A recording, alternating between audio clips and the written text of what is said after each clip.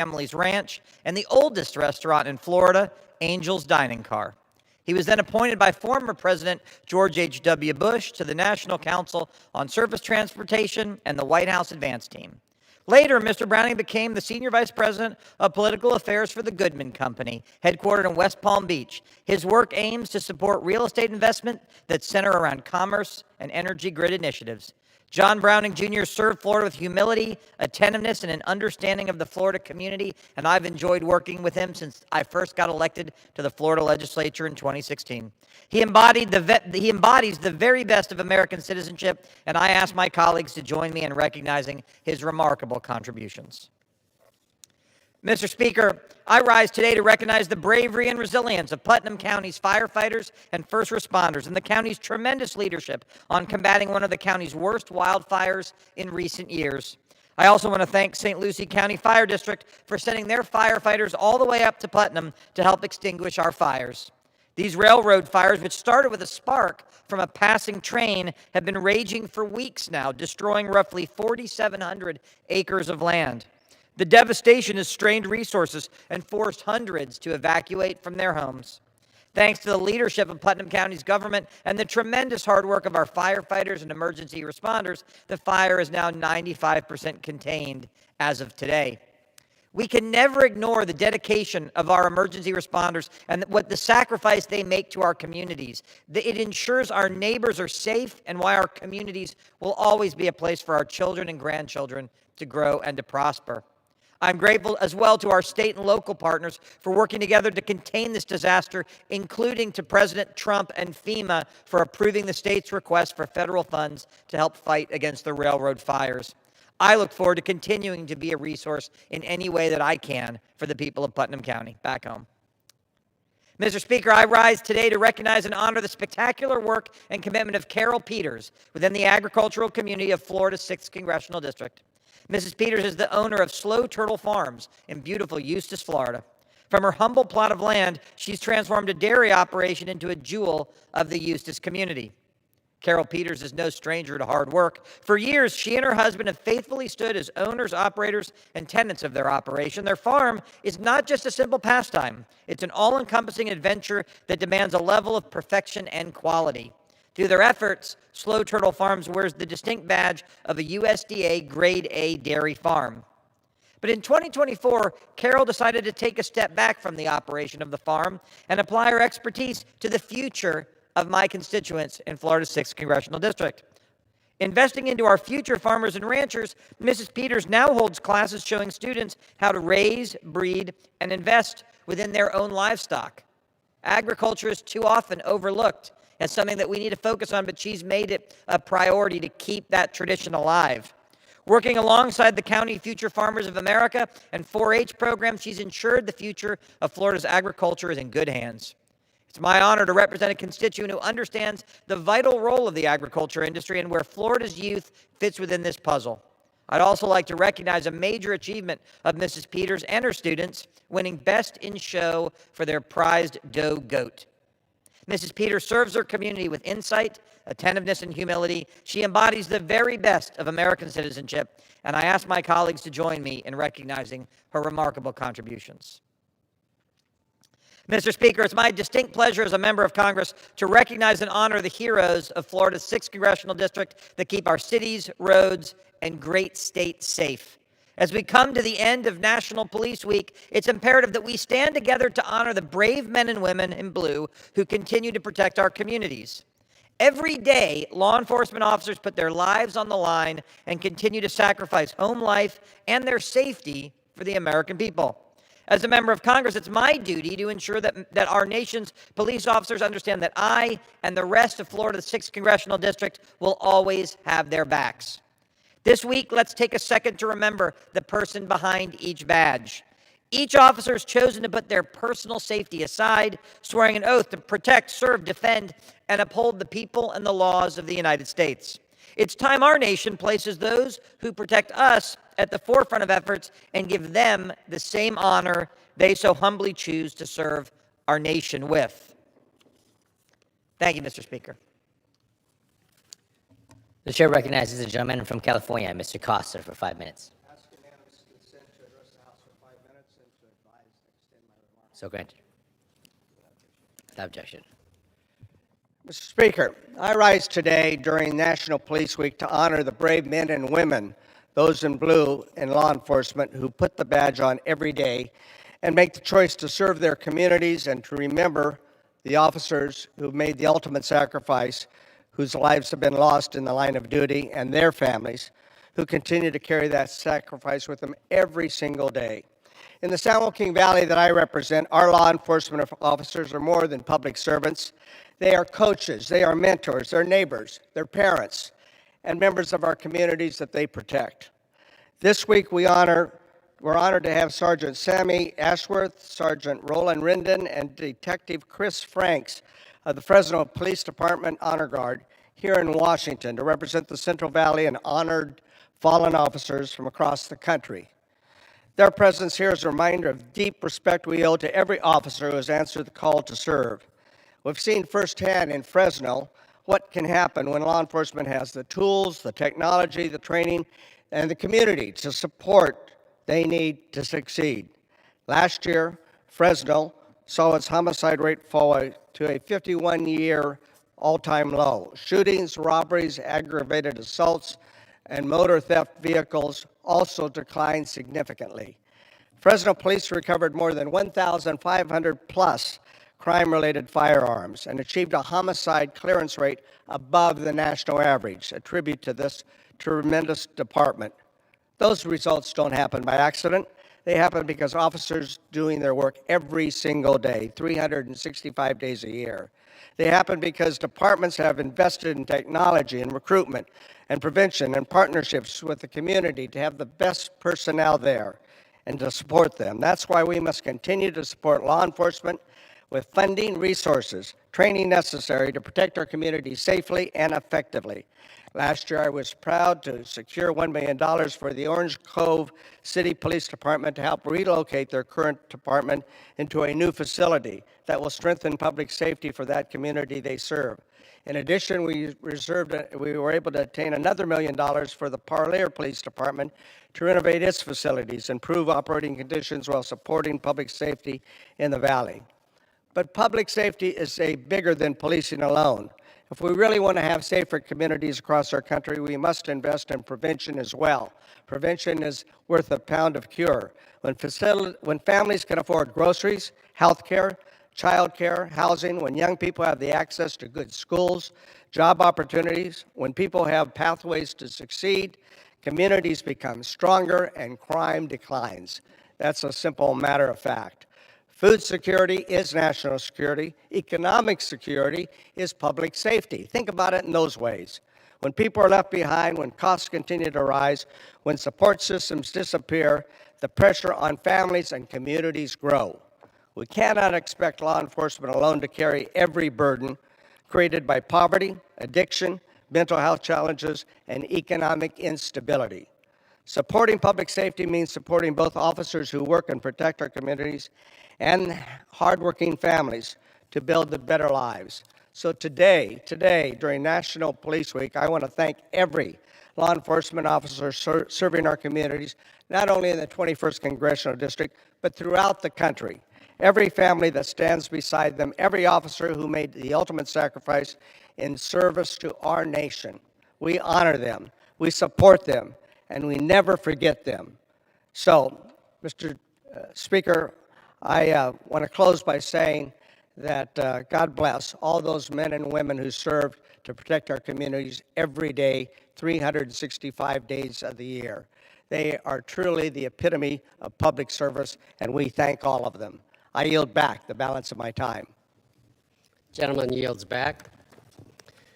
The chair recognizes the other gentleman from Washington, Mr. Baumgartner, for 5 minutes. Thank you, Mr. Speaker. I believe every member of Congress claims to have the most beautiful and wonderful district in the country, but I know it in the 5th District of Washington State, the good people of Eastern Washington.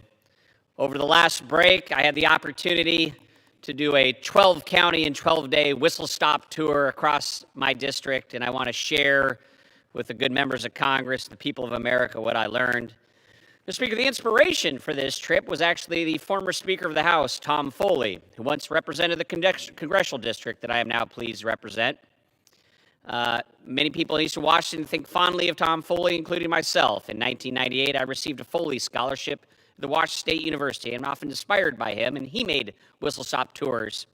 In that spirit, I was inspired by him to make a 12-day tour across all 12 counties in my district, the largest congressional district in Washington.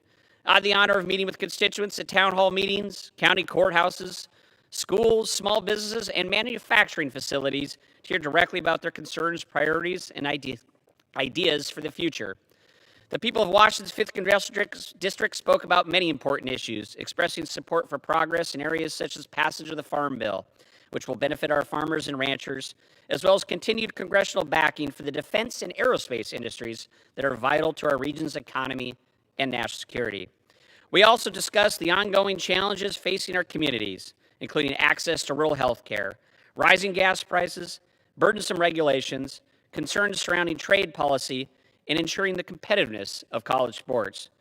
I am so proud to serve as the voice of my constituents here in Washington, and will continue to working to advance legislation that strengthens the communities of Eastern Washington. So whether from Ione to Inchelium, from Clarkston to Colville, the wheat fields of the Palouse, the vineyards of Walla Walla, we have such a beautiful district, and it was wonderful to visit it over these last 12 days. Mr. Speaker, I rise today to recognize the outstanding achievements of the Colville High School Rocket Club, whose team recently qualified as a finalist in the National American Rocketry Challenge. This team of 10 talented and dedicated students devoted months designing, building, and launching model rockets in pursuit of excellence in science, engineering, and teamwork, earning a place amongst the top 100 teams nationwide and extraordinary accomplishments, especially in the competition that included more than 1,000 teams from across the country. I am proud to welcome the Colville High School Rocket Club to Washington, D.C. this week. I met with them earlier on the Capitol steps. They truly represent the best of the future, and I can assure the American people that our future is bright as a country because of the young men and women of the Colville Rocket Team. Mr. Speaker, I rise today to honor a Spokane institution and celebrate the 45th anniversary of the Swinging Doors Bar in Spokane, Washington. Founded by Bob and Barb Materney on May 11th, 1981, the Swinging Doors has been a go-to spot for delicious food and a warm, friendly atmosphere in Spokane for years. From the Doors Ma's to the Swinging Doors Broasted Chicken, from Barb's Bacon Burger to the German Sausage Sandwich, you can't go wrong with the order at the Swinging Doors. And over these past 45 years, the Swinging Doors has been more than just a restaurant. It's been a gathering place for families, friends, and neighbors. The Swinging Doors employs over 40 people, an experience with 60 televisions, and an ideal spot to catch your favorite team on game day. Congratulations to the Swinging Doors and Bob and Barb. Everyone in Spokane knows how wonderful you are, and it's wonderful to share your story with the good people of America and have you entered in the congressional record. And with that, Mr. Speaker, I yield back. Gentleman yields back. The chair now recognizes the lady from California, Ms. Barragan, for 5 minutes.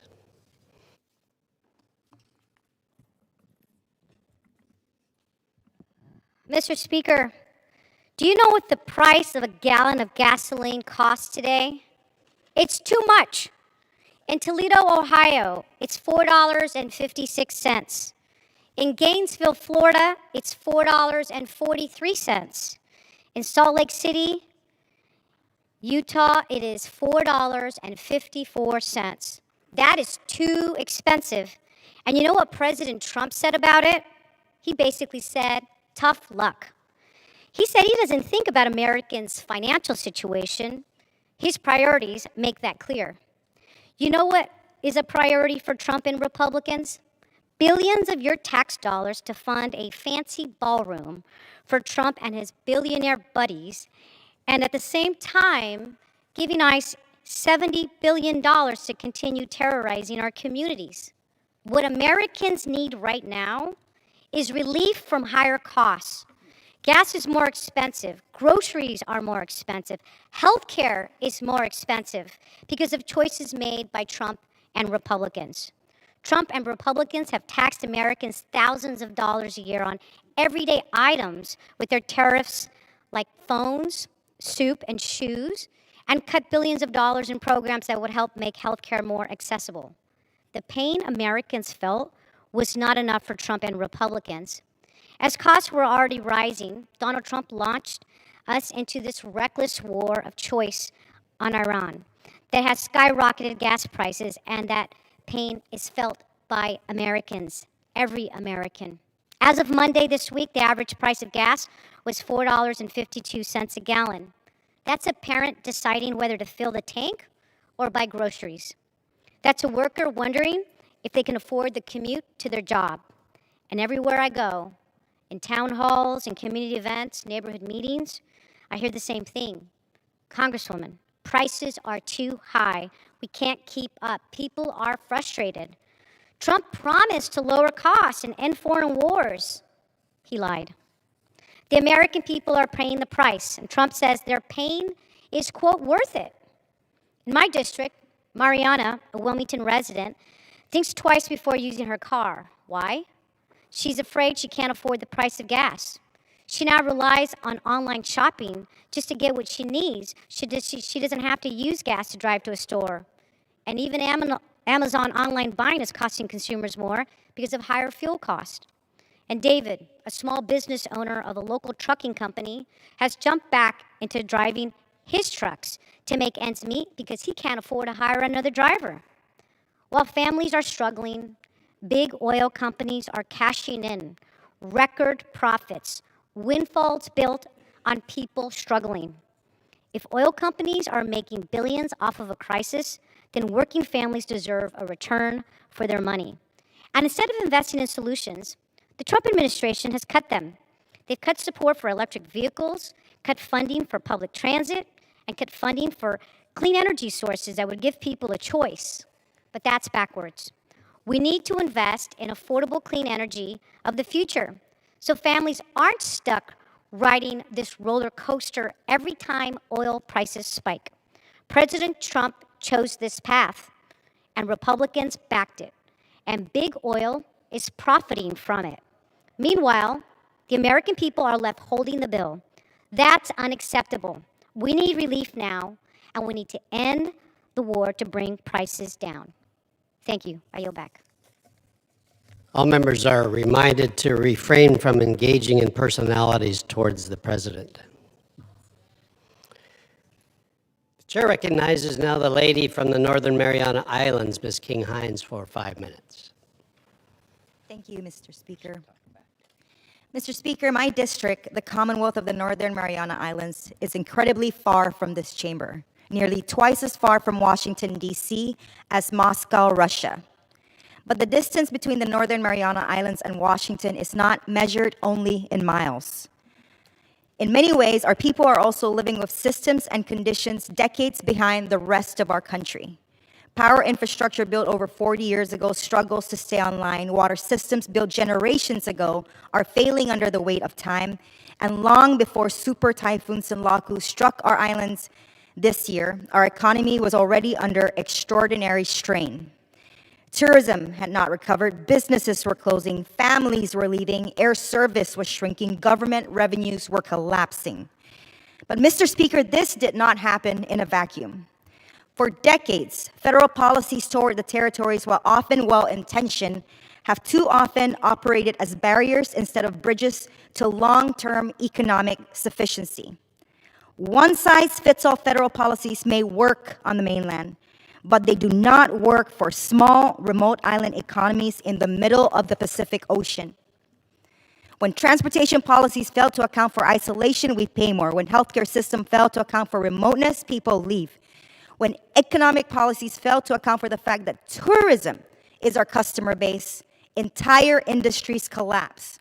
And when federal systems are built around the assumption that every community has the same market access and same economic flexibility, places like the Northern Mariana Islands are left trying to survive under rules that were never truly designed for us.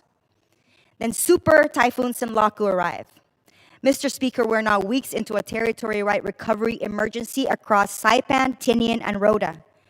More than 5,000 residents have already registered for FEMA individual assistance. Nearly half of surveyed households suffered major or catastrophic housing damage. Entire islands lost power, water systems failed, hospitals, schools, sports, airports, and government facilities were forced into emergency operations. And while national media attention has already begun moving on, the people living this reality do not have the luxury of changing the channel. Because for us, this is not a headline, this is home. But thankfully, recovery is happening. But Mr. Speaker, disasters do not create weaknesses out of nowhere. They expose the weakness that already exists. And when a community has spent years operating at the edge, even a single storm can push entire systems toward failure. The Indo-Pacific is often discussed through the lens of strategic competition and force projection. But national resilience in the Pacific also depends on whether American communities in the region remain economically and socially viable. A collapsing utility system is a national security issue. A collapsing transportation system is a national security issue. The inability of American territories to sustain population, workforce, and economic activity in a strategically important region is a national security issue. And if we're serious about maintaining a durable American presence in the Indo-Pacific, then we must also be serious about the long-term viability of the American communities already living there. In the coming weeks, I will be working with my colleagues, federal agencies, and the administration on proposals aimed at addressing the underlying vulnerabilities this disaster has exposed. Because we cannot simply rebuild to what existed before. We must build systems that are stronger, more flexible, and actually designed to give communities like ours a chance to survive and grow. And Mr. Speaker, at the beginning, I mentioned that the Northern Mariana Islands live a day ahead of the rest of the country. Sometimes it also feels like communities like mine experience America's future first. What happens when infrastructure ages beyond sustainability? What happens when economic systems become too fragile to absorb disruption? What happens when communities lose the flexibility to respond to their own realities because the system governing them have become too distant and too rigid? In the Northern Mariana Islands, those pressures arrive earlier and more visibly because we are small, remote, and heavily dependent on decisions made here. But the lesson is not unique to the Pacific. A country as large and diverse as the United States cannot remain strong if every community is treated as though it faces the same conditions, the same constraints, and the same path forward. Because recovery is not only about debris removals and emergency response. It is about whether American communities still have a future once the camera leaves and the attention moves on. And for the people of the Commonwealth of the Northern Mariana Islands, that question is immediate, it is urgent, and it deserves the attention of Congress. Thank you, Mr. Speaker. I yield back. Lady yields back. The chair now recognizes the lady from Oregon, Ms. Hoyle, for 5 minutes.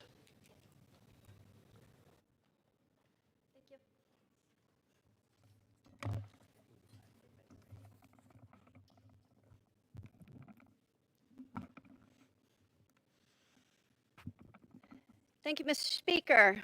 In March, I testified in front of the Appropriations Committee in support of the $600 million appropriations funding request for the Veterans State Home Grant. This is the program that funds the veterans, the Roseburg State Veterans Home. The Appropriations Committee came back with a $171 million request instead. That's a $104 million cut from 2026 enacted amount and an insult to those who've served our country and who've earned the right to live out the rest of their lives in dignity. There's a huge backlog of projects that need funding from the VA State Home Grant, including the Roseburg Home, totaling over $1 billion. $1 billion. That's less than we spend in a day on the war in Iran. Veterans in my district have been advocating for this home since 2011. Oregon's done its part. The state's first set aside matching funds for this project in 2011 when Representative Cliff Benson and I served in the state legislature, and again in 2024. Unfortunately, the federal government has not held up its end of the bargain, and the need is clear. My district is home to more veterans than any other district in Oregon, and many live in rural communities with limited access to long-term care options. The Roseburg home would house more than 150 veterans and be a model for community-based care. Our veterans have waited long enough to receive the care they deserve. The federal government needs to step up and ensure these projects, like the Roseburg Veterans Home, can finally move forward. And this isn't just about Roseburg, Oregon, but throughout this country, we should all be united in ensuring our veterans who put their lives on the line to protect and serve our country get the benefits that they earned and deserve.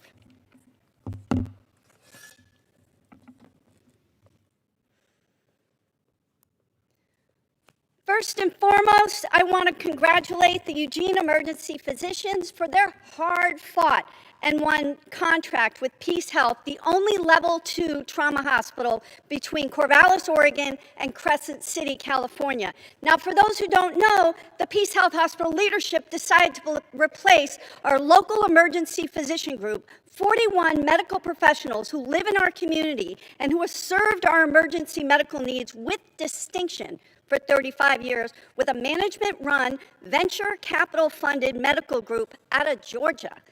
Fortunately, Oregon passed a law restricting corporate ownership and in the practices of medicine law that restricts MSOs from owning or controlling or directing medical decision-making for professional medical entities. It prevents MSOs from using a friendly physician amendment to circumvent ownership laws, and it voids non-compete, non-disclosure, non-disparagement agreements for medical professionals. Now, if this law was not in place, then our community would have been left a lot less safe and less able to respond to a natural disaster or large emergency medical need before the July 4th weekend, which is traditionally the highest ER usage period in the year, and before what everyone agrees will be a devastating wildfire season. We won this battle in Oregon. However, there's no national law that prohibits the corporate ownership and practice of medicine where the highest priority is profits to the shareholders instead of providing quality, affordable, and appropriate health care. We can and should fix that, and it shouldn't be partisan. We should all agree that large insurance companies, hedge funds, and venture capital firms should not be able to buy up healthcare systems, driving up costs while limiting services to everyone but their shareholders. That's why I've introduced the People Over Profits bill to prevent squeezing every bit of profit out of a medical care system at the expense of our constituents when they're at their most vulnerable. We need this law so we can have more wins like the one I'm so proud Eugene Emergency Physicians won last week. We need that all across this great country. It's the right thing to do, and I hope my colleagues would join me in supporting this very, very important legislation. The lady yields. Chair recognizes the gentleman from Florida, Mr. Aridopoulos, for 5 minutes.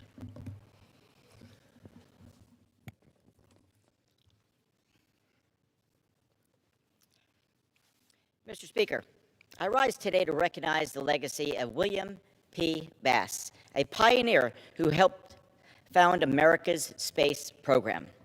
After serving in World War II, Mr. Bass continued his service as a civilian leader in the United States Air Force.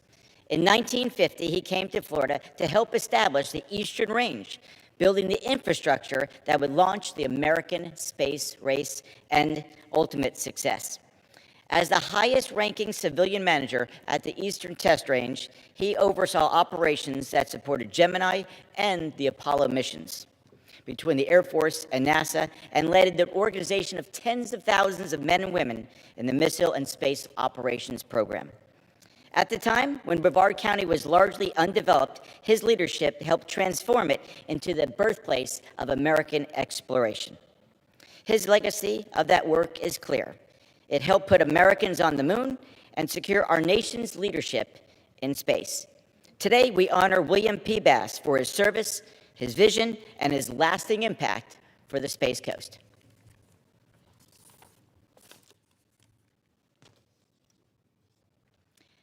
Mr. Speaker, I rise today to recognize Andrew L. Miles, a proud veteran from Florida's Space Coast and our Veteran of the Month.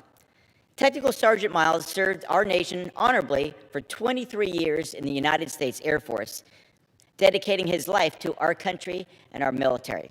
In fact, while overseas in Madrid, he met his wife, Angeles, and they shared a life together. His distinguished service earned him the Air Force Commendation Medal with Oak Leaf Cluster, Outstanding Unit Award, and the Good Conduct Medal, reflecting a career marked by professionalism and dedication. Mr. Miles also reminds us of this civic truth, that democracy depends on participation. So today we thank Andrew L. Miles for his service to our nation, his example of patriotism, and continued commitment to our community. Thank you.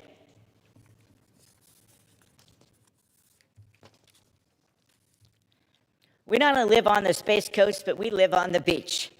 So today, Mr. Speaker, I rise to recognize the bravery and quick action of the lifeguards on Florida's Space Coast.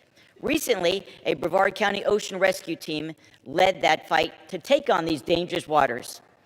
In a moment where every second matters, they acted without hesitation, demonstrating skill, courage, and deep commitment to protecting of others.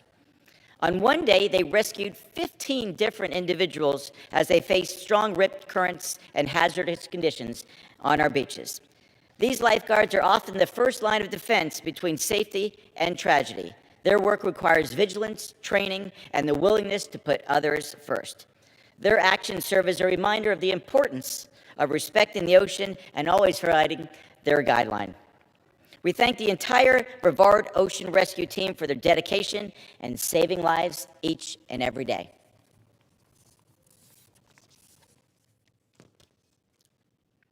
Mr. Speaker, I rise today to recognize the outstanding achievement of Eastern Florida's state golf team, the men's team on the Space Coast. In fact, I used to teach at Eastern Florida and especially proud of their incredible work. The team is currently ranked 8th in the nation, and they are moving up due to their hard work, discipline, and commitment to excellence.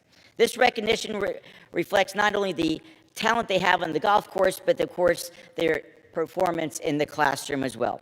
Eastern Florida continues to produce student athletes who represent our region with pride and integrity. We congratulate the team on this achievement and wish them continued success this season.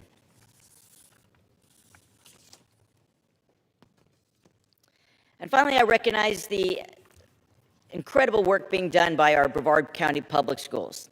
At the Boeing Destination Moon Award ceremony, more than 500 students were recognized for competing in a year-long STEM design challenge to look at real-world lunar missions.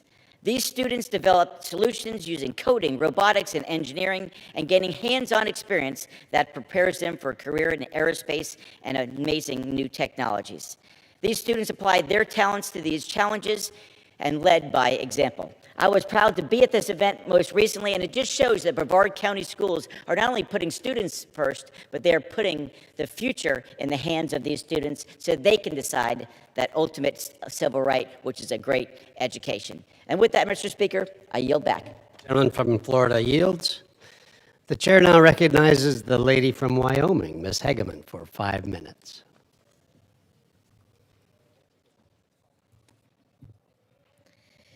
Mr. Speaker, I rise today to recognize and congratulate the L&H Industrial Team on receiving the 2026 Wyoming Small Business Person of the Year Award. Mike Wandler, Jason Persifield, Dustin Rausch, and Gage Wandler accepted the award after their Gillette company manufactured critical material to propel mankind's return to the moon. L&H built and installed more than 1,300 components for the historic Artemis II mission, the first human flight to lunar orbit in more than 50 years. The Gillette team also built 16 transmissions and engineered an enhanced flame detector system to protect the launch pad from over 9 million pounds of thrust. Their work manufacturing America's next manifest destiny pays homage to our history and our commitment to exploration from the Cowboy State. They make us proud of our frontier heritage. Congratulations to the team at L&H Industrial, and thank you for enabling humanity's next great voyage. Mr. Speaker, I rise today to recognize an extraordinary Wyoming educator whose retirement marks the end of an era for the Casper College Ag Department. Heath Horniker's relationship with Casper College began many years ago when the Douglas graduate followed his passion and his talent to judge livestock for Casper. It was there that he met his teammate and future wife, Jamie, and it is the program he joined as a member of the faculty in 2004. He spent more than 2 decades changing the lives of his students and colleagues with an unwavering commitment to the next generation of Wyoming agriculturalists and imparting nuggets of wisdom to the many individuals that he mentored. He served many roles at Casper College, receiving nearly every single honor offered, including the Community College Faculty Member of the Year for the state of Wyoming, the Rosenthal Outstanding Educator Award, and the Shanklin Faculty Leadership Award. He also served on the Wyoming Association for Career and Technical Education Executive Team and has been an officer on the Casper College Faculty Senate. Known as H squared to some of his beloved students, the Casper College Ag Department thrived under his tenure. Mr. Hornica now answers an exciting new call, joining the University of Wyoming to continue shaping the next generation of agricultural leaders. Congratulations, Mr. Horniker. We wish you all the best at the University of Wyoming. Mr. Speaker, I rise today to recognize Scott Matheny, a Wyomingite who has served our state as Campbell County Sheriff and as someone who has had an outsized impact on the lives of so many. His career in law enforcement has spanned 40 years, including 3 terms as Campbell County Sheriff. His colleagues credit him as a humble leader and a man of true integrity. Alan Thompson, Executive Director of the Wyoming Association of Sheriffs and Chiefs of Police, stated, "He is the guy behind the scenes working to support and connect everyone, working to find and develop new association leaders, and is the first one to reach out and offer support to new sheriffs." Like many in the law enforcement sector, Scott Matheny's servant heart reaches much further than just the world of public safety. Scott is a lead deacon in his church and raised his family in Gillette alongside his wife, Lori. He is now mentoring his grandchildren as they grow up close to home. Wyoming is proud to have community stalwarts like Sheriff Matheny, and we all join in thanking him for his years of dedication. We congratulate him on his retirement from that role, and we wish him all the best in future endeavors. With that, I yield back. Lady from Wyoming yields back. Pursuant to Clause 12A of Rule 1, the chair declares the House in recess until noon today.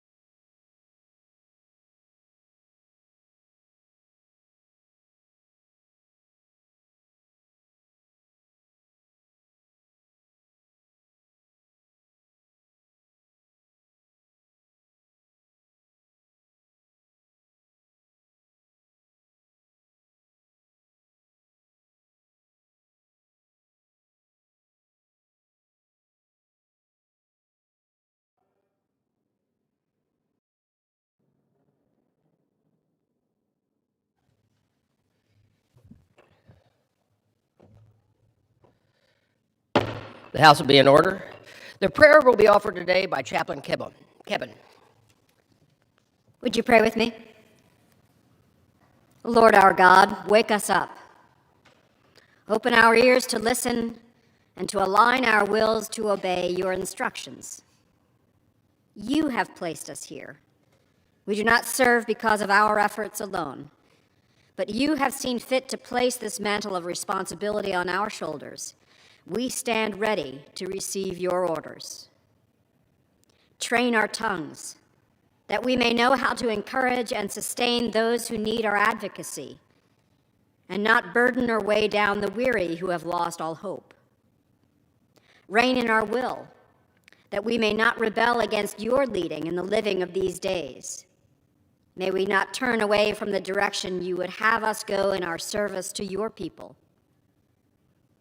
Even when we find ourselves in the dark, uncertain of what lies ahead, even when there is no clear light to illuminate our path, show us that we should not just trust in you, but that you call us to lean on you to lead the way. Sovereign God, we yield to your leadership and pray in the authority of your name. Amen. The chair has examined the journal of the last day's proceedings and announces to the House the approval thereof. Pursuant to Clause 1 of Rule 1, the journal stands approved. The Pledge of Allegiance will be led by the gentleman from California, Mr. Min. Pledge allegiance to the flag of the United States of America and to the republic for which it stands, one nation, under God, indivisible, with liberty and justice for all. The chair will entertain up to 15 requests for 1-minute speeches on each side of the aisle. For what purpose, gentlemen from Michigan seek recognition? Without objection, the gentleman is recognized for 1 minute.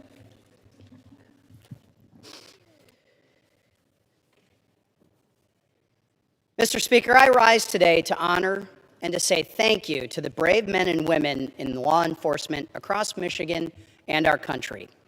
Every day, officers across America run toward danger on behalf of people that they may never meet, tirelessly holding that thin blue line. They protect our neighborhoods, our schools, our families, our way of life, all at great personal risk. National Police Week also serves as a solemn reminder that some who answer the call do not return home. This year, officers from Michigan State Police, Oakland County, Hamtramck, Hillsdale County, Ecorse, and Melvindale are among those being added to the National Law Enforcement Officers Memorial here in Washington, D.C. Their names, their service, and their sacrifice deserve to be remembered by a grateful nation. As to those heroes from Southwest Michigan who have died in the line of duty in past years, Berrien County Deputy Sheriff Elton Stover, Matawan Police Officer Scott A. Bierstead, Kalamazoo Department of Public Safety Officer Eric Zapata, and Kalamazoo County Sheriff's Office Sergeant Ryan Joseph Proxmire. In the face of anti-police voices, this must be said clearly here in the People's House. To the officers and their families serving today in Southwest Michigan and across America, thank you. And to the families of the fallen, we honor your loss, we stand with you, and we grieve with you. I yield back. Gentleman yields back. For what purpose, gentlewoman from California seek recognition?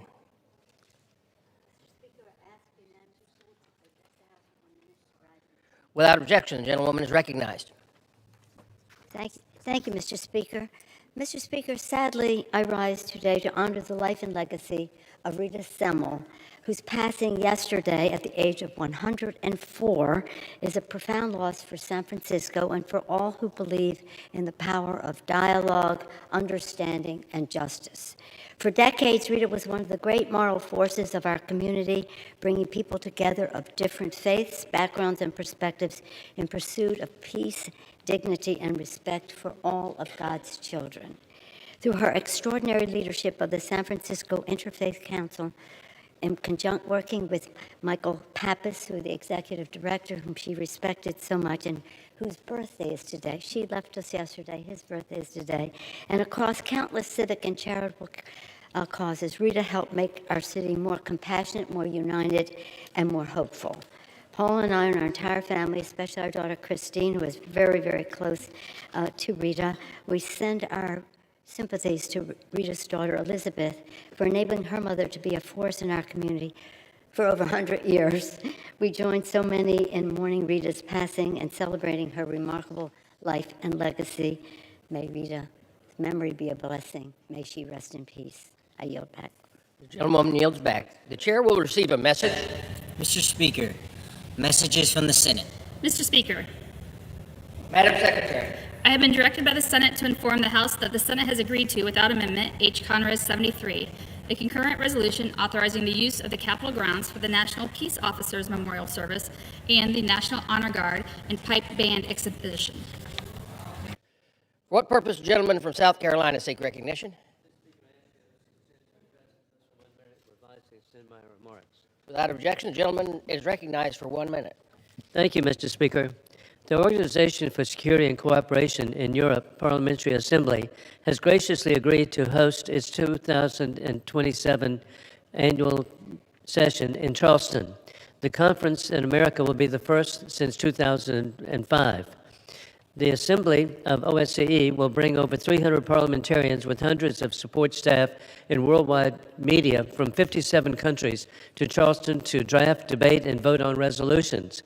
This conference will reinforce American leadership with President Donald Trump achieving historic unity of allies in the Western Hemisphere, Middle East, Europe, and Asia. As co-chairman of the Commission on Security and Cooperation in Europe, the U.S. Helsinki Commission, I look forward to working in my birthplace of Charleston with Mayor William Cogswell. Charleston is recognized as the most British city in America. In conclusion, God bless our troops as the global war on terrorism continues. Trump is reinstituting peace through strength, revealing war criminal Putin lies, insulting Trump and mocking Trump, as last night Putin murdered Ukrainian civilians with attacks, and Putin provides targeting intelligence to Iran to murder American troops. I yield back. Gentleman yields back. For what purpose, gentleman from Maryland seek recognition? Without objection, the gentleman is recognized. Mr. Speaker, yesterday, the gentleman from California, Mr. Kiley, added the 218th signature to the discharge petition for the Ukraine Support Act. Soon, the House will have a long overdue vote on expressing its support for Ukraine and our opposition to the Russian invasion. The people of Ukraine have shown their mettle, their courage, even while a fifth of their country has been overrun and occupied, while Russia's drones target civilian neighborhoods, and amid outages of power and heat through bitter winters, the people of Ukraine have endured. Their spirit is undiminished. Their valor is unmatched. But, Mr. Speaker, Vladimir Putin continues to believe that he can break their will to fight. He believes he can outlast the Ukrainians, and he can outlast us. He is wrong. This House has now voted on bipartisan bills to assist Ukraine 12 times since the full invasion in 2022. On average, those bills have passed with 80% of the votes on this House floor. We'll have the opportunity to do it again, to stand for freedom, democracy, and our Ukrainian allies. I yield back the balance of my time. Gentleman yields back. For what purpose, gentleman from Texas seek recognition? Address the House for 1 minute. Without objection, the gentleman is recognized. Mr. Speaker, on May 18, 2018, the Santa Fe community experienced a tragedy that forever changed families across Texas. 10 innocent lives were taken during those dark 30 minutes. Students and teachers who should still be with us today were ripped away from their loved ones in an act of unimaginable evil and violence. Like so many neighbors of mine, I will forever remember that day and the tremendous weight it carried with it. I remember the heartbreak that swept across Santa Fe, the fear parents felt as they tried to reach their children, and the grief that settled over the entire community in the hours and days and years that have followed since. 8 years later, that moment is still very real for so many families. The memories of that day have never faded. The angels we lost will always be remembered by this community. But even in the midst of the unspeakable tragedy, the people of Santa Fe showed extraordinary strength, faith, and love for one another. Churches opened their doors for prayer and comfort. First responders ran toward danger to protect innocent lives. Neighbors stood beside grieving families and carried one another through the darkest days. The people of Santa Fe came together as one community, and that spirit of unity continues to this very day. Psalm 34:18 reminds us that the Lord is close to the brokenhearted and save those who are crushed in spirit. Today, Mr. Speaker, we honor the precious lives that were taken far too soon. We continue to pray for the families, the survivors, the teachers, the first responders, every person whose life was forever changed.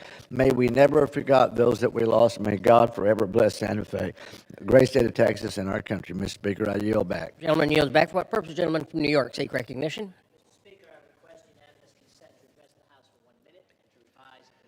Without objection, the gentleman is recognized. Thank you, Mr. Speaker. Let me recognize the outstanding work of the Rye Senior Advocacy Committee, a group appointed by the mayor of Rye, consisting of committed volunteers working to advocate for the needs of seniors in the community and bringing together business, nonprofit, and government resources in common cause. Led by Nancy Hanneman and Michelle Thomas, the committee members have championed projects to provide emergency supplies to seniors, hosting a biannual senior summit to be held this year on October 1st, and addressing education on health care, transportation options, and so much more. Barbara Brunner, a committee member, has labored mightily to achieve grants to advance these priorities. Organizations like the Rye YMCA, the Rye Fire Department, and SPRY are welcomed partners. From the floor of the U.S. House of Representatives, we salute the Rye Senior Advocacy Committee and will look forward to assisting their efforts in the days to come. Thank you, Mr. Speaker, and I yield back. Gentleman yields back. For what purpose, gentleman from Pennsylvania, seek recognition? Mr. Speaker, I ask for unanimous consent to address the House for 1 minute and to provide and extend my remarks. Without objection, the gentleman is recognized. Thank you, Mr. Speaker. I rise today to recognize Fire Chief Frank Guido on his retirement after 46 years of dedicated service to the Kingston 44th Fire Department and the surrounding communities. More than 4 decades ago, Chief Guido answered the call, protecting lives and property through fire response, rescue, and emergency medical services. A native of Luzerne and a graduate of Westside Central Catholic High School, his commitment to service began early. He first served as a firefighter in Laughlin and worked as a nurse's aide at the Nesbitt Hospital, where he met his wife before joining the Kingston Fire Department in 1980. Before becoming chief, he played a key role in the 2007 regionalization and consolidation of ambulance and fire services, helping bring departments together and strengthening mutual aid across the region. On March 13, 2009, he was promoted to fire chief, where he led with steadiness and professionalism, further enhancing emergency response and earning the respect of colleagues across northeastern Pennsylvania. He and his wife, Ann, raised 3 children, Paul, Christopher, and Kelly, who share in the appreciation of his extraordinary career. Chief Guido's legacy is one of service, leadership, and commitment to others. Thank you. I yield. Gentleman yields back. For what purpose, gentleman from California, seek recognition?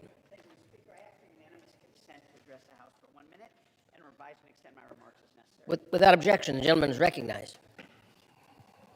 I rise with appreciation for the students of California's 19th Congressional District who stayed quiet during the National Day of Silence so that they could stand up for our LGBTQ community.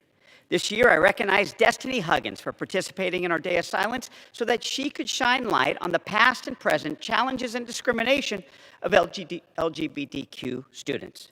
Destiny attends Bransford Middle School in Santa Cruz, California, and she worked hard to promote this year's Day of Silence by tabling and educating students about the importance of tolerance, control, confidence, and about our community of participation and allyship. As Destiny stated, her silence is about so much more than a single protest. It's about sacrificing one day of talking so that those in fear can find their voices to come out and speak out every day. I commend Destiny and all students who participated. Through their silence, they give courage to the LGBTQ community, and ultimately, they stand up for what it means and what it takes to live in our democracy. Thank you, Mr. Speaker. I yield back. Gentleman yields back. For what purpose does the gentleman from California, gentlewoman from Michigan, seek recognition? I ask unanimous consent to address the House for 1 minute, revise my remarks. Without objection, the gentlewoman is recognized. May 15th, 2026 marks 78th anniversary of the Nakba. The Nakba, which means catastrophe in Arabic, refers to the mass expulsion and violent ethnic cleansing of the Palestinian people from their homes and homeland during the creation of the State of Israel. But we know the Nakba did not end in 1948. We all have witnessed it live.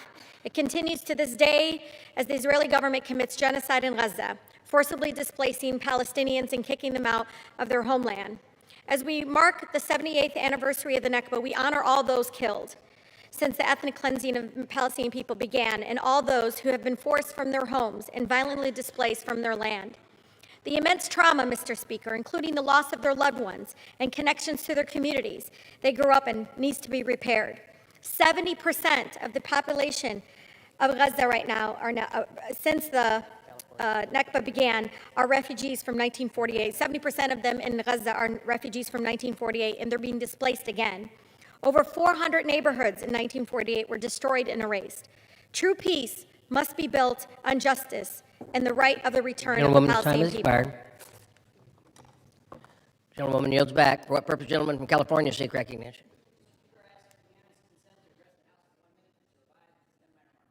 Without objection, the gentleman is recognized. I rise today to call for the reauthorization of the Community-Oriented Policing Services Program, better known as the COPS program, an effort I'm proud to lead alongside my colleagues, Representatives Harder and Rutherford. During National Police Week, we recognize the officers who protect our communities every day. When we talk about law enforcement, we aren't just talking about a badge or a uniform, we're talking about our neighbors. The COPS program is vital because it helps ensure that local departments have the officers and the resources that they need. By providing funding for hiring, this program helps departments build stronger relationships and respond more effectively to local needs.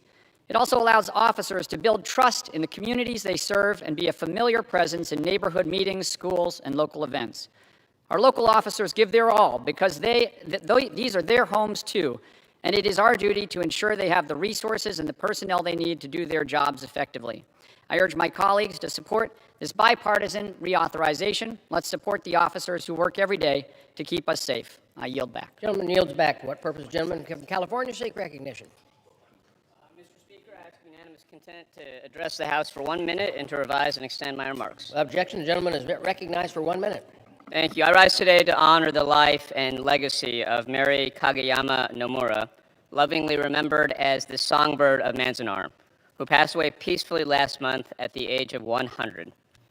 Born in Los Angeles in 1925, Mary had endured profound hardship from a young age, losing both of her parents and trying to help hold her family together during unimaginable uncertainty. At just 15 years of age, she and her siblings were incarcerated at the Japanese-American internment camp at Manzanar during World War II.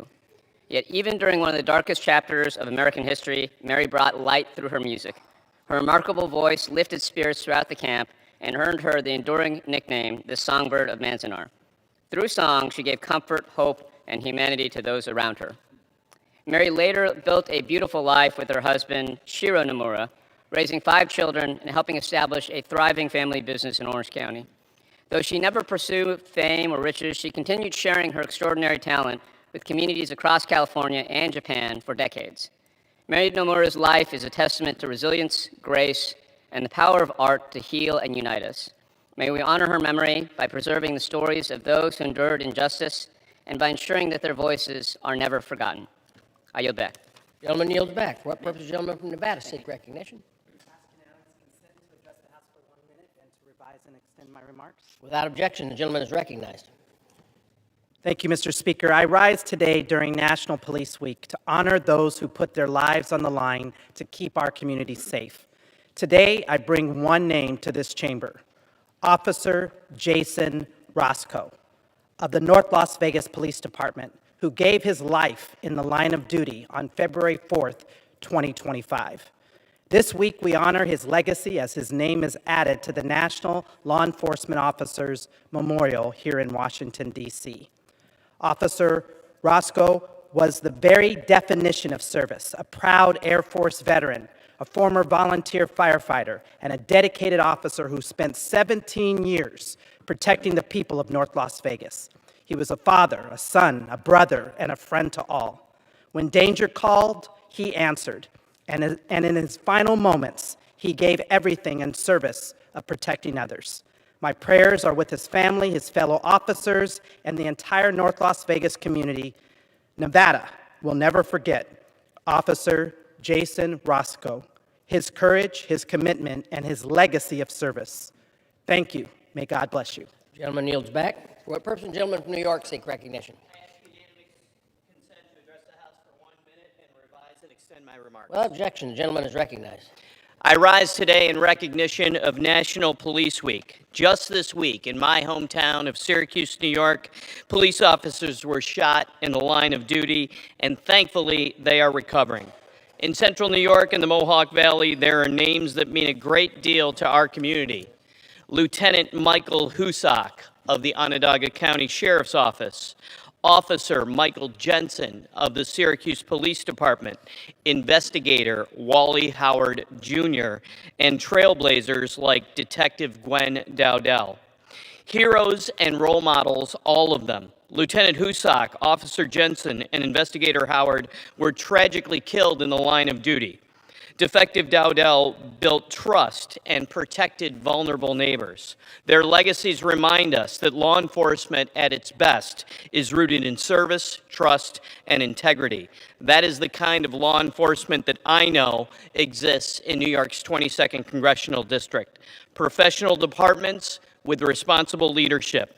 To every officer, deputy, investigator, trooper, and law enforcement family across central New York and this country, I thank you and I yield back. Gentleman yields back. The chair announces the speaker's appointments pursuant to 2 U.S.C. 2062 and the order of the House of January 3rd, 2025, of the following individuals to the Advisory Board for the House of Representatives Child Care Center.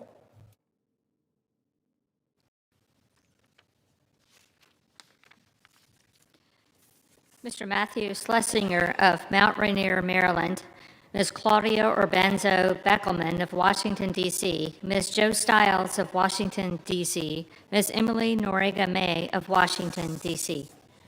The chair announces the speaker's appointment pursuant to Section 201B of the International Religious Freedom Act of 1998, 22 U.S.C. 6431, and the order of the House on January 3rd, 2025, of the following individuals on the part of the House to the Commission on International Religious Freedom for a term ending May 14, 2028. Mr. Asif Mahmood of Bradbury, California.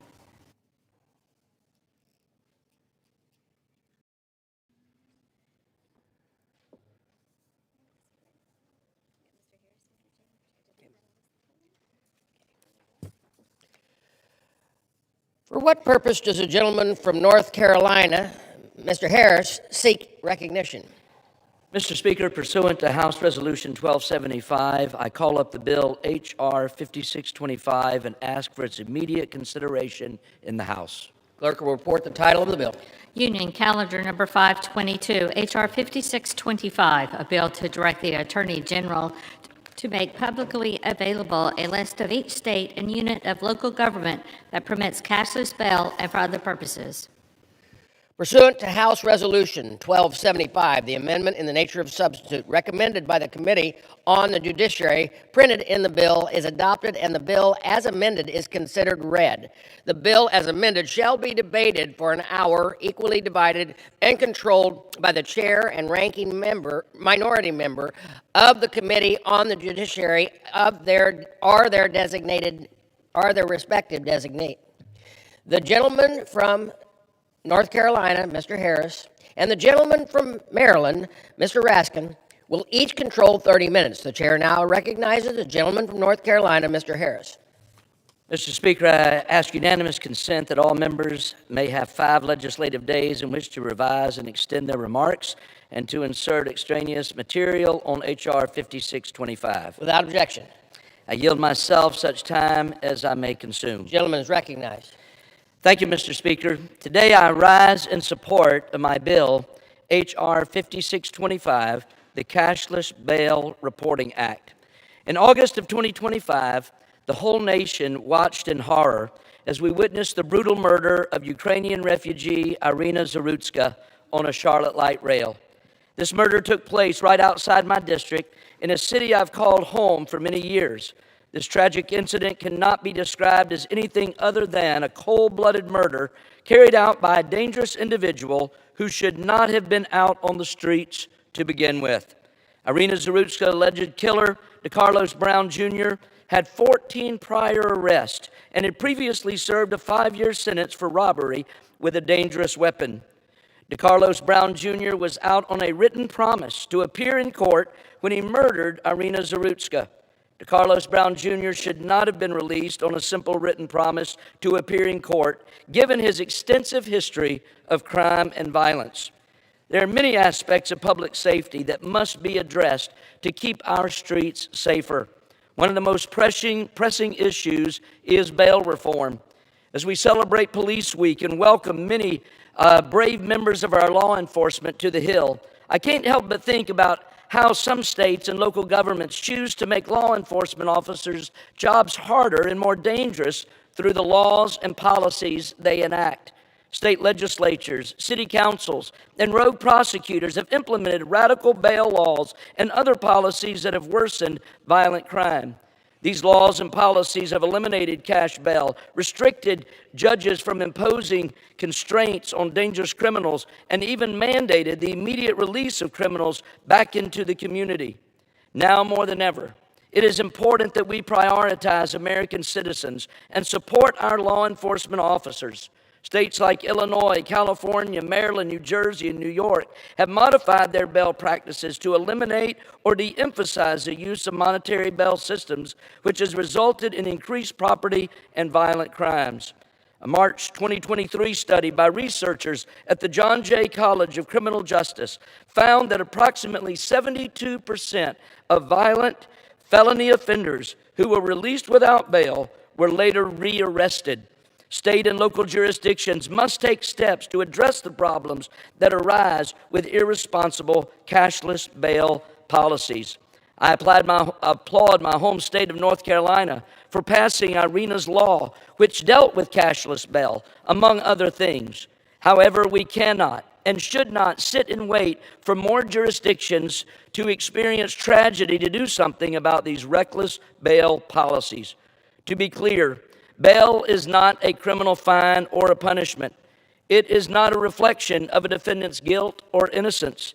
It exists to ensure the defendant will appear at all required proceedings during their criminal case.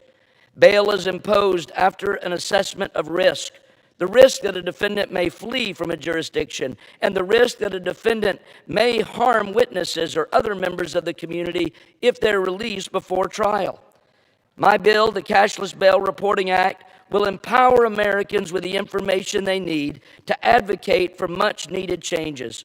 This bill simply requires the Attorney General to publish a list of each state and local jurisdictions that allows individuals charged with certain serious offenses to be released before trial, either on personal recognizance or unsecured appearance bonds. This list will be made public and updated periodically to ensure Americans have accurate data on the extent of cashless bail across our country. Americans should be able to see which jurisdictions have enacted dangerous and irresponsible policies related to bail when making decisions about where to live, to work, or to travel. It also shows Americans where change is needed most. The American people deserve transparency and accountability when it comes to policies that affect public safety. I urge my colleagues to support this bill, and with that, Mr. Speaker, I reserve the balance of my time. The gentleman from North Carolina reserves. The gentleman from Maryland is recognized. Thank you very much, Mr. Speaker. I yield myself such time as I may consume. The gentleman is recognized. Mr. Harris, thank you for your thoughtful remarks. I rise to support, and I will vote for H.R. 5625, the Cashless Bail Reporting Act, because it would simply direct the Attorney General to publish a list of state and local jurisdictions that permit cashless bail. This is already publicly available information. I just Googled it, and the answer seemed to come up, but it would be good to have some perhaps professional refinement and certification that these are actually the numbers. Look, National Police Week is typically an opportunity for us to bring meaningful legislation forward that will support law enforcement and help them perform their critical life-saving duties because Congress wants to support and to honor their work. I'm not quite sure that we are living up to this high calling in this National Police Week. This bill, for example, is unobjectionable, but it doesn't do much work at all. It's hard to see how issuing a report advances community safety or justice. And given the strangely hostile rhetoric we are hearing from our colleagues about cashless bail, I thought I'd take a moment to talk about what bail is and what it's not. As the gentleman correctly states, bail is not a mechanism for punishment. In America, everybody is innocent until proven guilty. Whether you are the president, the pope, or a pauper, you are considered innocent and presumed to be innocent until you've been proven guilty in a court of law, observing due process by a jury of your peers beyond a reasonable doubt, with the prosecution satisfying every element of the burden of proof. So people have a right to their freedom while they're preparing to stand trial for, among other reasons, to get ready for trial, unless they are a flight risk or unless they pose a danger to themselves or to other people. That's basically the rule, as I understand it. In fact, that's the rule we've been using in the federal system for more than 60 years. We have a cashless bail system under Congress in the federal courts. There are 94 federal district courts all across America, operating in red states, blue states, purple states, everything in between. They all use a cashless bail system. So when a person is brought forward on an arraignment before the court, and those of us who have practiced law or been prosecutors know this process in a very familiar way. The court asks one simple question, which is this person a flight risk or do they pose a danger to themselves? They could be the richest person in the world, but if they're a flight risk, as for example some of the Epstein defendants clearly are, these are globe-trotting criminal defendants, it shouldn't make any difference how much money you have to pay for bail.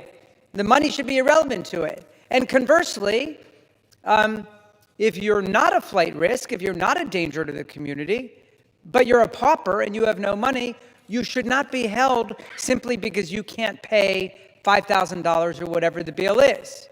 So somebody might be able to put up $1 million or $1 billion, but if they're going to abscond, if they're going to run away, they should be held.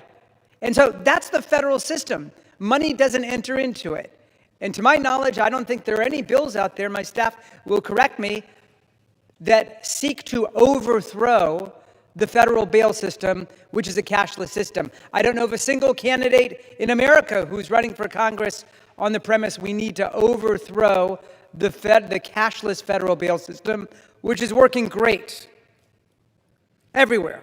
Okay, so now cash bail is a billion-dollar for-profit industry. Who makes money off of that? The bail bondsmen make money off of it. And they are very politically active.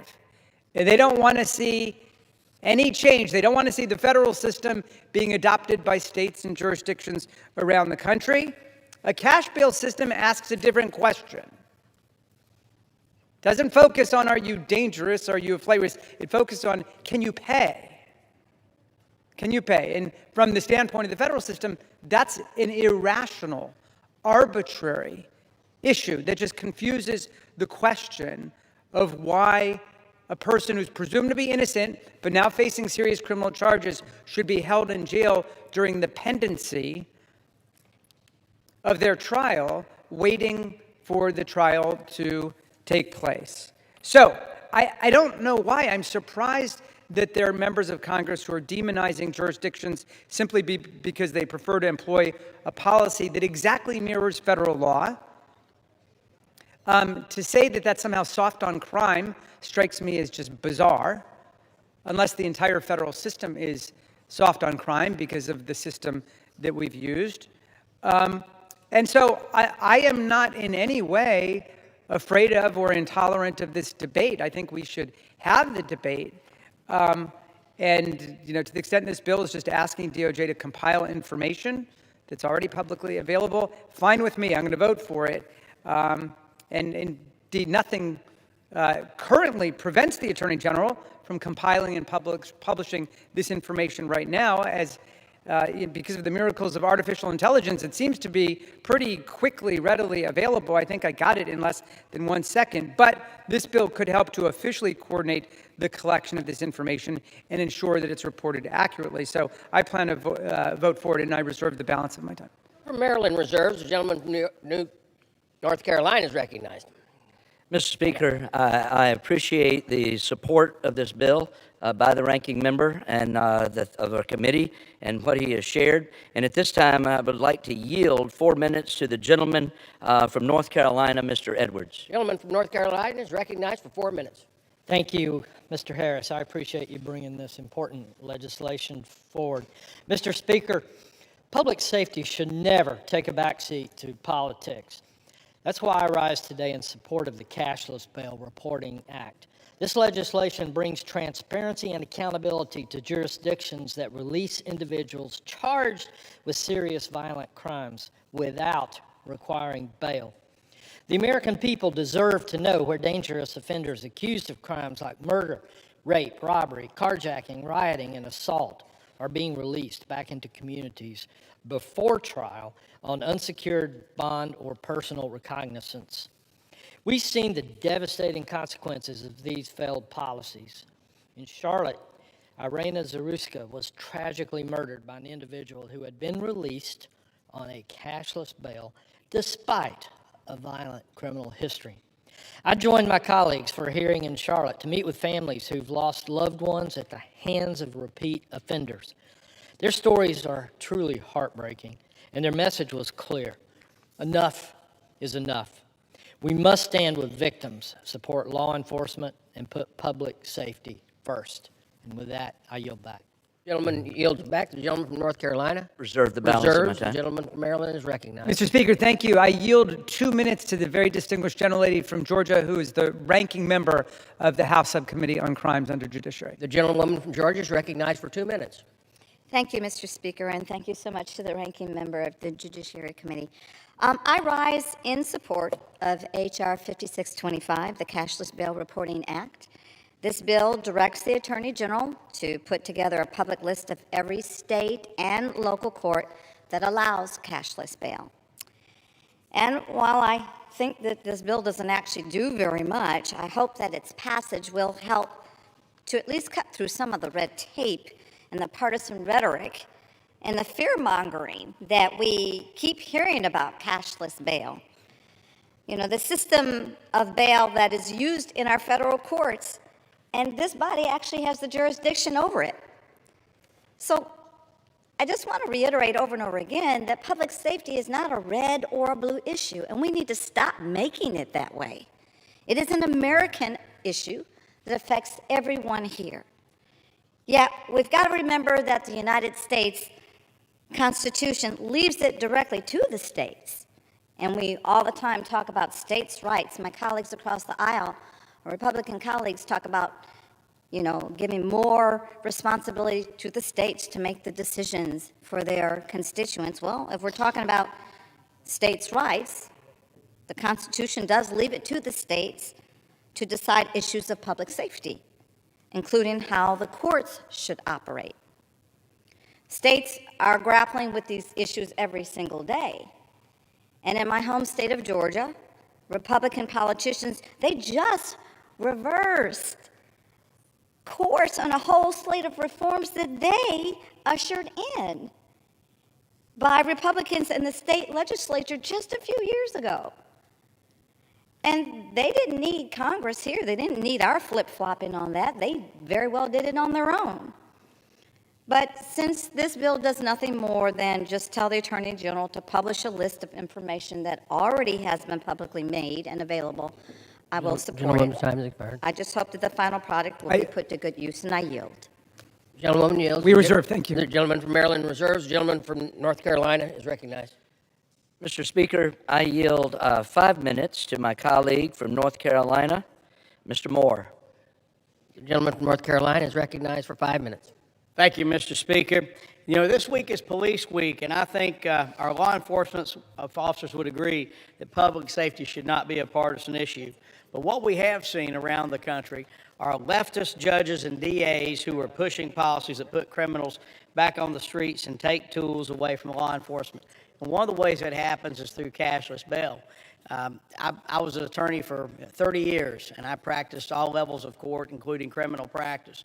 And I've seen, and particularly in certain areas in my home state and other areas around the country, where violent criminals are released on either very low bail or in sometimes cashless bail. As Mr. Harris pointed out, you had the tragic situation of Irina Zarutska, who was brutally murdered on the light rail there in Charlotte. And she would be alive today had that criminal been in jail. He'd been released over and over and over again. You know, the Cashless Bail Reporting Act that we're debating today at least creates a list of jurisdictions that release individuals accused of serious offenses like murder, rape, carjacking without requiring cash bail. Now, I do think that the ranking member's assessment of bail, I would not disagree with the gentleman's assertion of how bail is set up. But I would submit, and perhaps the gentleman would agree with me, that there are instances where the courts simply are getting it wrong, and someone with common sense would look and say, why was this guy released on the street? The seriousness of the underlying crime, the criminal record. When you see someone who's been through the courts over and over again, and when the crimes get more serious every time, you know, it starts off with maybe just stealing, then it goes to robbery, then it goes to assault, then it involves a weapon. Why in the world would that person be released on a cashless bail, let alone why would they not be held in jail awaiting trial? Because here's what happens. You look at the statistics of the folks who commit crimes, my state, sir, your state, other states, a lot of the crimes are committed by the same folks over and over again. The statistics are out there showing the folks who go out and commit crimes while they are awaiting trial on other charges. We have to rein this in. And we've seen situations around the country where that hasn't happened. Look, I'll tell you, in our home state of North Carolina, former Governor Roy Cooper actually released over 3,500 convicts, the people who had already been convicted, released them early from prison with lengthy criminal records. The stats are showing of those folks released, most of them have reoffended since then. Look, the reality is there are some people who are dangerous. They are criminals. They are going to rob. They're going to murder. They're going to commit crimes. And they should be incarcerated. And what this bill does, at least, this is going to shine a light, and I appreciate you doing this, Mr. Harris. This is going to shine a light on those jurisdictions where the judges are just letting these violent criminals back out again. But I hope a day will come. I hope a day will come when even folks who are on the left and where some of this stuff is happening in these districts will realize it's not about left or right, because when these criminals offend, they don't pick and choose who their victims are. And they often terrorize those communities that least can afford to be done so. So I appreciate this work, and I tell you, we've got other steps. There's a bill I'm supporting that would actually create liability in the case of gross negligence when folks are released out on cashless bail. But I appreciate this, and hope we pass it without a yield back. The gentleman yields back. The gentleman from North Carolina. Mr. Speaker, that is all the speakers. We're prepared to close. The gentleman from North Carolina reserves. The gentleman from Maryland is recognized. Thank you very much, Mr. Speaker. And I thank the gentleman for his thoughtful remarks there. We certainly don't want to see anybody being released without regard to whether or not they pose a danger to the community or whether they will abscond and disappear, right? A good example of that happening recently was when President Trump en masse pardoned more than 1,500 convicted felons who were Proud Boys, Oath Keepers, rioters, insurrectionists who assaulted 150 police officers right here on the Capitol campus. And departing from the traditional process of examining each case individually, which is what the Department of Justice has done in the pardon office, he just pardoned all of them. So he didn't look to see which ones had been convicted before of domestic violence, armed robbery, other forms of felony crimes. Some of them had no criminal records. Some of them had serious violent criminal records. All of them were released. And what do you know? Dozens of them have since reoffended since that terrible process took place. One guy recently, Andrew Paul Johnson in Georgia, was released by Donald Trump, pardoned by him, got out of jail, and went and sexually assaulted two 12-year-olds. And when they and their families were about to go to the police to report the crimes, he said, well, I'm about to get millions of dollars from Donald Trump because I'm a J6er. I'll split the money with you if you don't go in. Thankfully, they went and they reported him to the police. He was prosecuted. He was just sentenced to life in prison. But those two kids' lives are irrevocably altered because of the process that took place, which was no process, which is I'm just going to go ahead and release everybody. We've had other J6ers who were pardoned by Donald Trump who have since been convicted of offenses including domestic violence, violent assault, home invasion, and so on. So I could not agree more with the point that people should not be getting out of jail or prison without any regard to the danger that they pose to the community. Now, how does this all relate to bail? Well, I hope we agree that nobody should be getting out of jail without regard or without the court taking analysis of whether they're a flight risk or whether they pose a danger to the community. That's what the focus should be. So certain jurisdictions have said, including the federal system, that's all we need to know. You could be the richest person in the world. You could be worth $1 billion. It doesn't make any difference. If you're a flight risk, if you're a community danger, we're not going to let you out. Conversely, you might be the poorest person in the world. But if you pose no flight risk, if you pose no danger, then you should be allowed to be released because that is the constitutional presumption, the presumption of innocence. So the injection of a financial payment into the process just confuses the issue. Now, I'm not saying every state has got to follow what the federal courts do and what we've done for more than 60 years. That's up to them. That's a question of federalism. That's why I'm trying to prefigure where this whole inquiry leads. It looks like it's leading to an attack on the states who want to do it the way the federal system has done it for more than a half century. And I'm just raising the point that I think we should look very carefully before we go down that road and we impose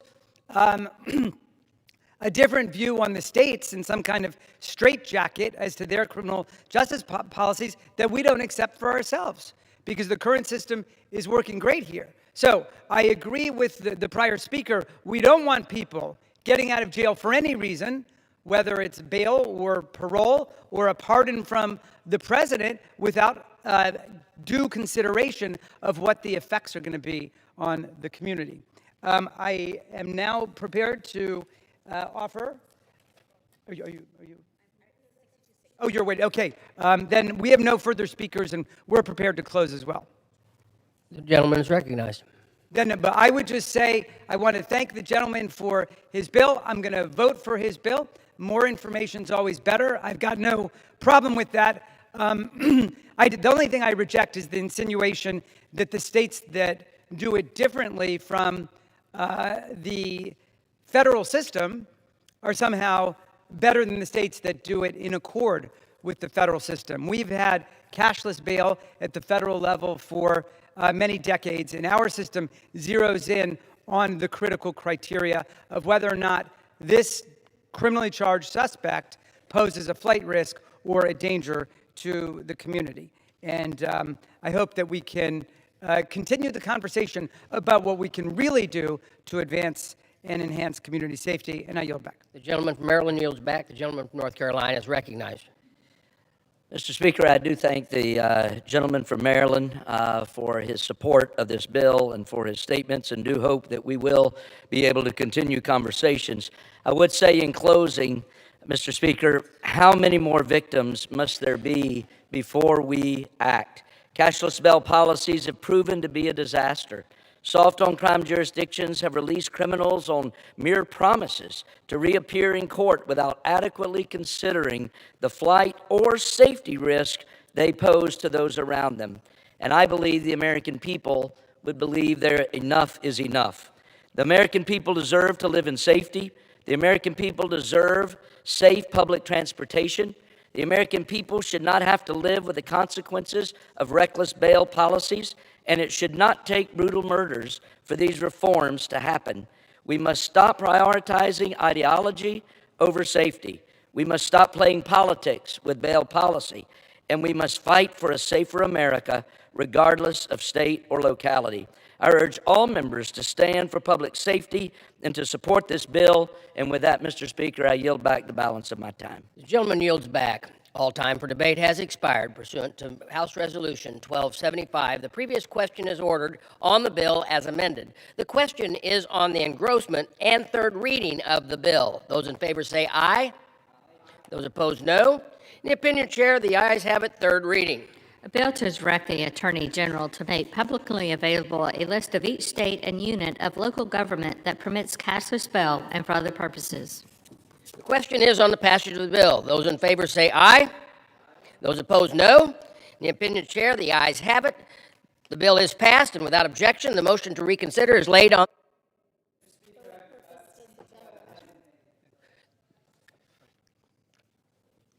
The yeas and nays are requested. Those favoring the vote on the yeas and nays will rise. A sufficient number having arisen, the yeas and nays are ordered pursuant to Clause 8 of Rule 20. Further proceedings on this question will be postponed.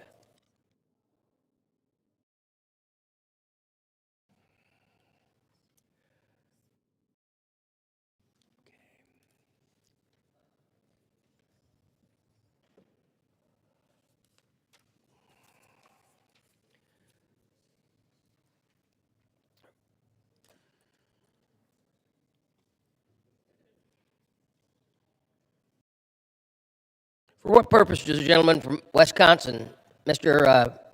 Fitzgerald, seek recognition? Mr. Speaker, pursuant to House Resolution 1275, I call up Bill H.R. 6260, and I ask for its immediate consideration in the House. Clerk will report the title of the bill. Union Calendar Number 521, H.R. 6260, a bill to amend Title 18, United States Code to prohibit fraud in connection with posting bail. Pursuant to House Resolution 1275, the amendment in the nature of substitute recommended by the Committee on the Judiciary, printed in the bill is adopted, and the bill as amended is considered read. The bill as amended shall be debated for 1 hour, equally divided and controlled by the chair and ranking minority member of the Committee of Judiciary or their respective designee. The gentleman from Wisconsin, Mr. Fitzgerald, and the gentleman from Maryland, Mr. Raskin, each control 30 minutes. The chair now recognizes the gentleman from Wisconsin, Mr. Fitzgerald. Mr. Speaker, I ask unanimous consent that all members may have 5 legislative days in which to revise and extend their remarks and to insert extraneous material on H.R. 6260. Without objection. I will yield myself as much time as I may consume. The gentleman is recognized. Thank you, Mr. Speaker. I rise in support of H.R. 6260, the Keeping Violent Offenders Off Our Streets Act.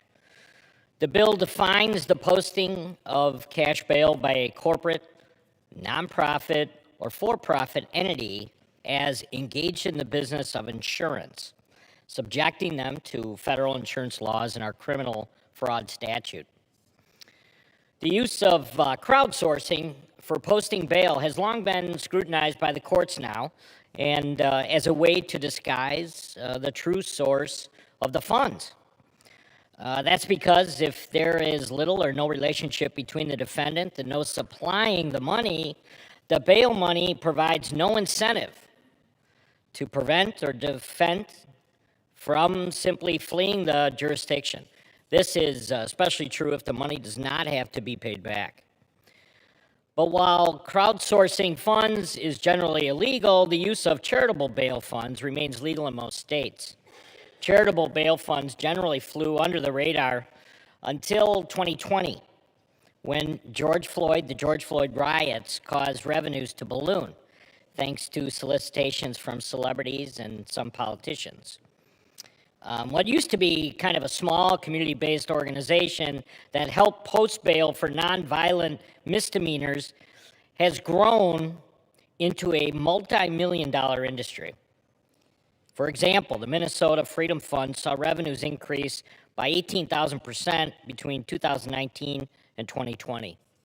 In a similar situation, the Bail Project saw its contributions triple in 2020 to nearly $42 million. Perhaps more alarming, what was intended to help bail out low-level, nonviolent protesters has instead been used to release violent felony offenders back into the streets with no or little oversight. And in 2021, for example, the Minnesota Freedom Fund released a domestic abuser back onto the street. 2 weeks later, the man, George Howard, was charged with second-degree murder for a road rage incident. Michael DeWitt of Louisville, Kentucky, was bailed out by the Bail Project in February of 2021 after being arrested on multiple charges. 2 months later, he was arrested for murder. Sean Michael Tillman, 3 weeks after having bail paid by the Minnesota Freedom Fund, murdered a man at a light rail station in St. Paul and is now serving life sentence for that crime.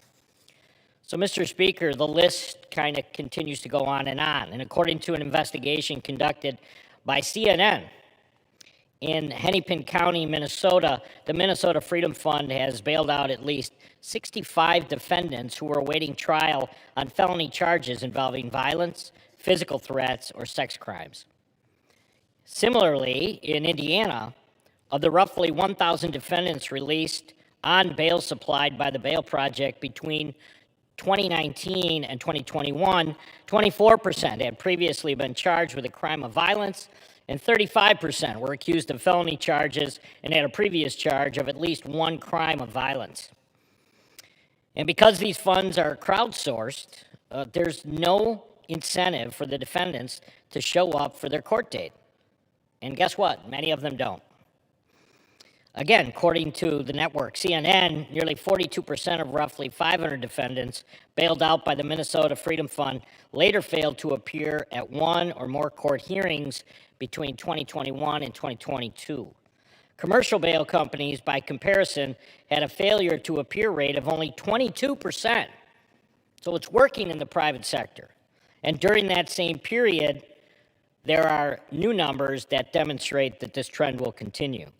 This is why many states have begun regulating the use of charitable bail funds.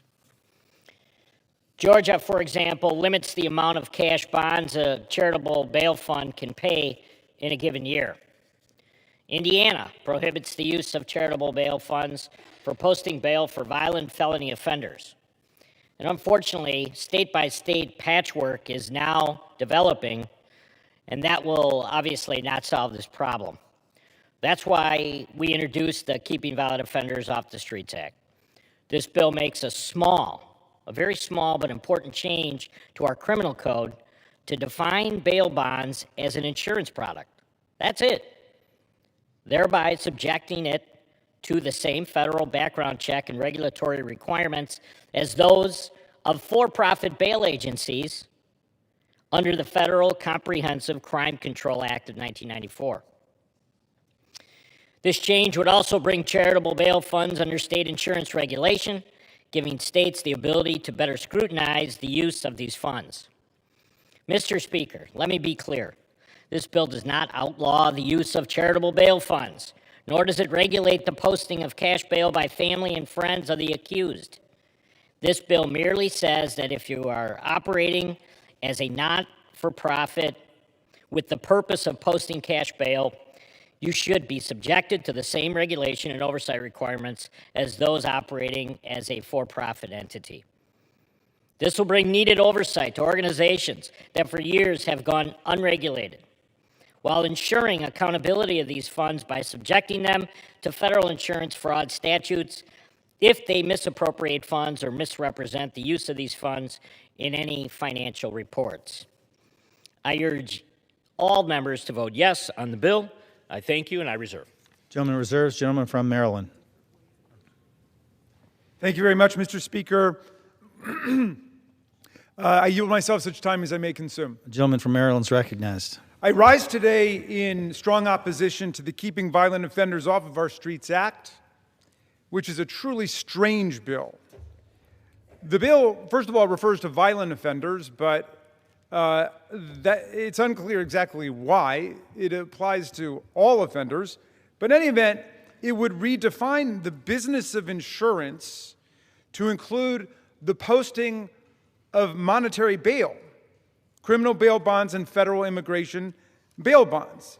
It would accomplish this dramatic reclassification for the purposes of prosecuting and punishing community bail funds as a form of criminal insurance fraud. Only in surreal MAGA Washington would someone think to change the definition of insurance fraud to include the posting of bail and bail bonds. I can't even begin to reconstruct the giant mental leaps that must have been used to get to this fallacy. Well, this week is National Police Week, and as we do every year, we recognize and honor the men and women who put their lives on the line for us to protect our communities. Our colleagues have vaguely and inscrutably billed this legislation as pro-police, although they have yet to show how it would support the police or address the articulated needs of police officers anywhere in the country. The true aim of H.R. 6260, apparently, is to discourage and destroy not-for-profit bail funds that raise money for people who cannot afford to pay bail for themselves. These groups try to address the basic injustice that results when wealthy people can walk free while poor people are held in jail pending trial for no reason other than their inability to pay, which is why the federal system, as I was arguing in our last bill, eliminates money from the equation entirely and says the only question is whether you present a flight risk or a danger to the community. Now, my distinguished colleague, the author of the legislation, ties the beginning of these bail funds, I think he said, to 2020 with the killing of George Floyd. Actually, the history of these funds goes back a lot further than that. It really begins during the period of abolitionism in the Civil War, when various people were being jailed for either assisting enslaved people in the Underground Railroad or being arrested for their attempts to interfere with the fugitive slave law. But in any event, money was raised to get people out of jail for those purposes. That lasted through the Civil War, and it went into the Reconstruction period as well. Because we know that the criminal justice system in the South was turned into an instrument of incarceration and domination and reimposing discipline on the freed slave population.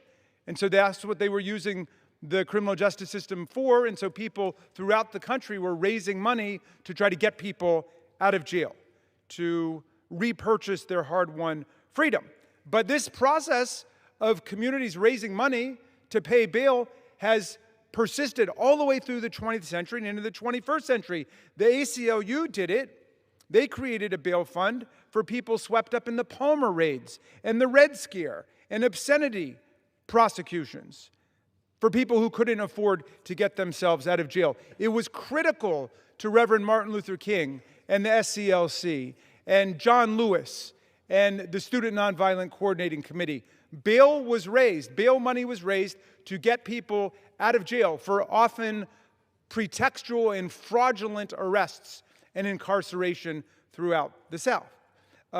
It has continued to be used since then. It was used during the anti-Vietnam War movement when bail money was raised to get people out of jail, again, in mass dragnet arrests without regard to what people themselves had done. It is being used today in the LGBTQ community, and it's been used, as the gentleman references, in Minneapolis, where we saw exactly what ICE was doing when they shot dead in broad daylight at point-blank range U.S. citizens, Renee Good and Alex Preddy, So if they're willing to kill people, they're certainly willing to rough them up, beat them up, and arrest them falsely. And yes, the people of Minneapolis, to their great credit, came together to create funds to bail people out of jail when they were mistreated by the police. So, should we twist the law of insurance fraud into unrecognizable knots in order to deter and destroy bail funds? And to threaten people with felony convictions, like people who go out and sell fraudulent insurance policies?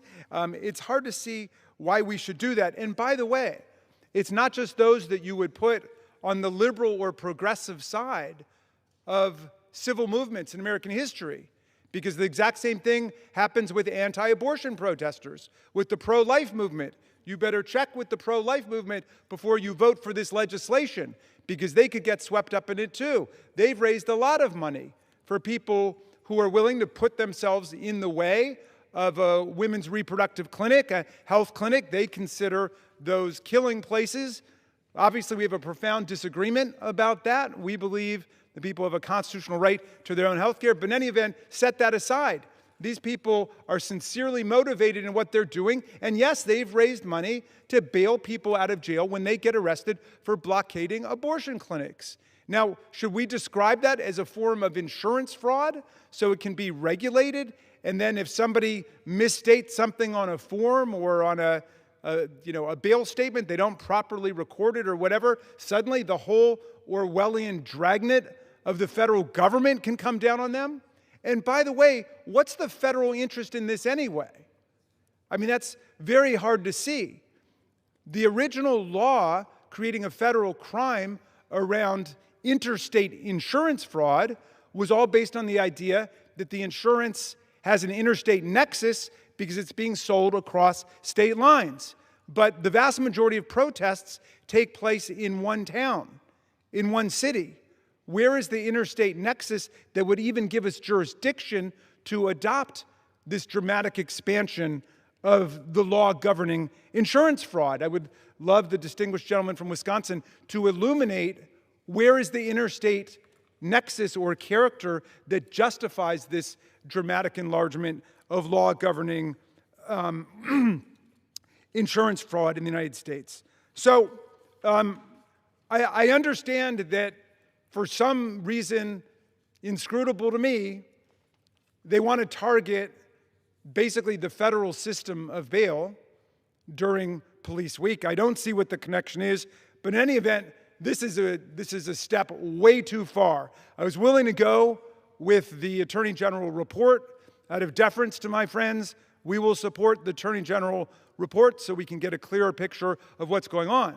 But to change insurance fraud law and policy in America to target, when you think about it, a really noble and honorable practice used by both people on the left, people on the right, people in between, to support those who either deliberately engage in civil disobedience or are falsely targeted by the police, strikes me as a very bizarre thing to do and a strange way to honor Law Enforcement Week. I reserve.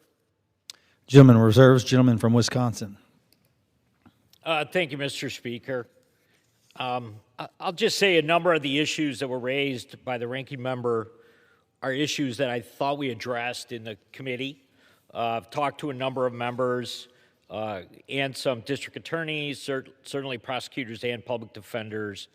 Again, this is a situation where these sites are created. Donations pour in nationwide to fund some of these, not only the crowdsource fund, but also additional dollars that, quite honestly, are very difficult to track.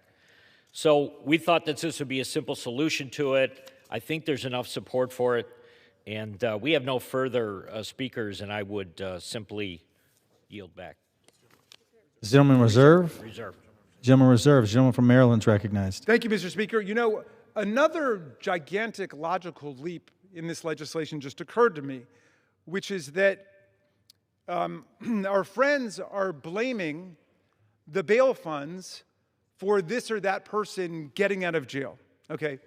They've skipped over a major step, which is the judges who are the ones who are actually deciding whether or not someone poses a flight risk or a danger to the community.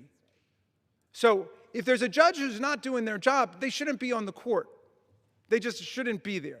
But as we've seen in the federal system, the vast majority, if not all of the judges, can act and behave responsibly with respect to the essential criteria for deciding on bail, which we know. So really what they're saying is, we like a for-profit system that benefits the bail bondsmen all over America, because they make like 10%, it might be 15% now, I'm not sure, 10% on all the bail posted, which means if you're a criminal defendant, you've shown you're not a flight risk, you've shown you're not a danger to the community, you're not done yet in those jurisdictions. In the cash jurisdictions, they want $10,000 from you. You've got to, you don't have $10,000, you get it from a bail bondsman, but you owe the bail bondsman $1,000. So the bail bondsman essentially takes out $11,000 in the loan, gives you $10,000, you give it to the state, and they pocket $1,000. This is extremely lucrative. There are a lot of very wealthy bail bondsmen and women out there. Okay, so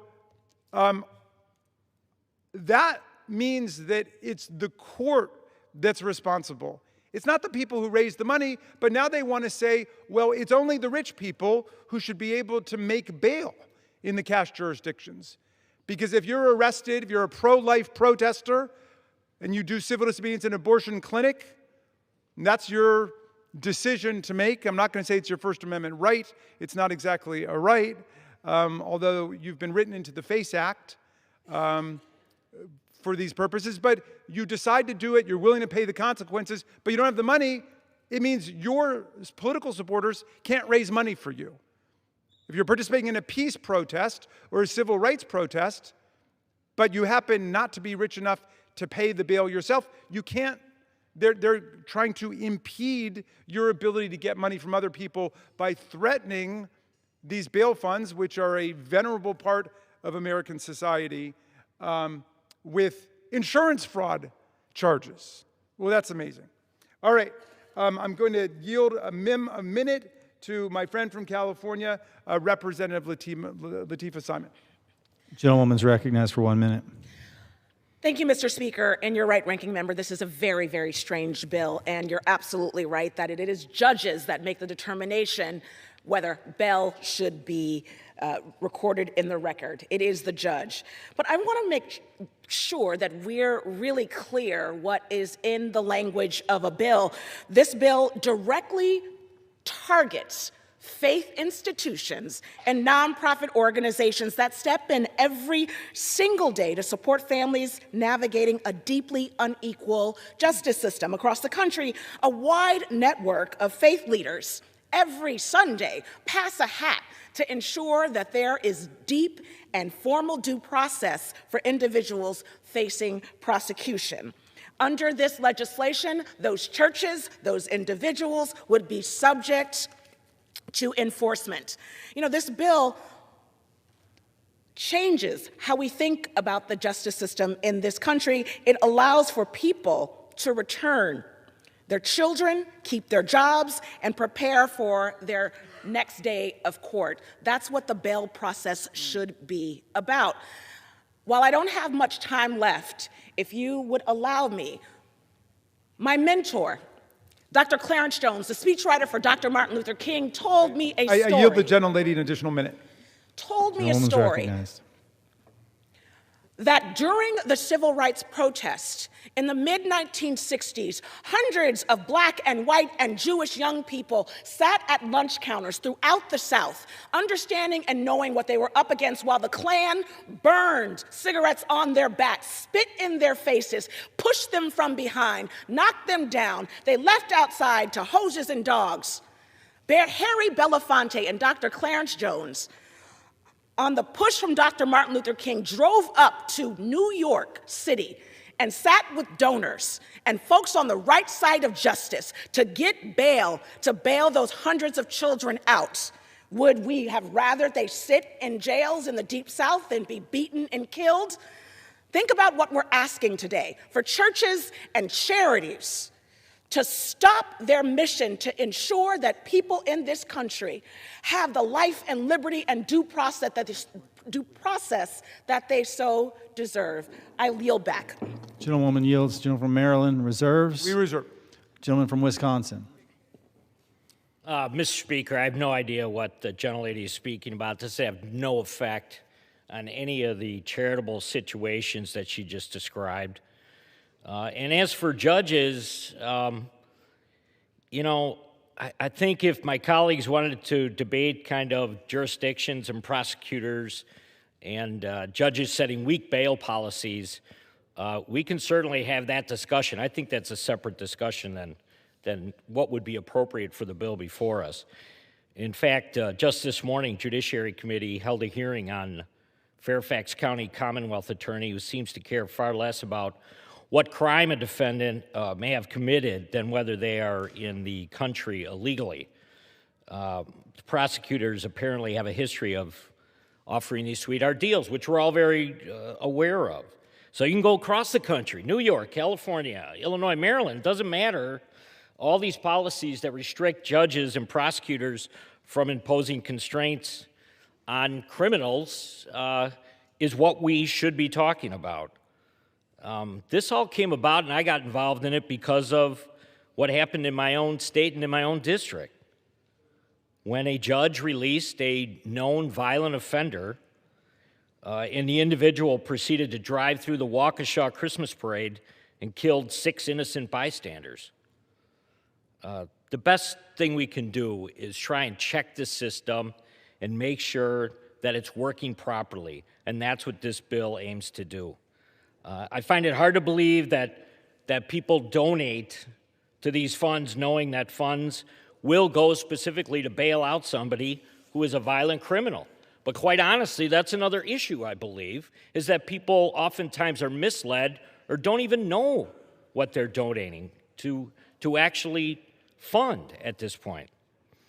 So I would hope that, you know, this would be given a little bit further consideration on its face rather than trying to, I think, judge it based on many different situations that, quite honestly, I don't believe exist. They're the same types of red herrings that we've been hearing since the day that we introduced the bill. And I would reserve. Gentleman reserves. Gentleman from Maryland. Thank you, Mr. Speaker. It occurred to me to go back and check with Jeffrey Epstein and Ghislaine Maxwell what happened in their cases. Well, in a cash bail system in Florida, Jeffrey Epstein was freed and allowed to go and operate his dubious affairs before he was convicted. But in the federal system, there was no bail. He was denied bail because he was clearly a flight risk and a danger to the community. Same thing with Ghislaine Maxwell. She offered to put up $30 million to get out of jail, and the federal system said, we don't do that, right? We don't release people based on money. You're a flight risk, and you are a threat to the community. And that's the only thing that should count. It shouldn't be like an auction that you go to, and whoever can put up the most money gets out of jail free, and then the poor people don't. But now they want to go beyond that to say, well, poor people can't even pool their resources and get support from people in the community or other parts of the country because that could constitute insurance fraud.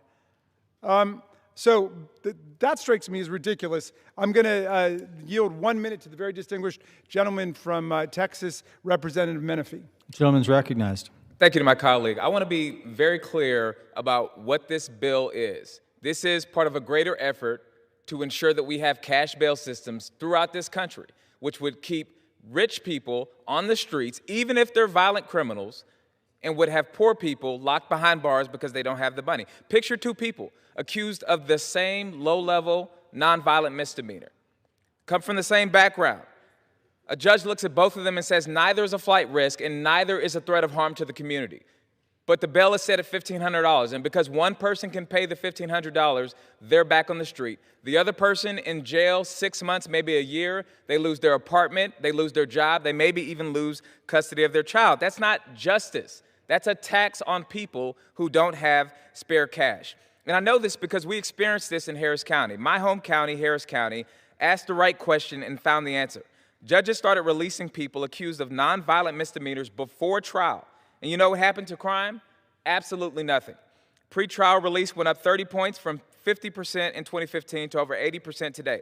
Repeat offending did not go up. I yield the gentleman an additional 30 seconds. Gentleman's recognized. Not even a little. And I was proud to defend that consent decree. So let's be clear about what this is. If somebody's a threat to the community, they should be in jail, regardless of whether they have $1 billion or $1,000. If they're not a threat to the community, they should not be left to languish in jail, potentially lose their livelihood, their family. Also, we can make cash bail companies more rich. We should be about protecting the community, not protecting industry. I yield back. Gentleman yields. Gentleman from Maryland reserves. We reserve. Gentleman from Wisconsin. Mr. Speaker, again, I think the gentleman from Texas comments are not specifically directed at this legislation. There's a larger frustration maybe with the bail bond industry, but certainly that's not something that we need to be concerned with here. The criticism that bail funds how low-income individuals and individuals of color are handled. The bill in no way prohibits the use of charitable bail organizations or limits their use. The bill merely subjects them to the same level of scrutiny we apply for profit bail companies. So I would reserve. Gentleman reserves. Gentleman from Maryland. I yield 3 minutes to the distinguished gentlelady from Georgia, Representative McBath. Gentlewoman is recognized. Thank you. Mr. Speaker, I rise today in opposition to H.R. 6260, the Keeping Violent Offenders Off Our Streets Act, which is, I think, just another example, again, of an unnecessary federal meddling into policies that should be left to the states. There again, we keep talking about states' rights, but we keep putting forth legislation that meddles in those states' rights. This bill, it actually weaponizes the federal government against bail bonds, or bail funds, and strengthens the for-profit bail bond industry. It has the potential to destroy bail bonds, including any organization that posts monetary bail, criminal bonds, or federal immigration bail bonds, which would be subject to the federal insurance fraud statute. That means that churches, faith groups, nonprofits, and other community organizations that pool their financial resources, we just heard an example of that, pool their financial resources to protect people from a system that punishes poverty and destabilizes families and oftentimes coerces guilty pleas that are subject to criminal liability. Proponents of this bill have previously claimed that bail funds operate in the shadows and that their donations come with little to no scrutiny, and that's simply not the truth. For example, the Bail Project, it's a 501c3 organization. It's subject to regular monitoring and oversight by the IRS. Adding nonsensical layers of bureaucracy is most likely going to make more communities unsafe, but it will also make it harder for organizations to help those people in need. We just heard examples of organizations that are doing really good work to help people get out because they don't have money for their bonds. There are nearly 500,000 people across the country in pretrial detention, meaning they're sitting in jail right now. And they've not been convicted of a crime. They're simply there because they can't afford to pay for their freedom. And we should all think that's pretty tragic. Without the help of organizations willing to provide free bail assistance, people can't afford bail. They could just continue to languish in jail for years while they're waiting for their trials. And I've talked to constituents in my own district that are doing that very thing. While they sit in jail, they're actually losing their jobs, they lose their homes, their medical coverage, or even custody of their children. I want to be perfectly clear, too. I want to make sure that we keep violent offenders off the street. Yes, my own situation, having lost my son, yes, the violent offender who murdered my son, he is in jail. He is in prison. He is off the street. And I want that for every violent offender. And I believe that everyone in this chamber also wants all of our violent offenders off the street. Lady, the gentlelady, an additional 30 seconds. Thank you, but this bill doesn't do it. So I need to reiterate that a charge is not a conviction. And H.R. 6220 will keep charged Americans jobless, it's going to keep them homeless, and it's going to keep them in poverty. And it has the potential to leave the children of charge, not convicted Americans, parentless. So I urge my colleagues to vigorously oppose this legislation, and I yield back. Gentleman yields. Gentleman from Maryland reserves. Gentleman from Wisconsin. Mr. Speaker, we have no further speakers at this time, and we're prepared to close. Gentleman from Maryland. Thank you, Mr. Speaker. Let me address a few points that are still lingering out there as I listen to the distinguished ranking member on the crime subcommittee and Mr. Menifee. A couple other points occur to me. One is that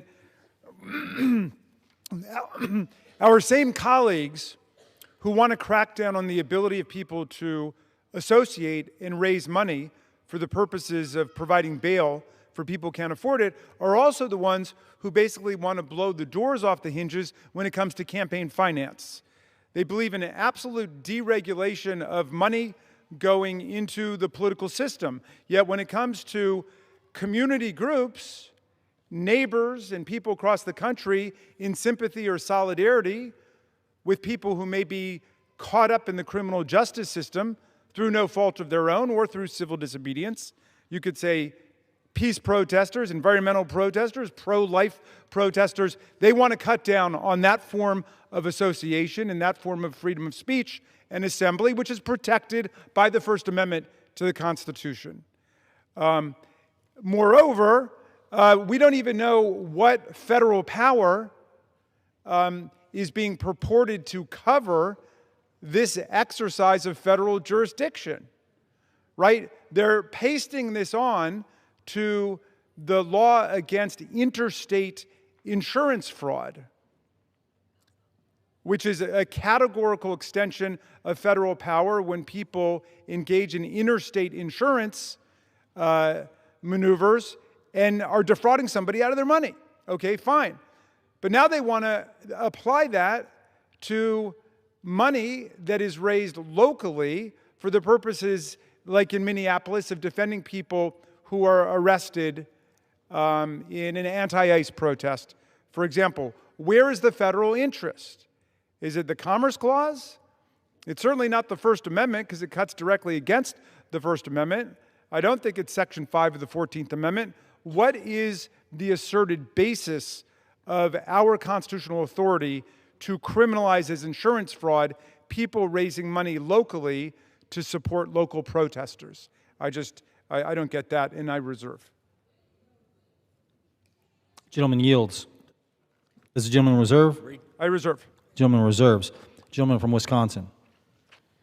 I guess if we're done. Gentleman's prepared to close. Gentleman reserves. Gentleman from Maryland. Mr. Speaker, we oppose H.R. 6260 for the aforementioned reasons, but also because the bill does nothing to actually support law enforcement officers on Law Enforcement Week. For this reason, at the appropriate time, I will offer a motion to recommit this bill back to committee, back to the Judiciary Committee. If the Republican House rules permitted, I would have offered the motion with a very significant amendment to the bill. My amendment would bring not just rhetorical support, but real support to police officers, specifically the police officers who defended this chamber, this Capitol, this Congress, all the members of Congress and the Vice President and our democracy during the January 6th attack by creating the January 6th Law Enforcement Heroes Compensation Fund to provide compensation for any injuries inflicted on our officers that day, as well as any corresponding economic losses. More than 140 officers from the Capitol Police Force, these are people who serve with us every day. You see them every day, and you may know some of them. More than 140 of them from the Capitol Force, from the Metropolitan Police Department, and several other regional police departments, including the Montgomery County Police Department in Maryland, were wounded, injured, and hospitalized as a result of the mob attack on our country, where our officers fought valiantly for hours against atrocious violence that one of the officers likened to medieval battle. Many officers were forced out of policing by the injuries inflicted on that day. Many suffered grievous physical and emotional injuries, including post-traumatic stress, for which they are still being treated and from which they may never fully recover. One of them, I know, Sergeant Gunnell, suffered a crushed right foot, a destroyed rotator cuff, and because he could barely lift his arm and he could barely walk, he was forced out of his dream job of being a Capitol officer. He became a Capitol officer because his high school class from Long Island, New York, came and visited the Capitol. And he saw what the officers were doing, and he said, one day, I'm going to do what those officers do, and I'm going to protect the Congress of the United States. And in the middle of his career, he was so disabled by the attack that he had to leave it, despite wanting to stay, but he simply no longer could live up to the physical expectations of the job. And now his family is living at a fraction of the salary that he had before. And we could tell you lots of stories like this. Some of the officers, like Officer Brian Sicknick, who died on January 7th, gave the ultimate sacrifice, the last full measure of devotion to this body. Several took their own lives after this brutal and nightmarish convulsion, an attack incited by the President of the United States as determined by the House of Representatives. Some of these people are disfigured and disabled for life, but all of them, and their politics are irrelevant. Some of them are Republicans, some are independent, some are Democrats. But all of the officers responded on January 6th like heroes, and they deserve our eternal thanks. And they deserve more than that, the actual commitment of this body to help them. The Trump administration wrote a check for nearly $5 million to the family of Ashley Babbitt, even though 2 separate investigations determined that our police officers acted responsibly, lawfully, and reasonably to defend this chamber and the people who work in it on that day. And yet they gave them nearly $5 million. You know what they've given to the families of the police officers, injured, wounded, whose lives were irrevocably changed on that day? Zero. Nothing. It's time for us to pass this legislation and show that our commitment is real to the police officers who work with us right here every day. That's what we need to be doing, and I urge everybody to support the January 6th Law Enforcement Heroes Compensation Fund. I ask unanimous consent to insert into the record the text of this amendment, Mr. Speaker, and I hope my colleagues will join me in voting for the motion to recommit so we can move forward with this absolutely essential legislation, and I yield back. The gentleman yields back. Gentleman from Wisconsin.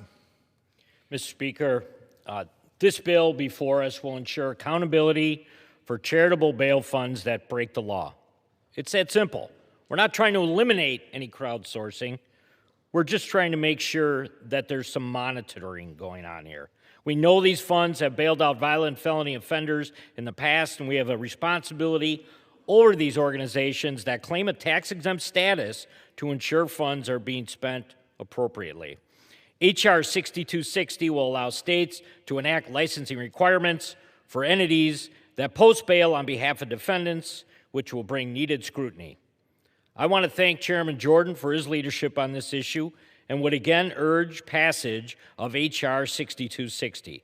Thank you, and I yield the balance of my time. Gentleman yields back the balance of his time. All time for debate has expired. Pursuant to House Resolution 1275, the previous question is ordered on the bill as amended. Question is on engrossment and third reading of the bill. All those in favor say aye. All those opposed, no. The ayes have it. Third reading. Bill to amend Title 18, United States Code to prohibit fraud in connection with posting bail.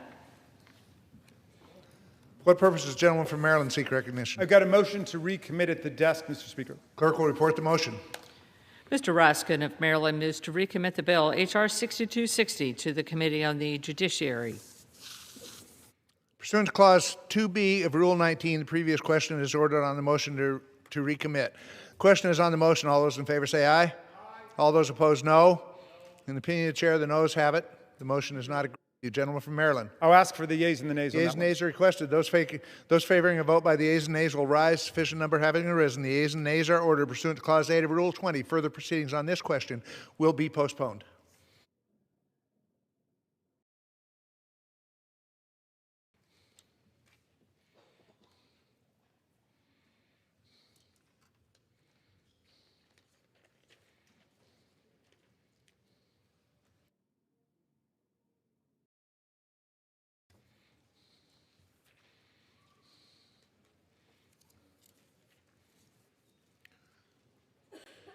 For what purpose does the gentleman from Arizona, Mr. Biggs, seek recognition? Mr. Speaker, pursuant to House Resolution 1275, I've called up the bill H.R.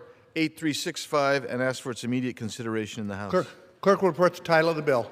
Union Calendar Number 551, H.R. 8365, a bill to provide for conditions on the appointment of monitors by courts and for other purposes.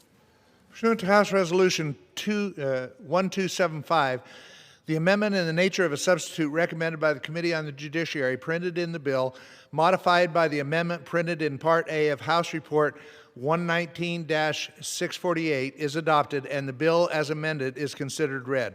The bill as amended shall be debatable for 1 hour, equally divided and controlled by the chair and ranking member of the committees on the judiciary or their respective designees. The gentleman from Arizona, Mr. Biggs, and the gentleman from Maryland, Mr. Raskin, each will control 30 minutes.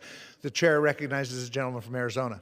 Mr. Speaker, I ask unanimous consent that all members may have 5 legislative days in which to revise and extend their remarks and to insert extraneous material on H.R. 8365. Without objection. I yield myself such time as I may consume. Gentleman's recognized. Thank you, Mr. Speaker. H.R. 8365 is the result of a field hearing that's a subcommittee on crime and federal government surveillance held in February in Phoenix, Arizona.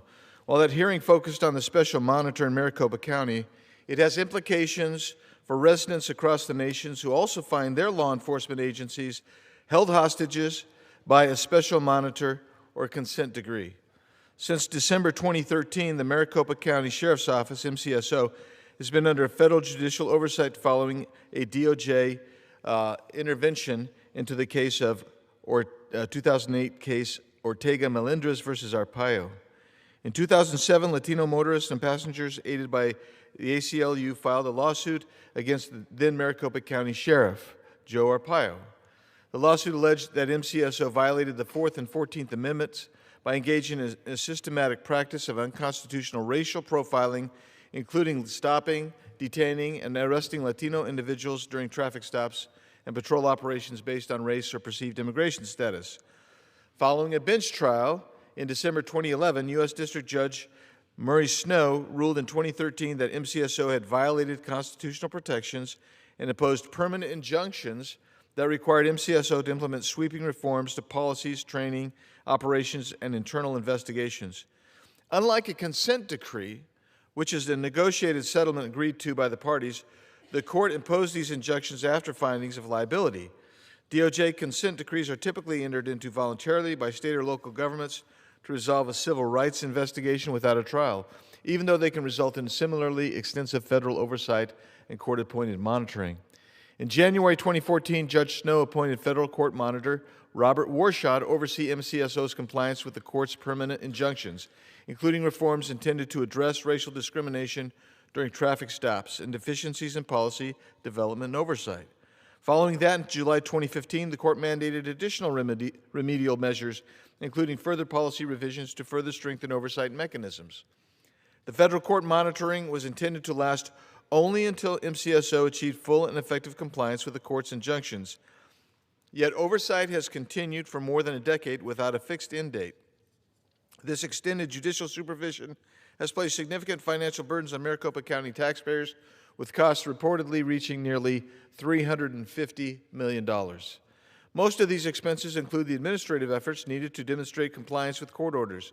For example, despite remote work and meetings in 2021, the county was responsible for funding a 3,200 square foot office suite for the monitor, which cost taxpayers more than $97,000 for a year.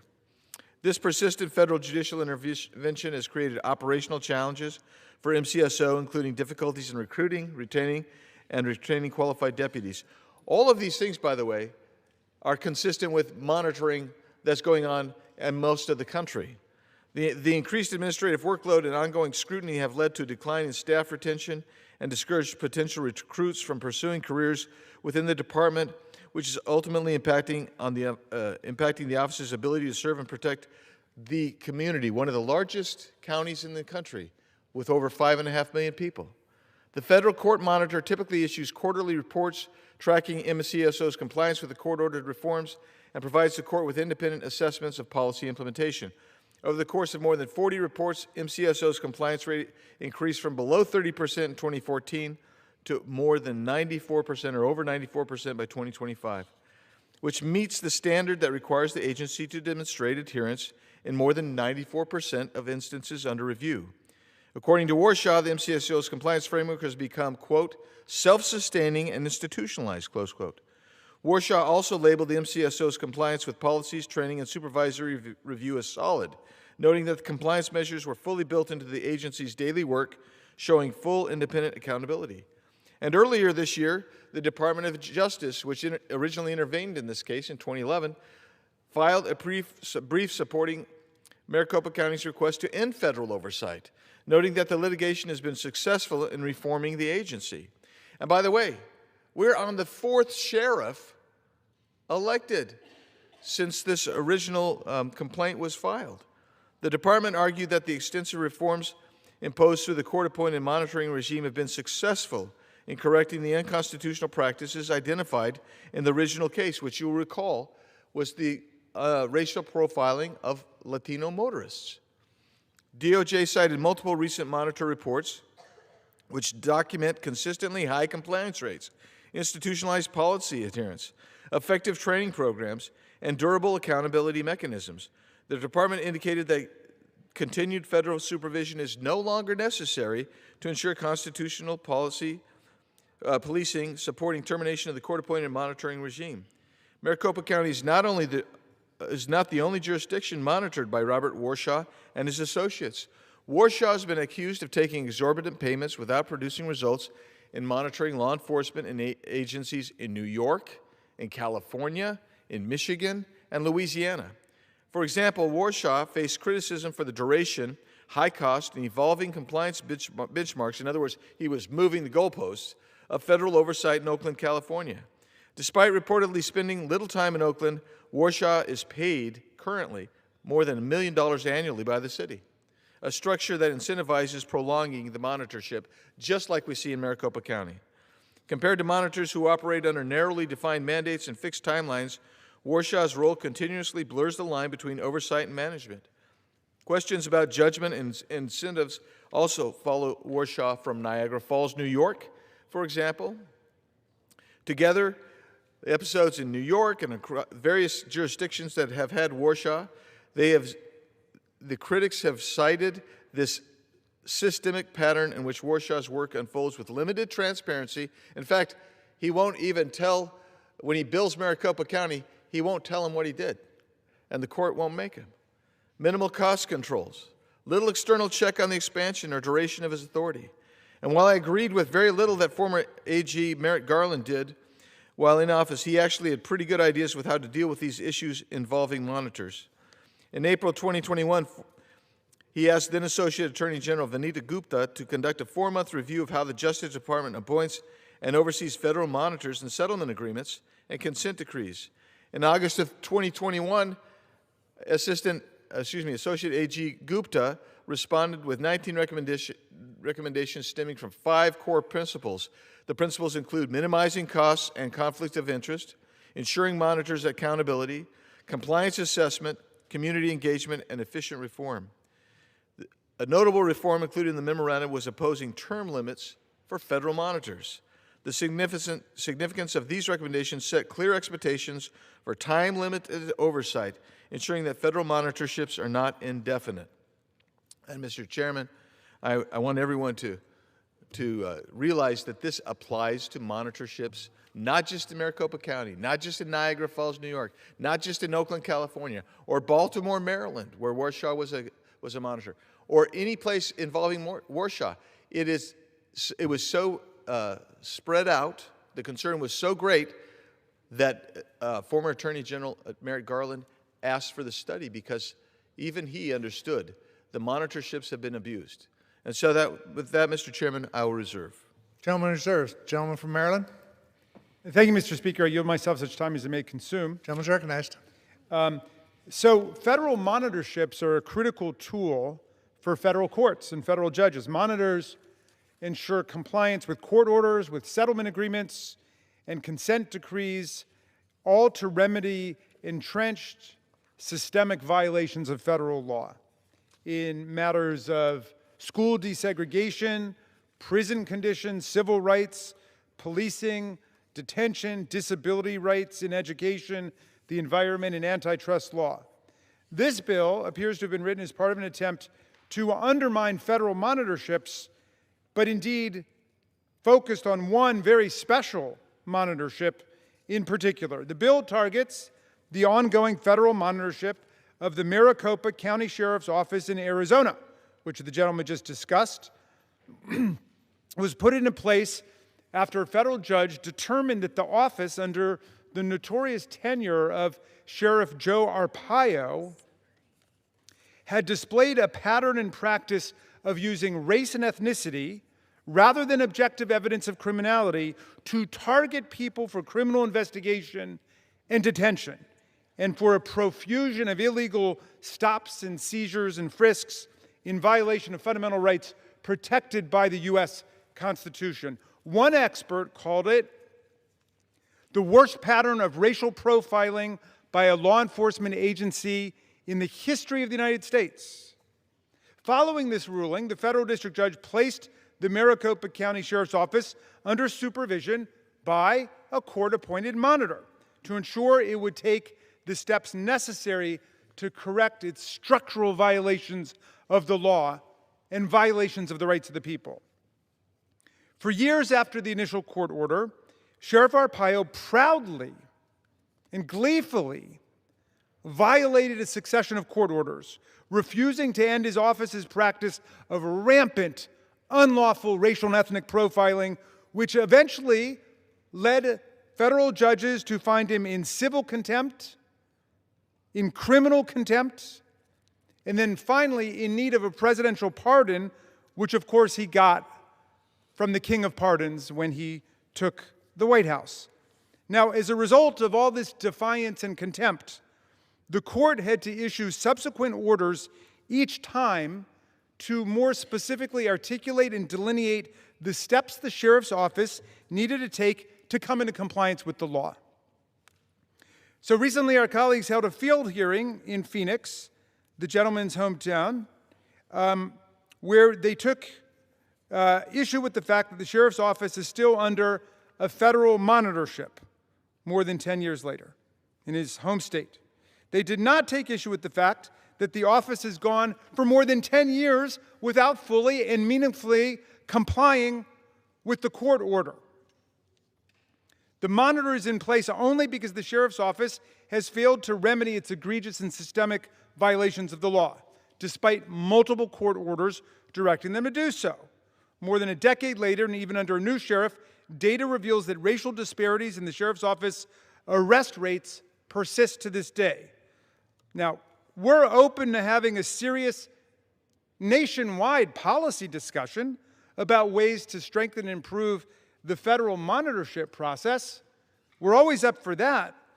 But the bill before us today is focused on one case, one monitor, and therefore ignores the entire dynamics of monitorship nationwide. They hadn't even pretended to claim that whatever is taking place in that district that they don't like is reflective of what's going on in the rest of the country. Now, we heard the gentleman say that this is some kind of a codification of recommendations made by Attorney General Merrick Garland and Associate Attorney General Vanita Gupta in a 2021 DOJ memo on monitors, which they like. But that's not the full story. The bill, as opposed to the memo, scoops up the points that they like within the memo, like a kid scooping up Easter eggs in the backyard, the ones they like, but then discards the rest.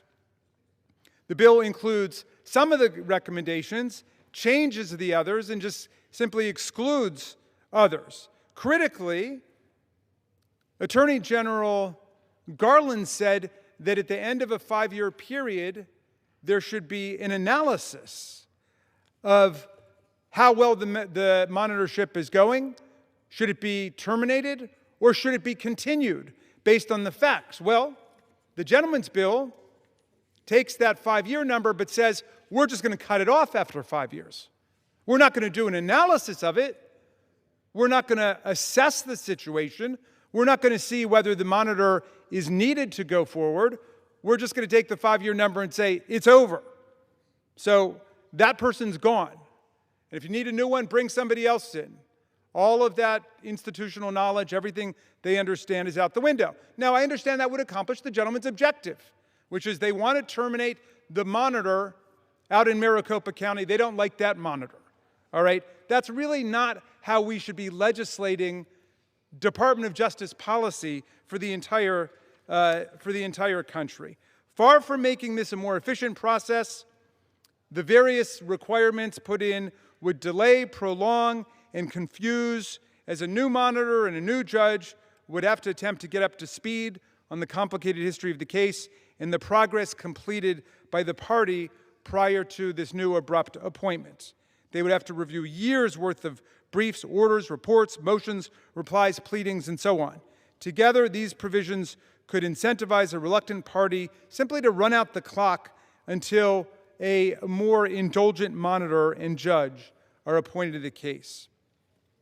The retroactive application of the bill is, of course, curious. The Garland memo warned against retroactivity, noting that because existing consent decrees and monitorships are the product of extensive negotiations with approval by the federal court, the specific recommendations should apply only to consent decrees and monitorships used in future cases. But the whole trick here is to make this apply retroactively to get at the guy that they don't like. And of course, that's not up to us. We don't go out and decide specific cases. If they've got a problem with what the monitor's doing, bring it to the judge in that case. But don't change federal law and make a federal case out of it. Look, if the majority is serious about improving the appointment and use of federal monitors, and I'm sure they are, then I urge them to work with us to do a nationwide study. Let's craft a bill fully reflecting the recommendations of the Attorney General. Let's invite Attorney General Garland to come in and testify about it. He's a constituent of mine. I'm happy to write him to have him come in and testify about what should be done rather than rushing through this last-minute, case-specific, makeshift legislation. I urge all colleagues to oppose this bill, and I reserve the balance of my time. Gentleman reserves the balance of his time. Gentleman from Arizona. Thank you, Mr. Chairman. I appreciate the gentleman's willingness to work with us. That's why we had a field hearing. That's why they extended the invitation. Come. Give us the name of someone you want to testify. You know what? You know how many people across the aisle came to that hearing? 0, zip, nada. They didn't come. They were uninterested. They didn't want to hear from Merrick Garland. They didn't want to come. So they said, oh, well, okay, we're not going to do that. And then they're going to stand up and say some rather wild things about that this only applies to Maricopa County and that the monitorship ends at the end of 5 years. That is not true. That is not what this bill does. The bill says the current monitor, is done after 5 years. And why is that? Because regardless, not just this monitor, but how about the monitorship that he's been doing in Oakland, California for 20-some-odd years? Or other monitorships around the country? What happens is, as Merrick Garland said and as Associate Attorney General Gupta said, they build up incentives. All of a sudden they have incentives because it's a monetary incentive, and they need to avoid the conflict of interest. That was the first principle. That was within the first principle that Merrick Garland put together.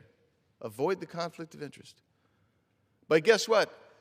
If the court were to say we're going to continue the monitorship, you get a new monitor. And quite frankly, the AGs also said these things should be simple. These things should be simple. They should be focused. I don't think that someone who is capable of becoming a court monitor is going to not be able to get up to speed pretty doggone quickly. And that's the argument that they're making over there. But let's see who else supports this. National Association of Police, Arizona Sheriff's Association, Major County Sheriffs of Arizona, Phoenix Law Enforcement, and also the California Police Association.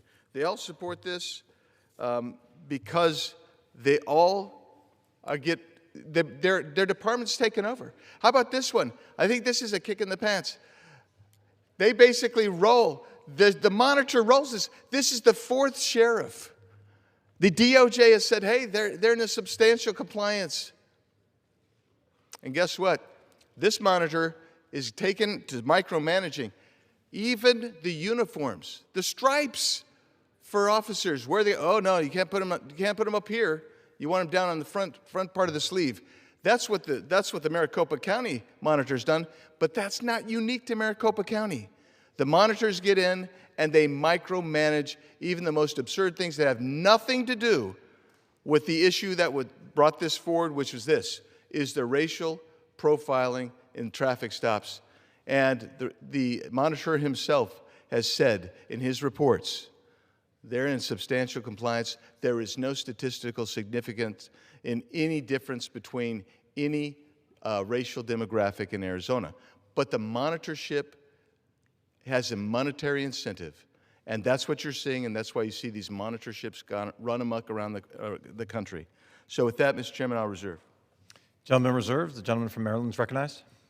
Thank you, Mr. Speaker. The gentleman asks why members of the minority didn't come to his hearing in Arizona. And because he asked, I'm afraid I'm going to have to tell you the truth. We don't think it was a serious hearing. It was about one monitor in one case to target one guy in the context of the gentleman's exciting campaign for governor of Arizona. And so I understand the gentleman prefers to be in Arizona. Well, we prefer to be in our districts too.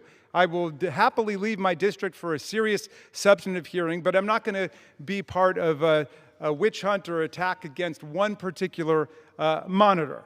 And so, with that, I'm happy to yield 3 minutes to the gentlelady from Georgia, Representative McBath.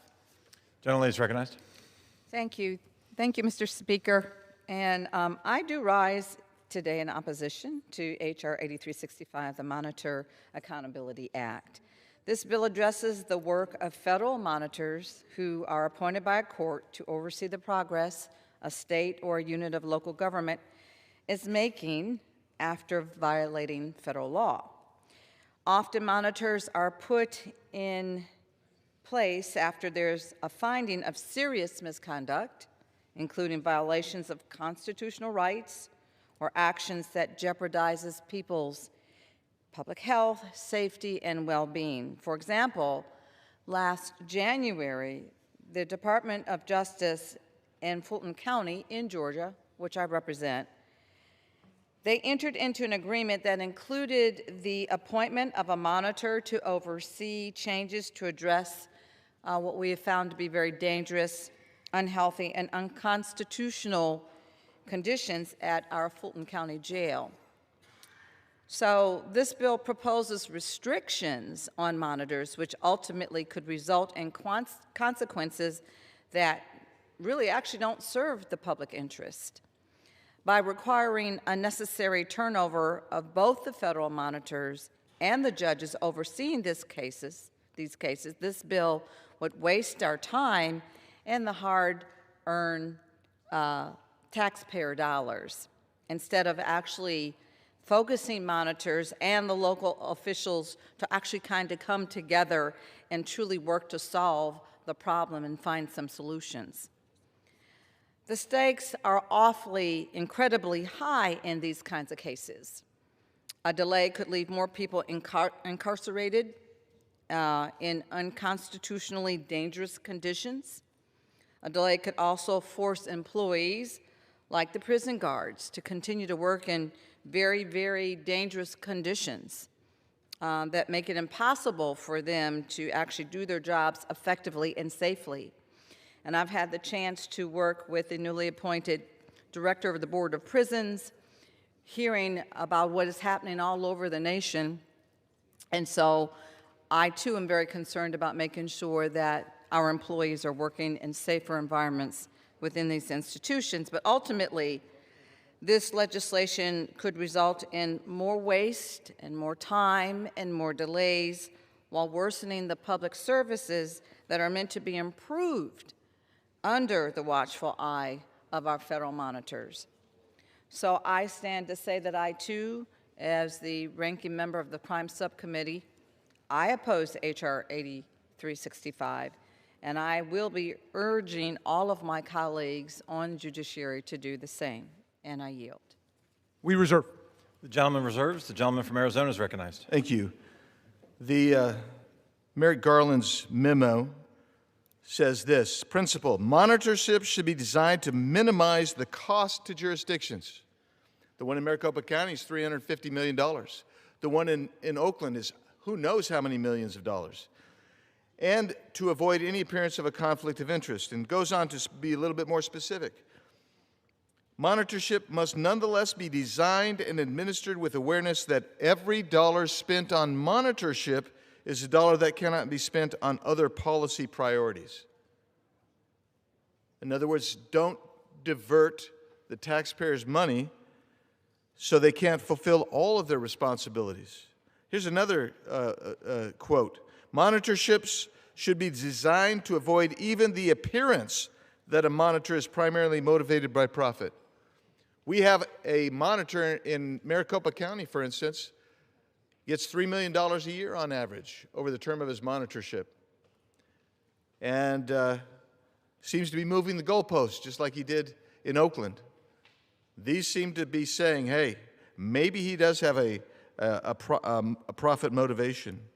And specifically, this is what they recommend. Cap the monitor fees, an annual cap on monitor fees. Encourage use of pro bono time, reduce rates in nonprofits, and explore alternative fee arrangements, and restrict lead monitor participation in multiple monitorships. We've tried to get at all those things in the current bill. And they go on to say this: future consent decrees should limit the ability of the individual who serves as the lead monitor to serve on more than one monitoring team at a time. The person serving as a lead monitor should be solely committed to the jurisdiction they are serving and should not be simultaneously supporting multiple monitorships at the same time. A reserve. Reserves. The gentleman from Maryland is recognized. Thank you, Mr. Speaker. Just to restate for everybody where we are. The monitor serves at the discretion and the pleasure of the judge. If the judge thinks the monitor is doing a bad job or feathering his nest or taking money, the judge would get rid of the monitor immediately. That's up to the judge. If you've got a problem with a particular monitor, bring a motion before the judge to change the situation. Instead, the gentleman wants to make a federal law out of it. I appreciate it's his last few months in Congress, and he wants to try to accomplish something in that particular case. But it really doesn't relate to the rest of the country, and there's been no study done of monitorship generally except for what Attorney General Garland did, and his bill departs radically from what Attorney General Garland was talking about. Just take, for example, this 5-year idea. The idea is, look, the judge can review the monitor at any point in the course of the monitorship, but there should be, Attorney General Garland said, a 5-year review where they look and see how's it going, is the jurisdiction complying or not, and if they're not complying as it's taking place in Maricopa County, why not? What needs to be done? Is the monitor actually showing up at work and being zealous and vigilant about it or not, right? That can happen right now, but in any event, Attorney General Garland says to have a 5-year review. Their bill says terminate the monitor regardless of whether or not that person's doing a good job after 5 years. They could be doing the best job in the world, but no, they want to start all over again and take all of the time and energy required in getting somebody else up to date. on the case. It's just not serious legislation, which is perhaps why there's not a counterpart over on the Senate side. There's no companion, so good luck to the gentleman about actually getting this done before the election in November. Perhaps people will be impressed by catalyzing all of this attention to one case, but it tells us nothing about what's happening in the rest of the country. I yield 1 minute to the very distinguished gentleman from Ohio, Representative Landsman. The gentleman's recognized. Thank you, Mr. Speaker. Thank you, Chairman Raskin. This morning in our newspaper in Cincinnati, there was a story about how we're spending $25 million on police overtime because we don't have enough cops. Our community, like every community across the country, is struggling to hire police officers. I don't understand why we're messing with monitors or one monitor. All these issues that communities across the country are facing with public safety, crime, gun violence, cities, towns, counties, they all have this one thing in common. What they need is more cops. And in the middle of Police Week, we got 4 bills, including this one. As Mr. Raskin said, I don't think any of them are going to become law. They don't have a companion bill in the Senate. So I don't know what we're doing during Police Week, except we're not funding cops. In fact, since y'all took the majority, the cop funding has gone down. Burn has gone down. The COPS grant funding has gone down. I've tried to get my bill on the floor, which would just allow folks who have the COPS grant to use that money to retain and recruit police officers. Just the flexibility, but I can't get it. I can't get a hearing. Can't get a vote. If you want to help police officers in communities, I yield the gentleman an additional minute. if y'all want to help police officers in communities, especially during Police Week, hire more cops, help communities pay for police officers. Thank you. I yield back. Thank you, and we reserve. Gentleman reserves. The gentleman from Arizona is recognized. Yes, the gentleman was just arguing essentially 4 monitors, which continues to hamstring police agencies around the country.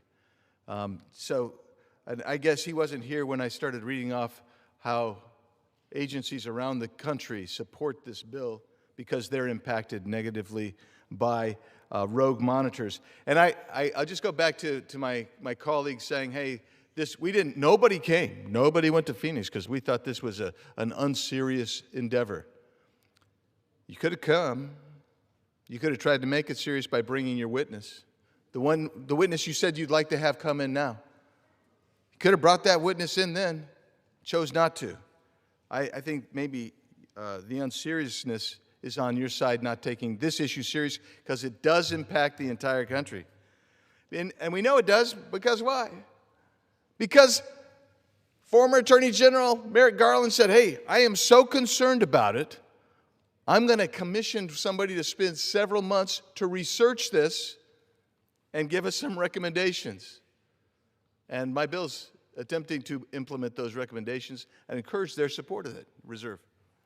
Gentleman reserves. Gentleman from Maryland is Thank you, recognized. Mr. Speaker. The gentleman says that if we had come, it would have been serious. I applaud the implicit concession. It wasn't serious, but in any event, it would not have been relevant because studying what goes on in one office is not relevant. Now, if we want to take the Attorney General's handiwork and turn it into law, we could do it, but that's not what the gentleman's proposing to do. He's changed it and contorted it in a lot of different ways in order to fit his particular case. In any event, I don't think we should rely exclusively on the executive branch. I think we should have our own serious hearings with the whole committee. Only 2 Republicans joined that trip to Phoenix, Arizona, although there was another Republican member who I think was a key witness there. I think Ms. Lesko testified before the committee, increasing the sense of the closed circle that they had there. But in any event, why don't we look at this as a serious national problem? But in any event, of the top 25 things Americans are thinking about, I can guarantee you that's not one of them. One of them, though, is the $1 billion that the administration is asking for the big, wretched ballroom that they want to build over at the White House since they bulldozed the east wing of the White House. I'm going to yield 4 minutes to my distinguished friend from Pennsylvania, Representative Boyle, the ranking member on the Budget Committee. Is recognized. Thank you. Mr. Speaker, right now, costs are going through the roof thanks to President Trump's tariff taxes and his reckless war in Iran. Families are paying more for gas, they're paying more for groceries, paying more for housing, paying more for health care. The list goes on and on. 15 million Americans are about to lose their health care coverage because of that so-called big, beautiful bill Republicans passed and the president signed into law last summer, which just happens to be one of the most unpopular pieces of legislation in modern legislative history. Millions losing food assistance because of that disastrous law. Working families getting stretched every day by the dollar. And while all this is happening, what is our president focused on? A ballroom. This tells you everything you need to know about this president's priorities. The American people are asking for lower costs. Donald Trump is asking for a taxpayer-funded vanity project at the White House. So maybe we should start calling Republicans' Reconciliation 2.0 what it really is, the $1 Billion Ballroom Act. Because this Republican agenda can somehow find money for Donald Trump's ballroom and his billionaire donors, but it can never seem to find a dime to lower costs for the American people. Not enough money to protect health care, not enough money to protect food assistance, not enough money to lower the cost of gas, groceries, housing, or health care. But somehow there is more money for Donald Trump's big, beautiful ballroom. That is the problem with this entire agenda. It asks working families to pay more and get less, all while Donald Trump gets exactly what he wants. They can find money for tax breaks for billionaires. They can find money for giveaways to the well-connected. They can find money for Donald Trump's ballroom. But when it comes to helping families afford a gallon of gas, a bag of groceries, a doctor's visit, a safe place to live, suddenly Republicans say, we have no money. Americans have been loud and clear. They want costs to go down, and they want it now. They do not want their taxpayer dollars spent on a ballroom so this president can host lavish events with his billionaire friends. If the president cared as much about lowering costs for the American people as he does his precious ballroom, maybe a pound of beef would not cost more than an hour of work at the federal minimum wage. For this reason, at the appropriate time, I will offer a motion to recommit this bill back to committee. If House rules permitted, I would have offered the motion with an important amendment to this bill. My amendment would simply prohibit taxpayer funding for Donald Trump's White House ballroom. It is simple. Not one taxpayer dollar, not one dime, should be spent on a vanity ballroom while Americans are losing health care, losing food assistance, and struggling to make ends meet. I ask unanimous consent to insert into the record the text of this amendment. Without objection. Thank you, Mr. Speaker, and I hope and indeed urge my colleagues to join me in voting for this simple motion to recommit. With that, I yield back. Mr. Speaker, the president's repeatedly claimed that the ballroom would actually be entirely funded by private sources. Leaving aside the legality of that proposition, now they're asking the American taxpayers for $1 billion for the ballroom when the cost of it would have been zero had he not gone ahead and bulldozed the White House without the permission or consent of Congress, which has control over all federal buildings and property. It's up to us, not the president, and yet he thinks that the White House is like a personal vacation home, and he bulldozed it, and now they're asking us for $1 billion. I want to thank the distinguished ranking member of the Budget Committee to come here to talk about this very serious issue, and I'm very glad you're moving to recommit so we can have some serious legislative investigation into that outrageous proposal. But I want to link it to the bill from the gentleman from Arizona. Because if you think about it, neither of the agendas being proposed have anything to do with the national common good. The ballroom, the gilded ballroom for Donald Trump and his family and friends has nothing to do with what's going to advance the well-being of the American people. And similarly, this bill is all about picking a fight with or retaliating against one monitor they're upset with about one case. And they might be right or they might be wrong. Sounds to me like they're wrong, but in any event, those merits have nothing to do with the rest of the country and what the rest of us are dealing with. But on the Republican side of the aisle now, it's all about, I want my thing. I want to get my thing before the whole ship goes down. We know Donald Trump's numbers are sinking like a stone across the country, making him the most unpopular president in American history. So everybody wants to get a little piece of the action for whatever they can. Nobody's thinking about the public interest. Who's thinking about getting health care to all the American people? Who's thinking about lowering groceries? Lowering the cost of groceries for American people. Who's thinking about getting housing to the American people so young people can afford a place to go and live? None of it. The president said he was going to lower inflation on day one. Inflation's soaring. Now the cost of gasoline is up $1.50 across the country because of his illegal, unconstitutional war he's waged against us. And so they want us to be spending our time talking about one federal monitor under the supervision of one federal judge in Maricopa County, Arizona. I'll reserve. Gentleman reserves. The gentleman from Arizona is recognized. Thank you so much, Mr. Chairman. You know, this bill actually would help the cost save money by holding monitors responsible, making sure that they're responsible. I mean, that's important. And when they start talking about $1 billion, remember that just compliance costs and the cost of this particular monitor that they're very focused on is cost the taxpayers there over $350 million, over $1/3 billion. And, you know, the monitor in Baltimore right now submitted their bill recently for $1.5 million. That's just the fee, mind you, of the monitor, $1.5 million. That doesn't include whatever compliance costs there may be.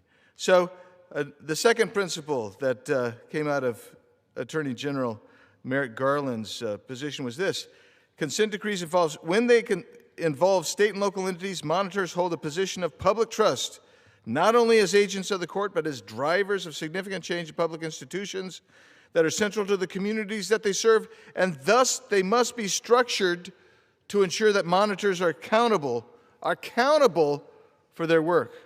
That's what my bill does. It creates accountability because there's not accountability there. And if it was all resting in the judge, Merrick Garland could have just said, well, we'll just leave it up to the judge because that's what the Democrats want. But they say you got to have an opportunity for public input. And then this is interesting.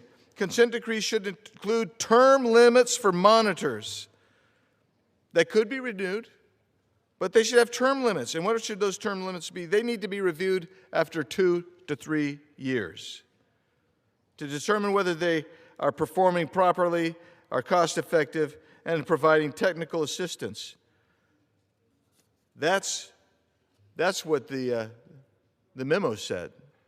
And we're trying to get that codified. Reserve. Gentleman reserves. The gentleman from Maryland is recognized. Thank you. How much time do I have, Mr. Speaker?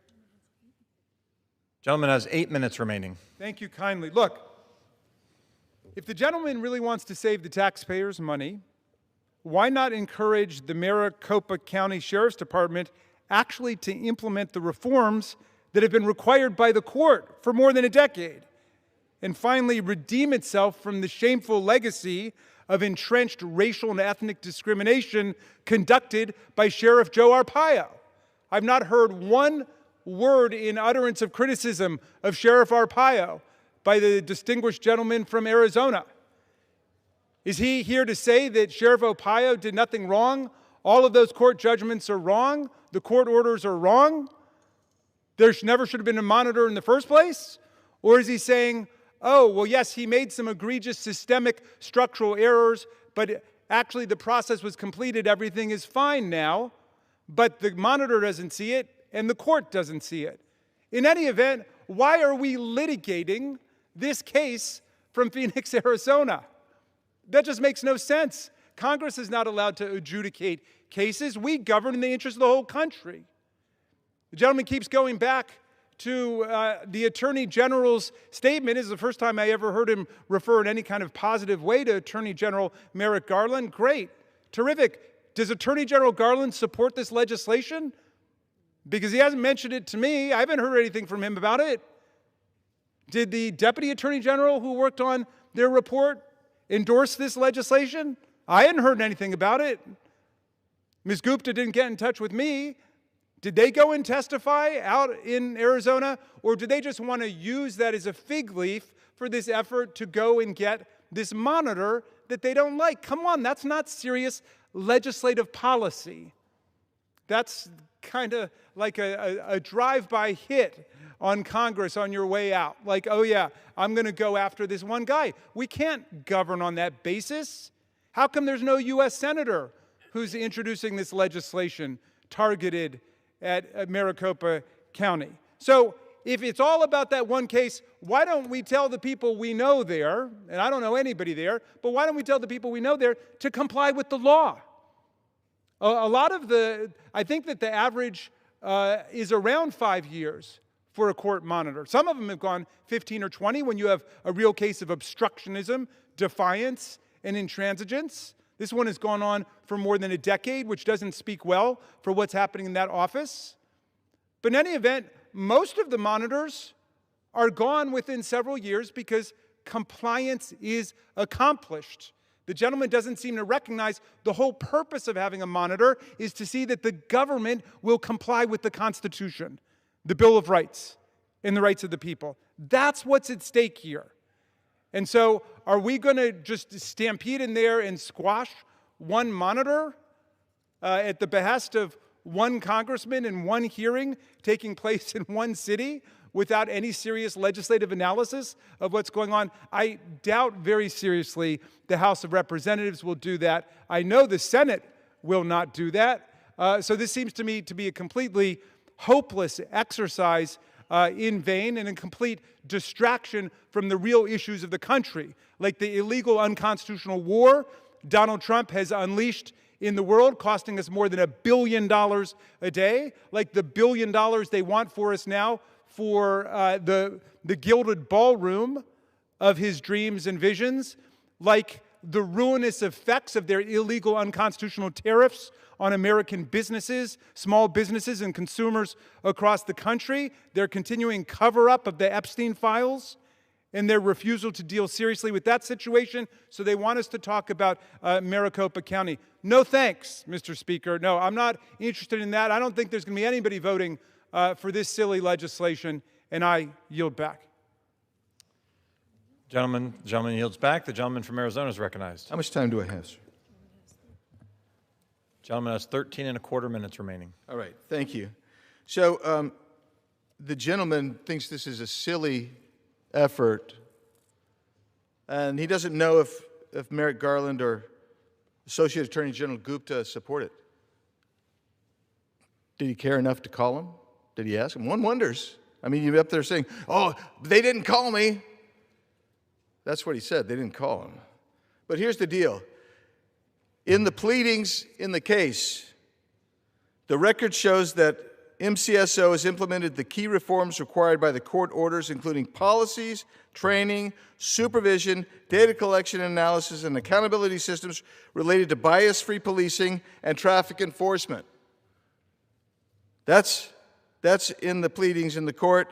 In that context, MCSO has achieved substantial compliance with the court's orders, which, by the way, is what Associate Attorney General Gupta said is the measure for ending a monitorship. Substantial compliance.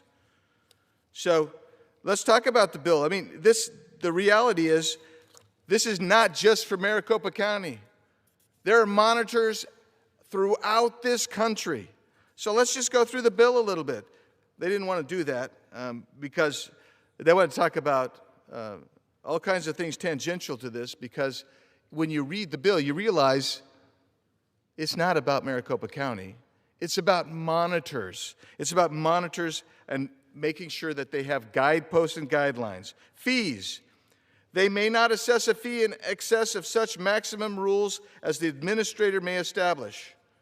There's nothing about Maricopa County there. That is the Director of the Administration Office of the United States Courts. They shall be authorized to employ the use of pro bono time or reduced rates. Such person may not be appointed to more than one such monitorship at a time, consistent with what was in the Garland memo. Appointed for a term greater than 5 years, they can't be. Or they can't, and they also can't be reappointed after the expiration of such term pursuant to the same court order, if it is the same court order. A subsequent monitor who is appointed to a monitorship after the expiration of the term of a monitor who served pursuant to the same court order may not be employed by the same employer as the previous monitor. Why? Because Merrick Garland said you can't have conflict of interest.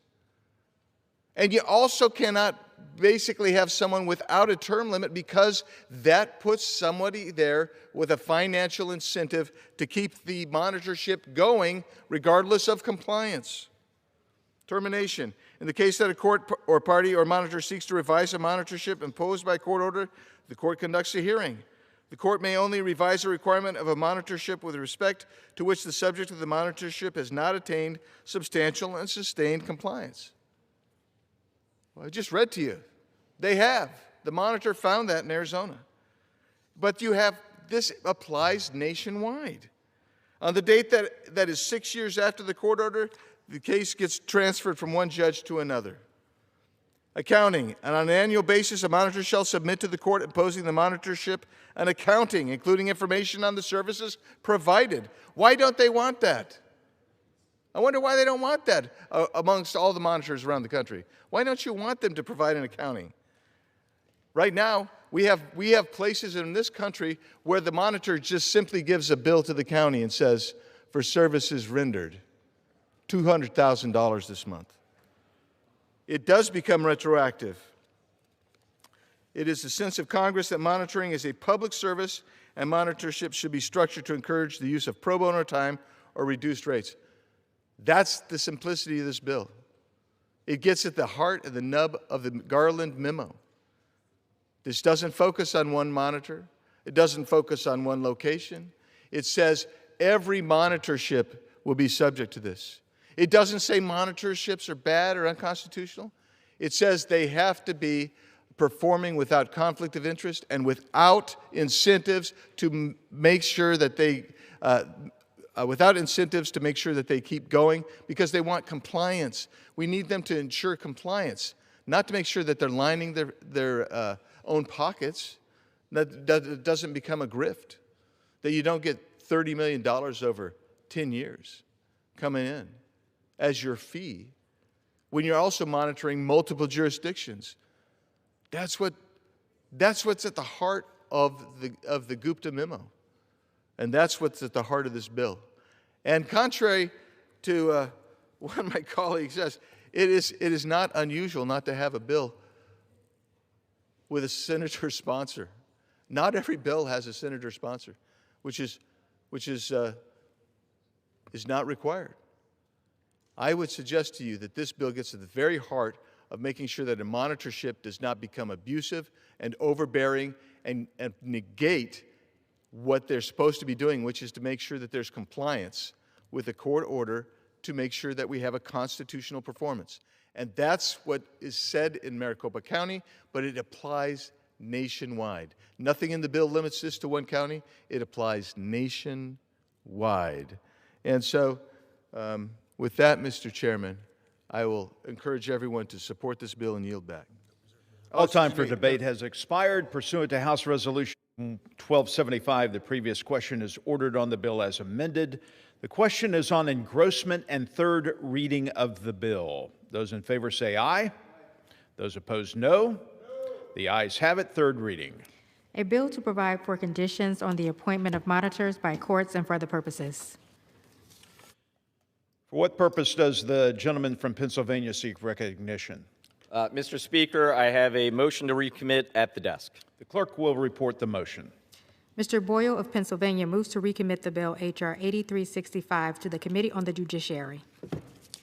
Pursuant to Clause 2B of Rule 19, the previous question is ordered on the motion to recommit. The question is on the motion. All those in favor say aye.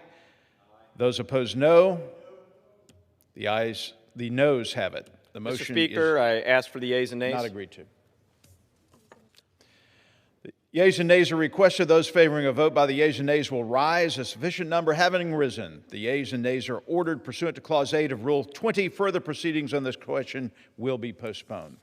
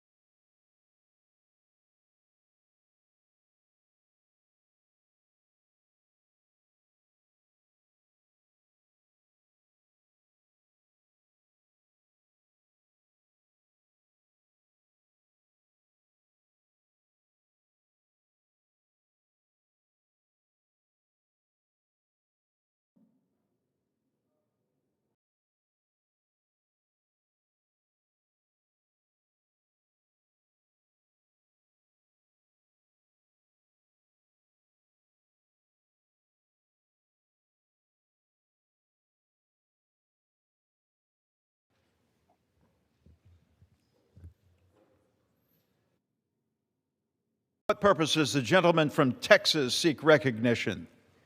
Mr. Speaker, I ask unanimous consent that all members have 5 legislative days to revise and extend their remarks and include extraneous materials on H.R.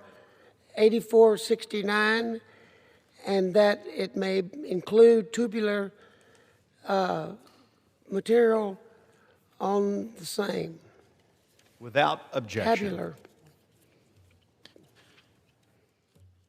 Pursuant to House Resolution 1275 and Rule 18, the Chair declares the House in the Committee of the Whole House on the State of the Union for the consideration of H.R. 8469. The Chair appoints a gentleman from Florida, Mr. Fine, to preside over the Committee of the Whole.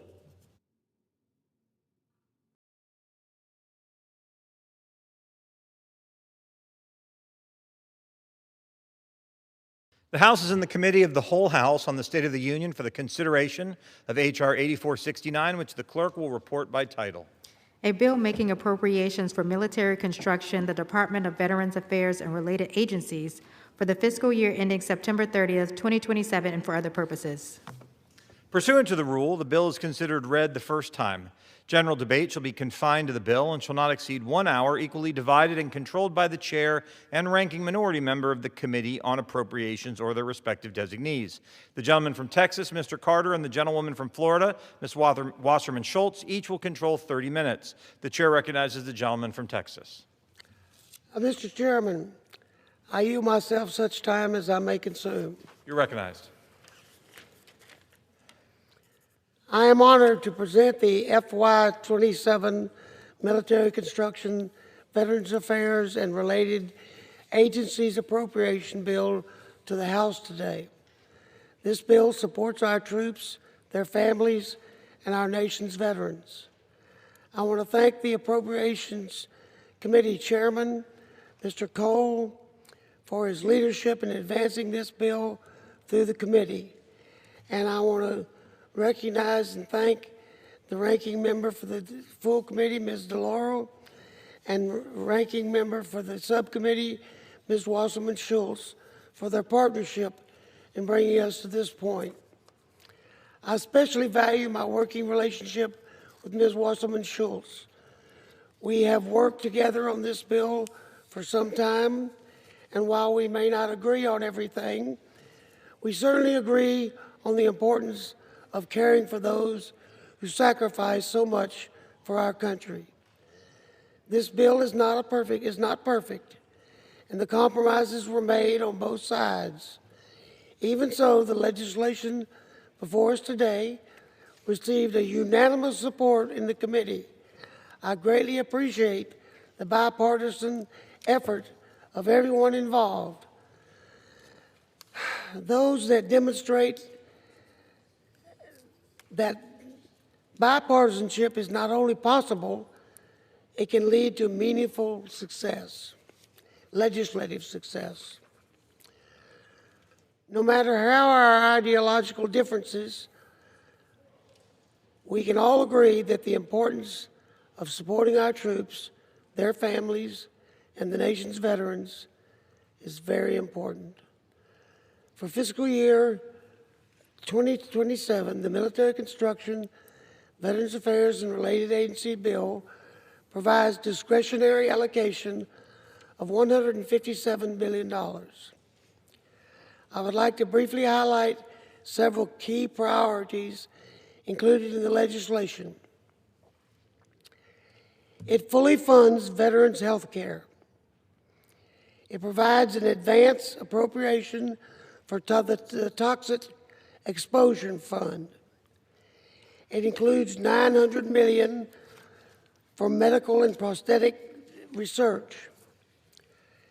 It prioritizes mental health, suicide prevention, and homelessness programs. It includes more than $19 billion for military construction. It invests in barrack improvements, strengthens investment in the Department of Defense laboratories, supports the demolition of obsolete infrastructure, and provides nearly $2 billion for military housing. In closing, this bill honors those who have sacrificed for our country and reaffirms our commitment to the well-being of both service members and veterans. It supports our troops and cares for veterans and their families and upholds the promises we made to those of our nation. We hope this bill will receive the same strong bipartisan support on the House floor that it received in committee, because it is what our veterans deserve. Mr. Chairman, I urge my colleagues to support H.R. 8469, and I reserve the balance of my time. The gentleman from Texas reserves. The gentlewoman from Florida is recognized. Thank you, Mr. Chairman. I yield my time, myself such time as I may consume. Gentlewoman is recognized. Thank you. I rise in tentative support of H.R. 8469, the fiscal year 2027 Military Construction, Veterans Affairs, and Related Agencies Bill. The past few years, the Milcon VA bill strayed from our tradition of being one of the few appropriations bills that traditionally had bipartisan support. Our committee has a shared goal of supporting our service members, veterans, and their families, no matter who holds the majority. We are proud to report that as the bill stands, this is a bipartisan bill, one we reported out of full committee 58-0. However, it saddens me to see that the majority has made in order amendments that stray from the bipartisan commitment that both Chair Carter and I have maintained. I want to be clear that if any of the controversial amendments made in order are adopted, we will not be able to support this bill, and all the bipartisan work that we did to get this bill to this stage will all have been for naught. What a message we could send about our ability to work together if the House rejects these controversial amendments and votes to support the Milcon VA bill, controversial amendments that really have nothing to do with protecting and preserving the quality of life of our service members on active duty or our veterans, for a critical bill that supports our service members and those who served our country honorably. I want to be clear that we've already made compromises on this bill. This is not the bill that I would have written. The bill includes a policy rider that prohibits the VA from reporting a beneficiary, for example, that has been deemed mentally incompetent based on medical evidence and therefore is assigned a fiduciary to handle their finances to the National Instant Criminal Background Check System. Not only is this a violation of current law, but it will only put more veterans in harm's way. Additionally, I oppose the funding level for the NATO Security Investment Program, which is $122 million below the request level. Now more than ever, we should be reinforcing deterrence with the help of our European allies who disproportionately fund this program, especially as the war in Ukraine continues. I was able to put these concerns aside, as were my Democratic colleagues on the subcommittee and the full committee, and support this bill because that is what bipartisanship requires. As I told the Rules Committee, Mr. Chairman, sometimes we have to compromise on what our preferences might be. You never compromise on principle, but to achieve a greater good, which this bill absolutely represents, sometimes you swallow hard and you look past some things not being exactly the way you would have preferred. So today we will consider an amendment that bans funding for diversity, equity, and inclusion at the VA as well, because there are problematic amendments that have been made in order beyond just the language in the current underlying bill. We are worried that we will tip the scales from bipartisanship into partisanship. The Supreme Court's decision to overturn the Voting Rights Act and swift action taken in southern states to disenfranchise black voters proves that we've always needed to lean in on ensuring there is diversity, equity, and inclusion. We will not allow this attack on communities of color to continue, and we will strongly oppose this amendment if it is offered. The amendment does nothing to help veterans and is divisive, partisan, and unnecessary. Along these same lines, there is an amendment that attacks Filipino World War II veterans, veterans that fought for us and with us, resulting in one of the greatest victories in our history. I want to be clear here. The Filipino Veterans Equity Compensation Fund exists to correct what was a racist decision made in 1946 that banned Filipino veterans from receiving compensation for their service in World War II. That is why the word equity exists in the title of this account. There is also a messaging amendment on gender-affirming care for veterans. I hope that is not offered, but regardless of how you feel about the LGBT community, it's ridiculous to block a veteran from receiving the health care that they've earned. It's disappointing that we're at this point, and I hope that throughout the rest of this process, we can come together to defeat these amendments. I do want to underscore that Judge Carter and I could not possibly have a better working relationship, and we have worked hand in glove to reach this point, and I think I can safely speak for both of us that we hope we can achieve the same outcome we were able to achieve in the Full Appropriations Committee, and I reserve the balance of my time. The gentlewoman from Florida reserves. The gentleman from Texas is recognized. Mr. Chairman, I yield 2 minutes to the gentleman from Arkansas, Mr. Womack. The gentleman from Arkansas is recognized for 2 minutes. Thank you, Mr. Chairman, and I want to thank my friend Judge Carter and the ranking member Debbie Wasserman Schultz for giving us an example of what true bipartisanship looks like. I mean, to get a bill out of committee on a unanimous vote, as a fellow Cardinal, I'm a bit envious. And I'm not near naive enough to believe that my THUD bill is going to enjoy the same fate, but congratulations to them. But I rise in support of this Milcon VA bill. It's a good day for the House, Mr. Chairman, an even better day for the American people because we're considering the first full year FY27 appropriation bill in the month of May. Good for us. This is what a return to regular order should look like. This is how the annual appropriations process is supposed to work. Committee members from both parties debating, negotiating, and working in good faith to fund bills on time and responsibly. We wouldn't be here today without the leadership of our overall chairman, Tom Cole, and his ranker, Rosa DeLauro. Their dedication and commitment to re-engineering this process is paving the way for the House to pass all 12 full-year funding bills for fiscal 26 and to do it on time. I sure hope the Senate is listening to this debate. There is some unfinished business, and we'll roll up our sleeves and we will get this work done. House appropriators have advanced 5 full-year funding bills through committee. This is a credit to the hard work, discipline, and bipartisanship of our committee. So, Mr. Speaker, the bill I speak in support of today, the FY27 Milcon VA bill, is a good bill. And I know it's going to go through the process here on the floor, and I hope the outcome is that we can get it finished, get it approved, and get it to the Senate. Its passage will set our military and veterans, set them up for success, while also sustaining our momentum to fulfill Congress's Article I responsibility on time. So let's get a yes vote out of this thing. Congratulations to both of you, and I yield back the balance of my time. The gentleman from Texas reserves. The gentleman from Florida is recognized. Thank you, Mr. Chair. I yield 5 minutes to the distinguished gentlewoman from Connecticut, the ranking member of the Appropriations Committee, Ms. DeLauro. The gentlewoman from Connecticut is recognized for 5 minutes.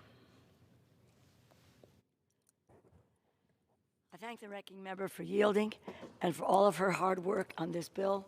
And again, congratulate you, Congressman Wasserman Schultz and Judge Carter, for the work that you've done in this piece of legislation. I want to say a thank you to the committee staff, Faruco Faso and Tyler Coe for the minority side, Justin Masucci, Jason Wheelock, and Ariana Delgado from the majority, and for all of the good work that they put in here. We began with a bill that fell short. It did not provide adequate support for our veterans, but after some tough negotiating by Democrats on the Appropriations Committee, especially Ranking Member Wasserman Schultz, our colleagues across the aisle agreed to make some much-needed improvements.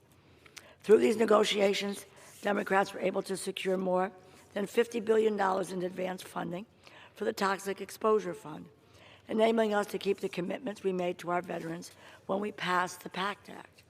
We were also able to reach an agreement on the provision to withhold 25% of the budget for the Office of the Secretary of Veterans Affairs until he comes to testify before both the House and Senate Appropriations Committee, reasserting Congress's power of the purse.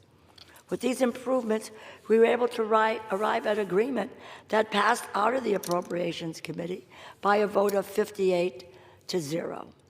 That is a testament to the exceptional work of the members of the subcommittee and the committee, and it demonstrates that when Republicans are willing to work with us to address our concerns, we are more than happy to support reasonable proposals that meet the needs of the American people. This bill in its current form increases funding for suicide prevention and treatment programs, rural health and substance use disorder programs, and women's health care, helping to ensure the women who have served our country can get the care that they need. It boosts funding for the VA by more than $4 billion. It increases our investments in veterans medical care by $6.5 billion. These are important resources that will go a long way to supporting the men and women who have served our country in uniform. It's not a perfect bill, but not a perfect bill as it stands, but it is a good bill. It is the product of good faith bipartisan negotiations. It is evidence that even in an era of division, Congress can still find common ground to deliver for the American people. However, several amendments have been offered by Republicans who do not sit on the Appropriations Committee. They are attempting to inject hyper-partisan culture war provisions into the bill and upend the bipartisan agreement that we made. And despite hours of painstaking but good faith negotiations by members of the committee to find common ground on a bill to deliver for our veterans, these amendments, which are an exercise in political bomb throwing, not serious legislating, would undermine the real work of the committee which has done so much to support our nation's veterans and service members. These are partisan theatrics that the American people tire of. People want to see the Congress work together to solve their problems. And on the Appropriations Committee, we did just that. Last-minute intervention from members who do not sit on the committee is counterproductive and only serves to sour the process for the future. Why would we agree to anything in committee moving forward if we know that as soon as it comes to the floor, it will be loaded up with poison pills designed to punch up a press release rather than serious provisions meant to solve the problems facing the American people? I encourage my colleagues, let's stick to the strong agreement that was forged on a bipartisan basis by the members of this subcommittee and the members of the committee, and reject a shallow, toxic partisanship that has infected so much of our politics today. I thank the chair and I thank the ranking member and all of my colleagues on the committee for their hard work, and I yield back. The gentlewoman from Florida reserves. The gentleman from Texas is recognized. Mr. Chairman, I yield 2 minutes to the gentleman from Florida, Mr. Franklin. The gentleman from Florida is recognized for 2 minutes. Thank you, Mr. Chairman, and thank you, Judge Carter. I rise today in strong support of the FY27 Military Construction and Veterans Affairs Appropriations Bill. As a veteran and member of the Military Construction and Veterans Affairs Appropriations Subcommittee, I understand the importance of supporting military readiness while ensuring veterans receive the care and benefits they've earned. This legislation fully funds veterans' health care and benefits while strengthening mental health services, suicide prevention, and critical medical research programs relied upon by veterans across the country. It also invests in military construction projects that improve readiness, strengthen resiliency, and ensure our service members have needed infrastructure to meet growing global threats. This bill includes several priorities I work to advance, including resiliency improvements at the United States Naval Academy to ensure recurrent flooding that threatens infrastructure, disrupts operations, and impacts the training of environment for our future naval officers. It also strengthens research and treatment efforts for veterans facing Parkinson's disease and ALS, expands access to advanced care treatment and clinical trials, and supports modernization across the VA system, including cybersecurity protections and emerging technologies to improve early detection and patient care. This legislation also protects the Second Amendment rights of veterans by preventing the VA from sending veterans' information to the FBI without due process and a judicial determination. Mr. Chairman, this is a strong bill that supports readiness, strengthens care for our veterans, protects constitutional liberties, and keeps the federal government focused on its core responsibilities at a time of growing global threats. I urge my colleagues to support it, and I yield back. The gentleman from Texas reserves. The gentleman from Florida is recognized. Thank you, Mr. Chairman. I yield 2 minutes to the distinguished gentleman from California, Mr. Levin, a member of the Appropriations Committee and the Milcon VA Subcommittee. The gentleman from California is recognized for 2 minutes. Thank you, Mr. Chairman. I'm so honored to represent the Marines and sailors on Camp Pendleton, some of the most capable, disciplined, and battle-ready men and women this nation has ever produced. So when this Congress funds the military and our veterans, I take that responsibility very seriously. I'm proud to be a member of the Milcon and VA Subcommittee and pleased that we were collectively able to put our service members and our veterans over politics. That's how this work is supposed to get done, and this bill as it stands is proof that it still can be, and my thanks to the chairs and the ranking members for their hard work. Before serving on appropriations, I served on the Veterans Affairs Committee for 6 years, and during that time, we passed the PACT Act and established the Toxic Exposure Fund because this country made a promise to our veterans that were exposed to toxic chemicals while they served, and that promise doesn't expire regardless of what's happening politically here in Washington, D.C. I'm so glad that this bill delivers on that promise with advanced funding for the Toxic Exposure Fund, and I'm so proud of that bipartisan work as it continues. This bill also includes $2 million to implement the Commitment to Veteran Support and Outreach Act, or CVSO Act, a bipartisan bill I led that was signed into law as part of the Elizabeth Dole 21st Century Veterans Health Care and Benefits Act. Right now, out of 15.8 million veterans in this country, fewer than half are enrolled in VA health care. That is unacceptable. This funding will establish a grant program to help state and local governments hire and train more county veteran service officers. Those are the people on the ground doing the work, connecting veterans to the care and benefits that they've earned. I supported this bill in committee, and I urge my colleagues to protect this bipartisan compromise and reject any amendments that would jeopardize it. Well, it's not perfect as the bill stands. I am encouraged that even in this moment, when we still come together across the aisle, we can do big things to serve our military and our veterans. Thank you, and I yield back. The gentlewoman from Florida reserves. The gentleman from Texas is recognized. Mr. Chairman, I yield 2 minutes to the gentleman from Oklahoma, Mr. Cole, the chairman of the Appropriations Committee for the House of Representatives. The gentleman from Oklahoma is recognized for 2 minutes. Thank you very much, Mr. Speaker, and I want to thank my good friend Judge Carter for yielding the time. I rise today in support of our first FY27 appropriations bill on the floor, the Military Construction, Veterans Affairs, and Related Agencies Appropriation Act. This legislation reflects something we've long understood from our founding. America's story has always been shaped by ordinary men and women willing to step forward and answer a call greater than themselves. A country worthy of sacrifice must also be worthy of the people who made that sacrifice. And our obligation to those who wear the uniform does not end when they return home and hang up their uniform. This bill reflects that promise. We're delivering the support, resources, and readiness that make a real difference. And you don't have to rely on my word. The substance of the funding is clear. We fully fund veteran health care and benefits. We prioritize critical mental health and suicide prevention efforts. And we invest in improvements at VA facilities, military cemeteries, and monuments. At the same time, this measure reinforces our base posture from the ground up by investing in military construction, improving barracks, and ensuring our installations are equipped to support readiness at an increasingly complex environment. From the Indo-Pacific to the commands here at home, strength and preparedness are not optional. We also recognize that a strong military is built not only by those on the front lines, but by the loved ones who support them through every sacrifice. That's why this bill supports family housing, child care, and quality of life needs for military families. Put simply, this legislation strengthens the full foundation of American security through care for our veterans, capabilities for our bases, and construction that supports readiness for the future. Chairman Carter's work reflects the seriousness these responsibilities demand and the lasting commitments we owe to those who serve. Together with Ranking Member Wasserman Schultz, he wrote a bill that earned unanimous support in our full committee because of its priorities are grounded in supporting the best of our nation.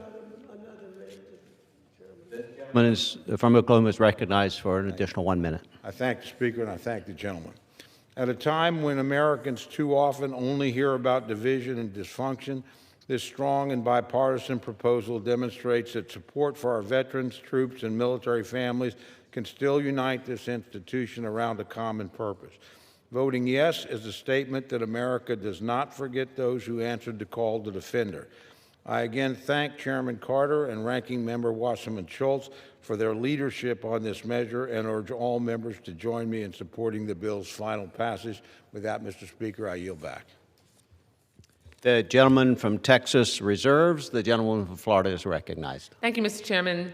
I yield 2 minutes to the gentlewoman from Texas who represents Fort Bliss and is a member of the Appropriations Committee and the Milcon VA Subcommittee. The gentlewoman from Texas is recognized for 2 minutes. Thank you, Mr. Chairman.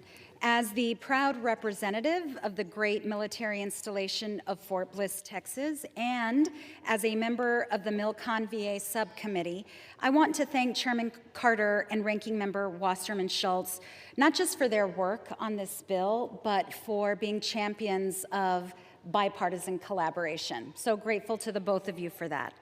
And while this is not a perfect bill, it does make real progress. The bill advances my provisions supporting reforms and innovation to help modernize a military construction process that is far too slow and rigid for today's military. The needs we have for military construction are far greater than the resources available, and I am deeply committed to reforming this process so that we can stretch those dollars even further. This bill also supports planning for a new headquarters for the 32nd Army Air and Missile Defense Command at Fort Bliss, whose aging facilities no longer match its global mission. On the VA side, I'm pleased that this bill includes my own legislation to ensure oversight of the activation planning of the VA Medical Center being built in El Paso, right next to William Beaumont Hospital. I was proud to help secure the $700 million to build this great facility, and I'm committed to ensuring it delivers world-class health care for veterans on day one.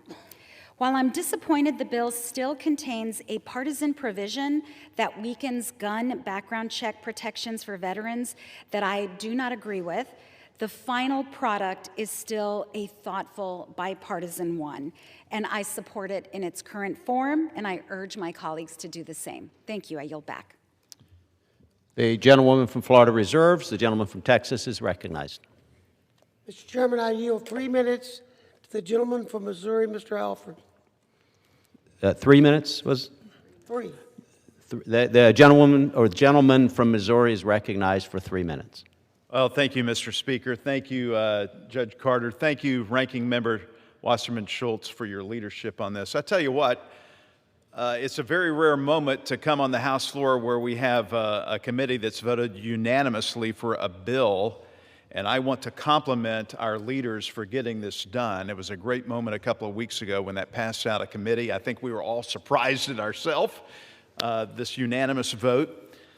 You know, the Military Construction Veterans Affairs Appropriation Act is about one thing, and that is keeping our promises to our veterans, our service members, and their families.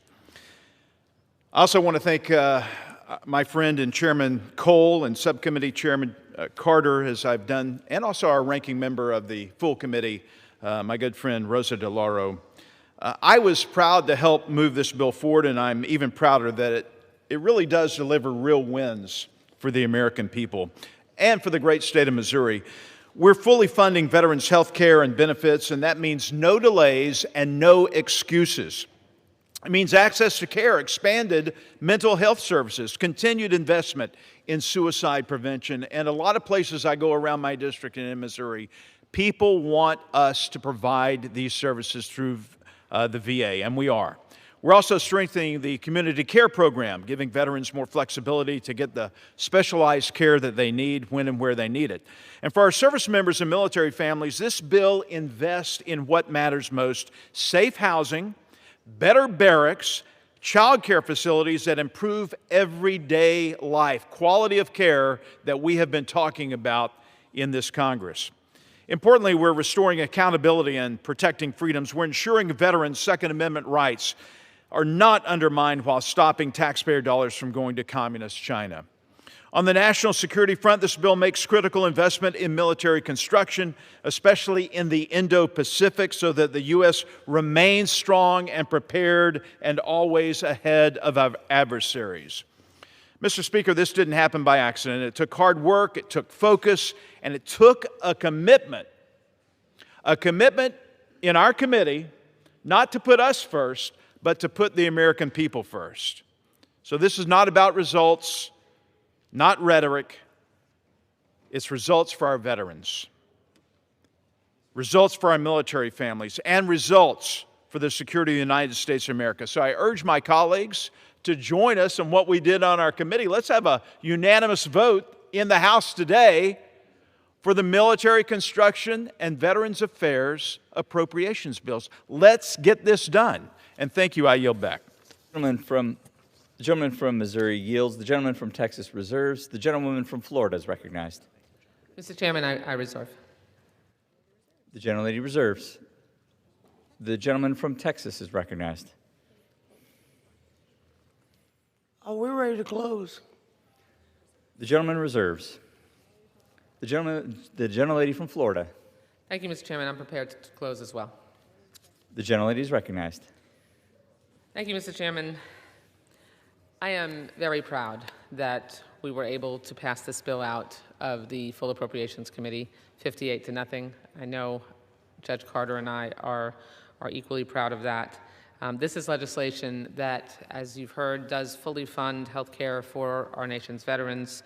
It ensures, and we work together on this, that veterans who get health care services through the PACT Act are able to have advanced funding to ensure continuity, regardless of the actions here in this body, for continued funding for their health care as a result of toxic exposure during their service. And now we have advanced funding for the Toxic Exposure Fund as well. We added $15 million in prevention to make sure that we could have resiliency for our service members, because they are consistently now subject to the impacts of natural disasters.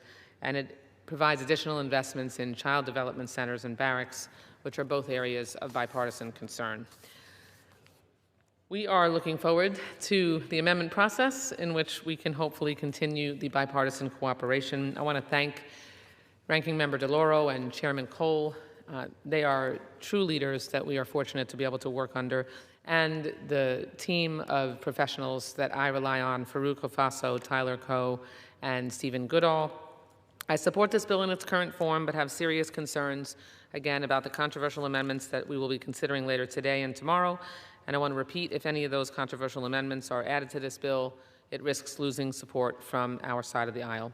I hope we can come together. We already are together. I hope we can remain together in the name of bipartisanship and in service to our veterans and service members to pass this bill with overwhelming support.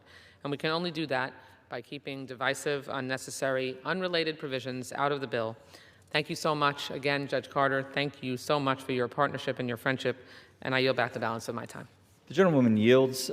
The gentleman from Texas is recognized. Thank you, Mr. Chairman. In closing, I ask my colleagues to support fiscal year 2027 military construction, Veterans Affairs, and related agencies appropriations bill. This legislation provides critical funding for military bases, imposes housing for our troops, improves housing for our troops and their families, and makes investment aimed at improving the quality of life for our service members. It also upholds our pledge to our veterans.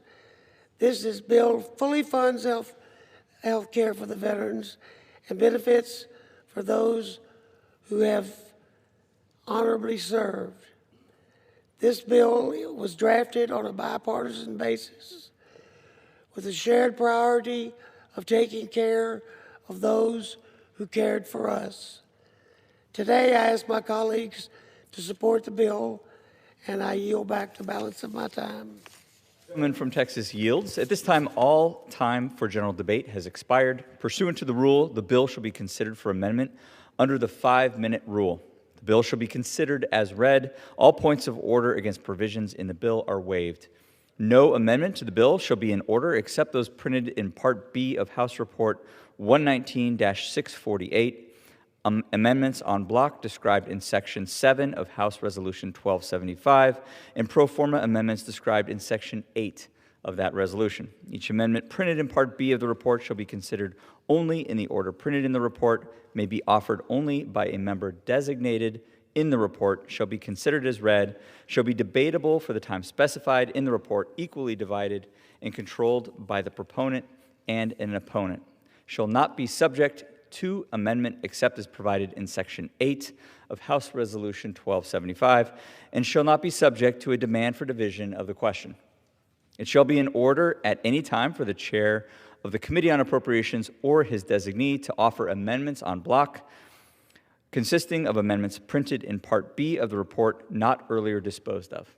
Amendments en bloc shall be considered as read, shall be debatable for 20 minutes, equally divided and controlled by the chair and ranking minority member of the Committee on Appropriations or their designees, shall not be subject to amendment except as provided by Section 8 of House Resolution 1275, and shall not be subject to a demand for division of the question. During consideration of the bill for amendment, the chair and ranking minority member of the Committee on Appropriations or their respective designees may offer up to 10 pro forma amendments, each at any point for the purpose of debate. For what purpose does the gentleman from Texas seek recognition? Mr. Chairman, pursuant to House Resolution 1275, I offer amendments in bloc as the designee of Chairman Cole. The clerk will designate the amendments en bloc. En bloc consisting of amendments numbered 1, 2, 3, 4, 5, 6, 7, 8, 9, 11, 12, 13, 14, 15, 16, 17, 18, 19, 20, 21, 22, 24, 25, 26, 27, 28, 30, 31, 32, 33, 34, 35, 36, 37, 38, 39, 40, 41, 46, 47, 48, and 51, printed in Part B of House Report Number 119-648, offered by Mr. Carter of Texas. Pursuant to House Resolution 1275, the gentleman from Texas, Mr. Carter, and the gentlewoman from Florida, Ms. Wasserman Schultz, each will control 10 minutes. The chair now recognizes the gentleman from Texas. Thank you, Mr. Speaker, and I rise in favor of this amendment. It includes bipartisan amendments that both sides have agreed to. These have are non-controversial and raise awareness to a variety of issues. I appreciate the ranking member, Ms. Wasserman Schultz, working with us on these amendments, and I ask for your support and urge their adoption. And I reserve the balance of my time. The gentleman from Texas reserves. The gentlewoman from Florida is recognized. Mr. Chairman, I rise in support of this amendment. This amendment contains non-controversial amendments that raise awareness on programs that we all care about. It includes the need to address a variety of medical care issues at VA, address the VA construction backlog, construct more state extended care facilities, expediting claims processing, and draws attention to our defense infrastructure, specifically at public shipyards. I encourage my colleagues to support this amendment, and I yield back the balance of my time. I'm sorry, I reserved the gentlewoman balance of my time. reserves. The gentleman from Texas is recognized. Mr. Speaker, we have no further. The gentleman from Texas reserves. The gentleman from We Florida. reserve. Gentleman from Texas reserves. The gentlewoman from Florida is recognized. Thank you, Mr. Chairman. I yield 1 minute to the gentlewoman from Washington, Ms. Randall. The gentlewoman from Washington is recognized for 1 minute. Mr. Speaker, I strongly support this bipartisan package of amendments, which include 11 key priorities for military families in my district. Our military's readiness relies on the people and facilities that keep it running every day. And my district is home to Naval Base Kitsap, Puget Sound Naval Shipyard, the Tacoma Narrows Reserve Center, and constituents stationed at Joint Base Lewis McChord. I've seen the challenges at these installations firsthand. Workers are stuck in traffic trying to get to the shipyard during shift changes. Military families, like so many others, struggling to access affordable childcare. Aging water infrastructure continues to strain naval installations, and veterans in rural communities are driving hours across my district just to reach specialty care appointments. My amendments take practical steps to address these problems. They'll help strengthen electrical grid resilience in our public shipyards, improve industrial safety infrastructure, modernize aging water and wastewater systems, improve transportation access around naval installations. This package also invests in military families through expanded childcare capacity, workforce support spaces, and employment resources for military spouses. And importantly, one of my amendments would require an assessment of transportation barriers. An additional 30 seconds. Gentlewoman is recognized. And importantly, one of my amendments would require an assessment of transportation barriers facing veterans in rural and highly rural communities seeking specialty care.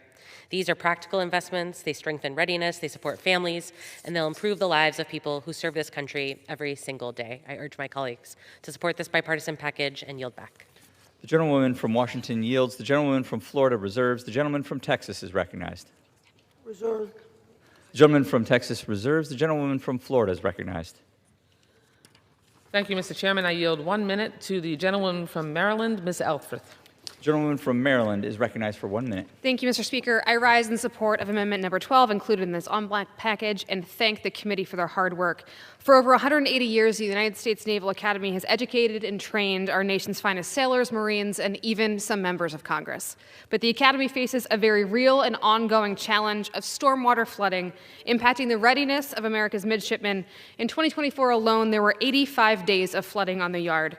My amendment highlights the key part of the Academy's installation resilience plan by raising Congress's bipartisan support for the Lejeune cistern, a stormwater management system to address this flooding and ensure MIDs continue to receive the highest quality, uninterrupted education needed to serve our nation. I'm thankful for our co-sponsor, Congressman DeLuzio, and Naval Academy alums Elsie and Lalota, who have also expressed support for this amendment. Again, I thank the committee and yield back.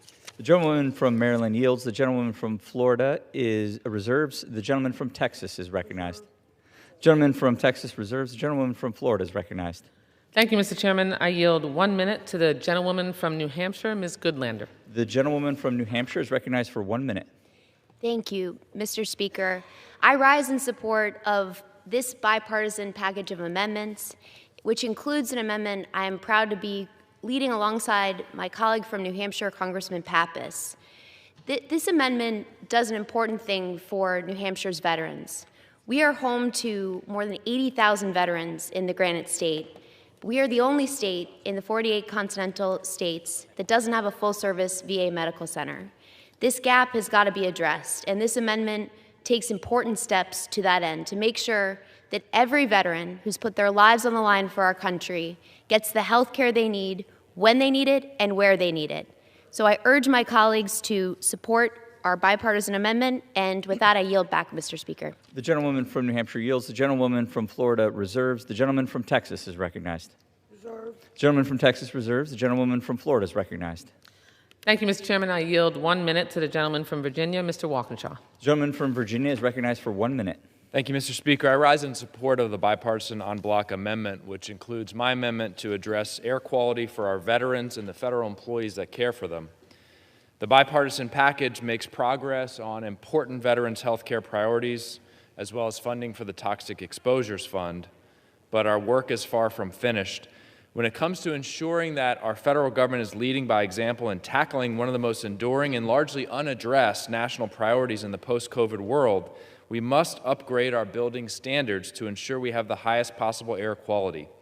My amendment emphasizes the importance of ensuring that Milcon VA facilities meet indoor air quality ventilation and HVAC performance standards and the need for strengthened oversight and GAO review of indoor air quality conditions in these buildings. Our civilians, doctors, patients, nurses at VA facilities, and our warfighters deserve the peace of mind and confidence that the air they're breathing is safe. I yield back. The gentleman from Virginia yields. The gentlewoman from Florida reserves. The gentleman from Texas is recognized. Reserve. The gentleman from Texas reserves. The gentlewoman from Florida is recognized. Mr. Chairman, it appears I do not have any additional speakers, so I yield back the balance of my time. The gentlewoman yields back her time. The gentleman from Texas is And I recognized. yield back the balance of my time. The gentleman from Texas yields back the balance of his time. The question is on the amendments en bloc offered by the gentleman from Texas. Those in favor say aye. Those opposed say no. In the opinion of the chair, the ayes have it. The en bloc amendments are agreed to.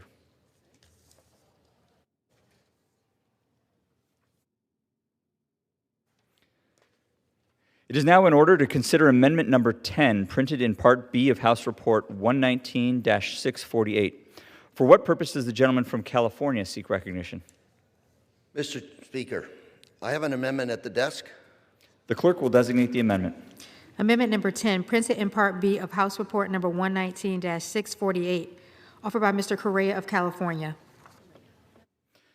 Pursuant to House Resolution 1275, the gentleman from California, Mr. Correa, and a member opposed, each will control 5 minutes. The chair now recognizes the gentleman from California. Thank you, Mr. Speaker. I rise in strong support of our amendment, my amendment, and General Jack Bergman's amendment, number 10, to restore funding for medical and prosthetic research at the Department of Veterans Affairs, which is being cut by this bill by $45 million. As all of you knew, 3 weeks ago, President Trump signed an executive order to expedite psychedelic therapies research for depression and substance abuse disorder, specifically for veterans. The President's executive order also called for $50 million and matching funds for research as well in this area. And as all of you know, Texas is also leading the way by also having allocated recently $50 million for psychedelic research. Sadly, again, this bill cuts $45 million in funding from last year's funding level and is even $22 million less than what President Trump has requested this year. I'm grateful for General Jack Bergman for supporting me and working with me on this amendment. Ladies and gentlemen, This amendment is basically about taking care of those that have answered the call of duty to defend our country, those individuals that come back from combat with invisible wounds that still have not healed. On a daily basis, 20 to 40 veterans take their lives, commit suicide because of PTSD. And as all of you may know and may not know, psilocybin and other psychedelic treatments actually work and do cure veterans. Last week, when I was back home, heard the story. 2 Orange firefighters took their own lives. 2 Orange County firefighters in their 30s, veterans. One of them was waiting to receive psychedelic treatment in Mexico because it's not available in the United States. Many veterans have taken this treatment and essentially been cured of PTSD. I ask my colleagues on both sides of the aisle to support this amendment. This is about treating our veterans, their invisible wounds, and making sure that we reduce that 20 to 40 suicides that we have per day in this country of veterans that are suffering from those wounds that they brought back from the battlefield. I urge my colleagues to support this amendment and to restore funding for critical medical research for our nation's heroes.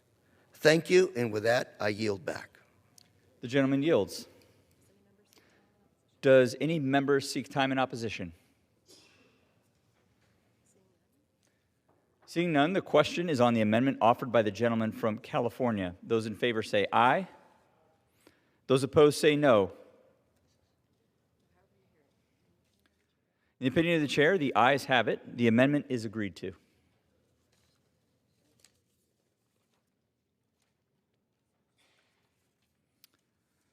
It is now in order to consider amendment number 23, printed in Part B of House Report 119-648. For what purpose does the gentleman from Florida seek recognition? Rise in support of my amendment. The clerk will designate the amendment. Amendment number 23, printed in Part B of House Report number 119-648, offered by Mr. Mast of Florida. Pursuant to House Resolution 1275, the gentleman from Florida, Mr. Mast, and a member opposed, each will control 5 minutes. The chair now recognizes the gentleman from Florida. Thank you. Mr. Speaker, I just rise in support of my amendment, which is pretty simple. It prohibits funds from being used to enforce Veterans Health Directive 1315. Why is that? Why would we want to prohibit funds from doing this? And just to make this clear, it doesn't change federal law. It doesn't require VA to prescribe any cannabis treatment or any other treatment like that. It simply says that the Department of Veterans Affairs should not prohibit doctors from discussing or helping veterans navigate legal state-approved cannabis programs if that's something that the veteran is considering. Now, whether anybody likes it or not, whether they smoke it, they roll it, they chew it, they sniff it, whatever, anything that they do with cannabis or don't do with cannabis, these are programs that exist in a lot of states.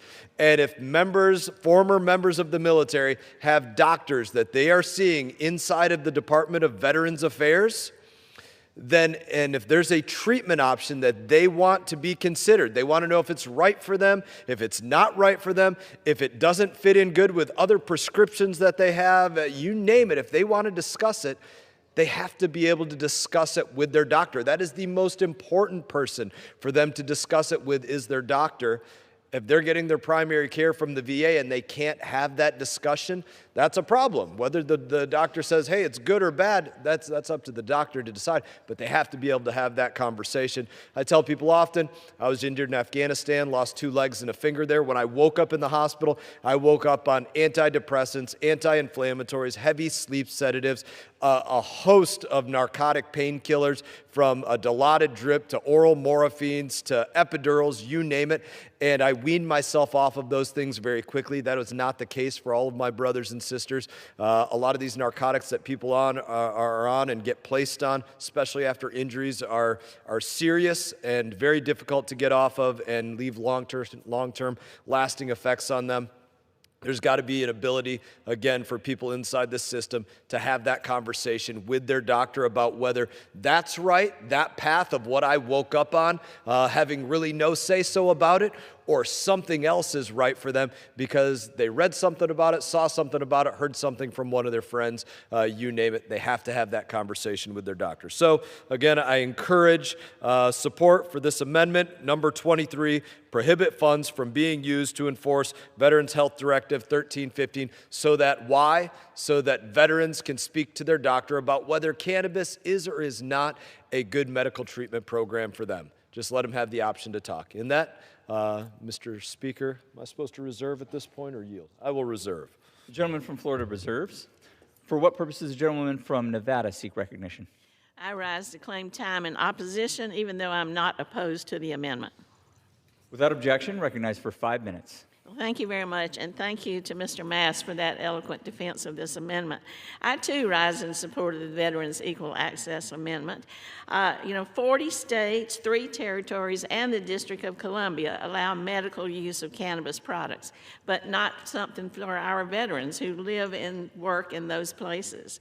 For the nearly 200,000 veterans who call Nevada home, this common sense amendment would allow healthcare professionals at the VA to just discuss cannabis for medical purposes with their patients.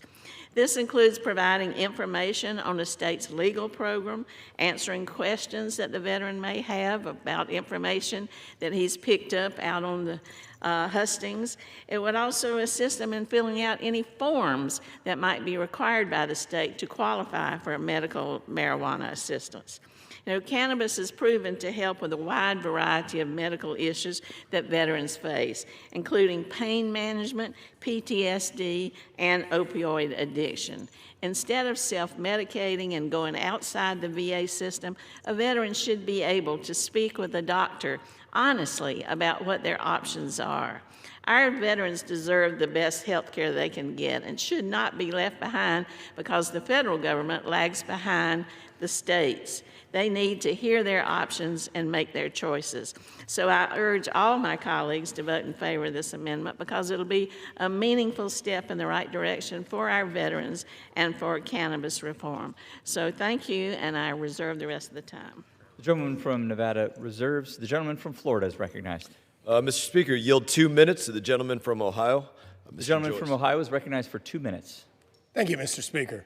I rise in support of this amendment, and I want to thank my friend, Representative Mass, and my friend, Representative Titus, for their leadership on this issue and on his continued advocacy on behalf of our nation's veterans.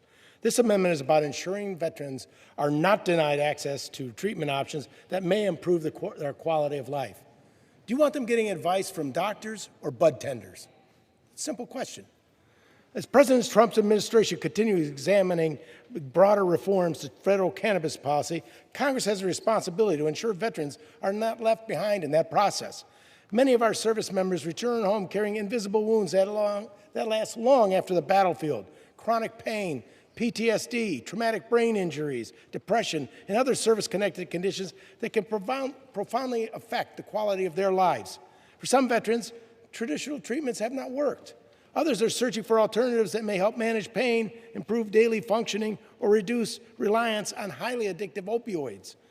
Across much of the country, patients are able to have open and honest conversations with their doctors about whether medical cannabis may help treat serious medical conditions.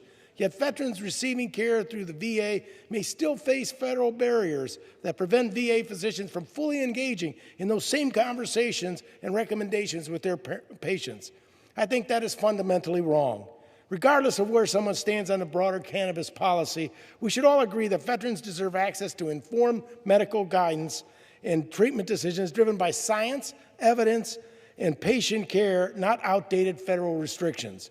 That is especially important as President Trump's administration and federal health agencies continue taking steps to expand legitimate cannabis research and better understand both its risks and potential therapeutic benefits. If we are serious about evidence-based medicine and improving outcomes for veterans, then we should not be standing in the way of research, dialogue, and responsible treatment options. Frankly, the current system is not working. We have veterans living in states with legal medical cannabis programs, veterans seeking relief from serious service-connected connected conditions and VA physicians whose hands remain tied by the outdated federal policy that disconnects and serves no one, least of all the men and women who serve this country. Thank you. I urge strong support for this amendment, and I yield back. The gentleman yields. The gentleman from Florida's time has expired. The gentlewoman from Nevada is recognized. Thank you. I have no other speakers, so I'm ready to close. The gentlewoman is recognized. Well, thank you. I just want to thank Mr. Mass, Mr. Joyce for their leadership on this issue. Our veterans sacrifice everything for our country. We don't leave them behind on the field. We shouldn't leave them behind when they come home. And one way that we can serve them is providing them this option when it comes to medical care. They need to have an honest conversation with their doctors to understand what their options are and how they can best recover from the pains that continue after they've come home. So I proudly support this amendment, and I urge all my colleagues to vote in favor of it, and I yield back. The gentleman from Nevada yields. The question is on the amendment offered by the gentleman from Florida. Those in favor say aye. Those opposed say no. In the opinion of the chair, the ayes have it. The amendment is agreed to.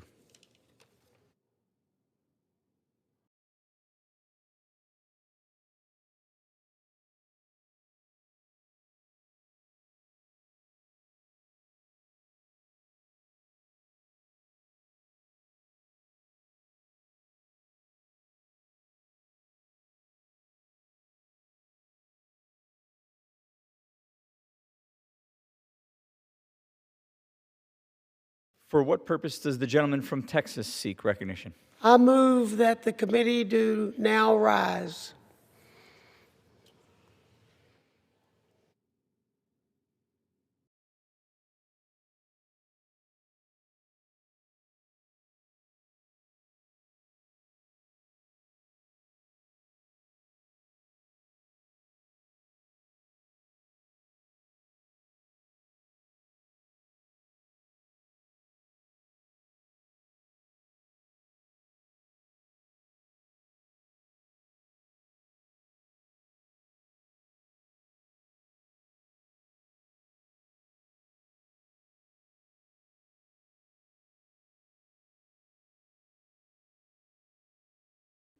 The question is on the motion that the committee rise. All those in favor say aye. Those opposed say no. The ayes have it, and the motion is adopted. Accordingly, the committee rises.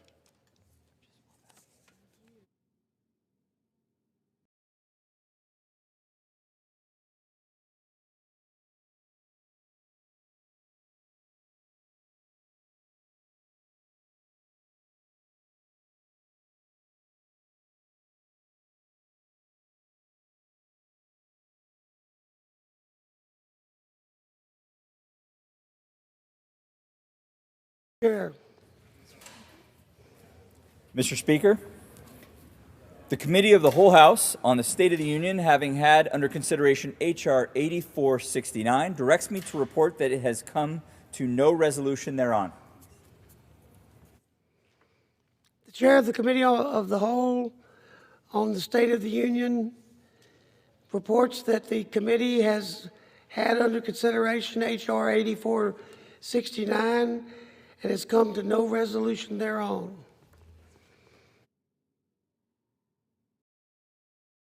Pursuant to Clause 12A of Rule 1, the chair declares the House in recess subject to the call of the chair.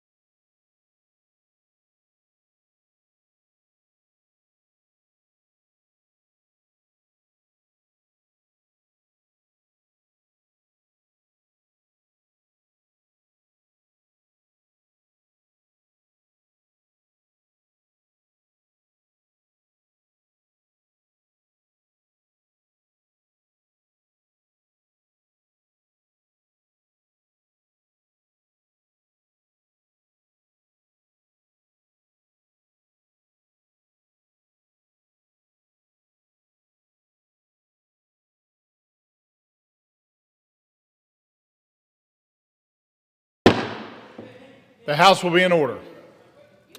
Proceedings will resume on questions previously postponed. Votes will be taken in the following order.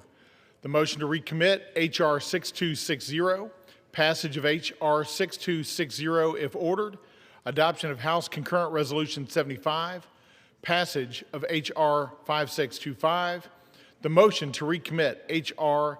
8365, and passage of H.R. 8365 if ordered.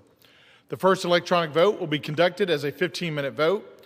Pursuant to Clause 9 of Rule 20, remaining electronic votes will be conducted as 5-minute votes.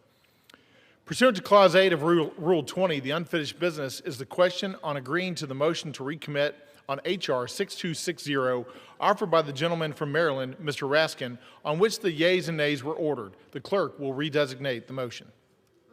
Commit H.R. 6260, offered by Mr. Raskin of Maryland. The question is on agreeing to the motion to recommit. Members will record their votes by electronic device. This is a 15-minute vote.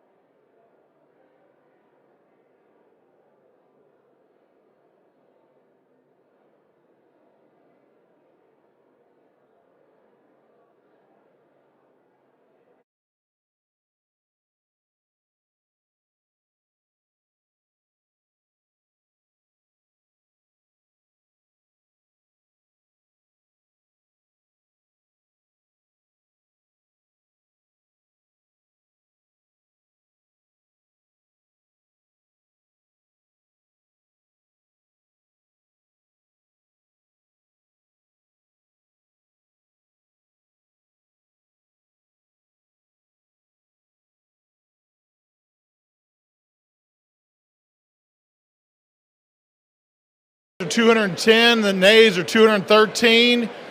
The motion is not adopted. The question is on passage of the bill. Those in favor, please say aye. Those opposed, please say no. The ayes have it.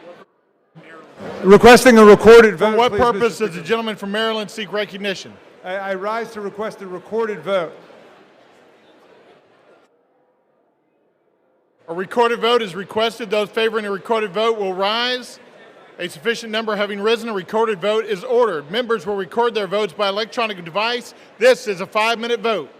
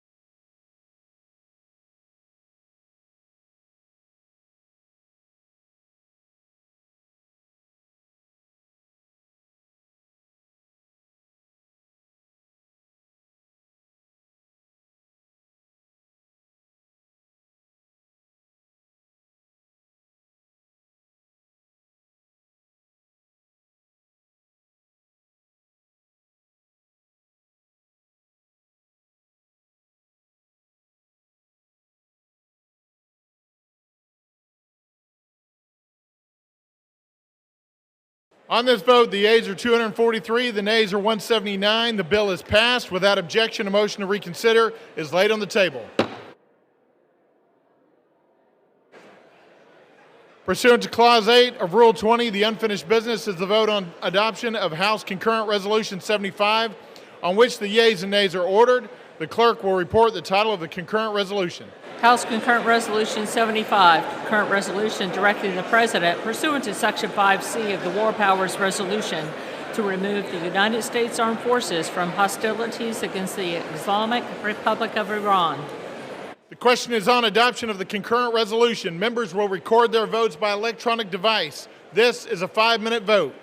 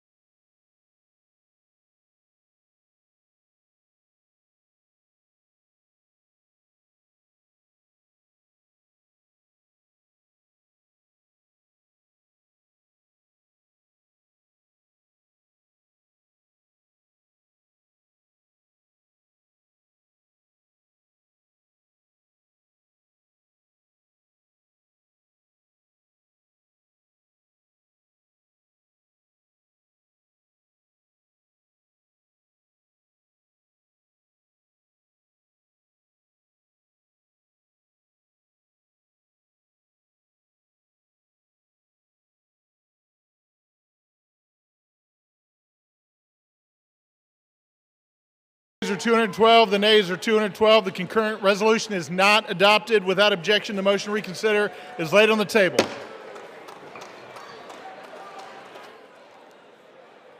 Pursuant to Clause 8 of Rule 20, the unfinished business is the vote on passage of H.R. 5625, on which the yeas and nays are ordered.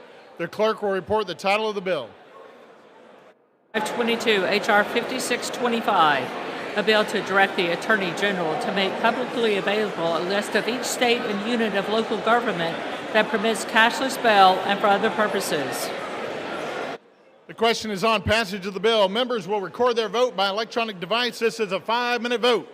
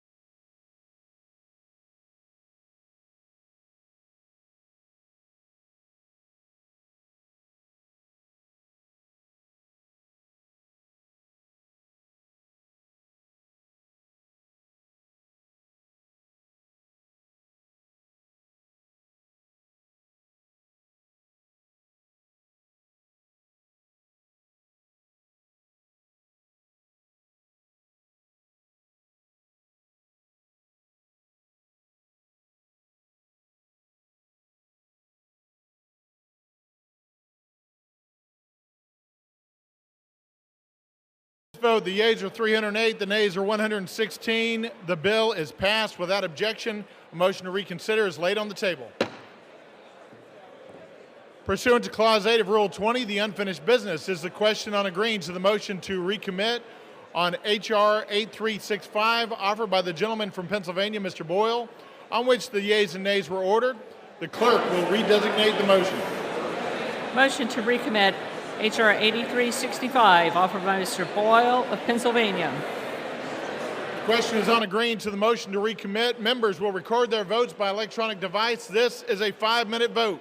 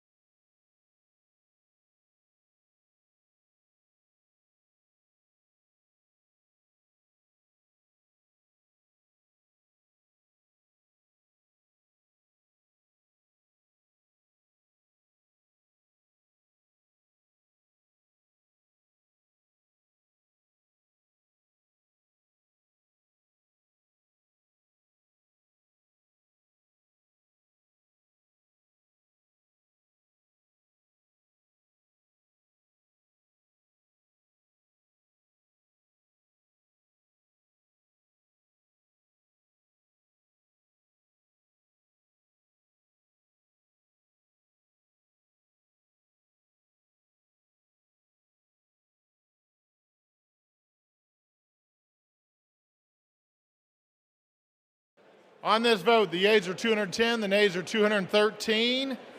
The motion is not adopted. The question is on passage of the bill. Those in favor say aye. Those opposed, please say no. The ayes have it. For what purpose does the gentleman from Maryland seek recognition? For the purpose of requesting a recorded vote, Mr. Speaker.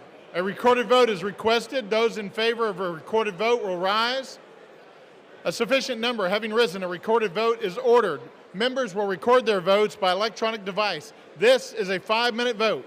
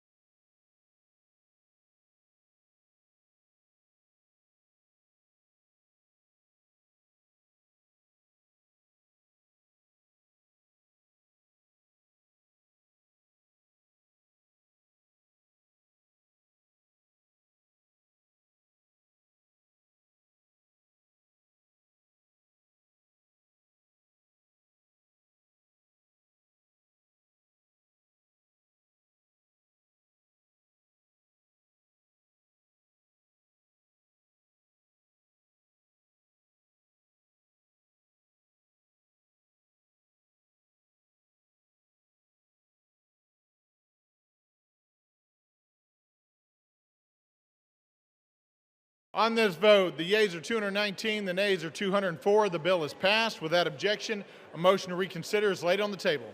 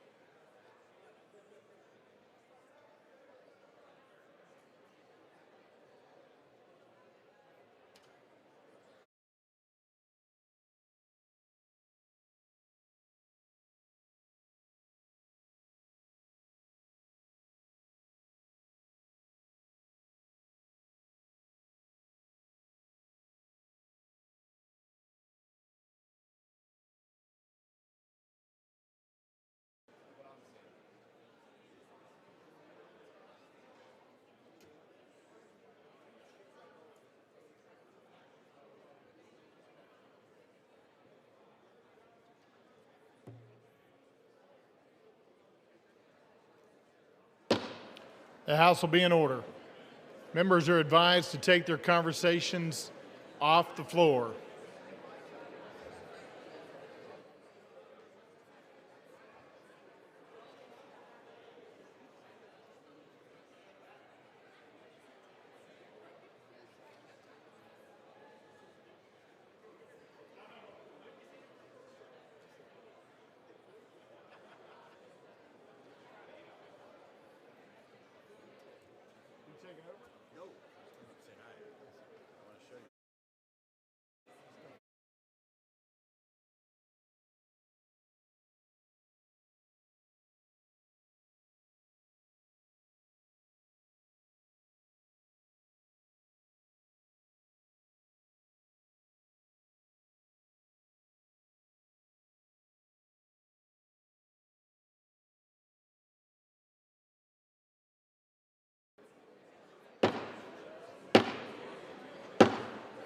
The House will be in order.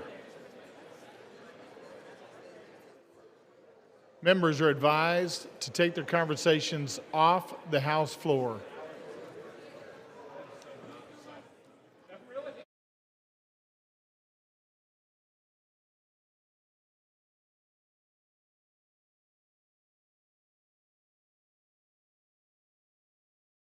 The House will be in order.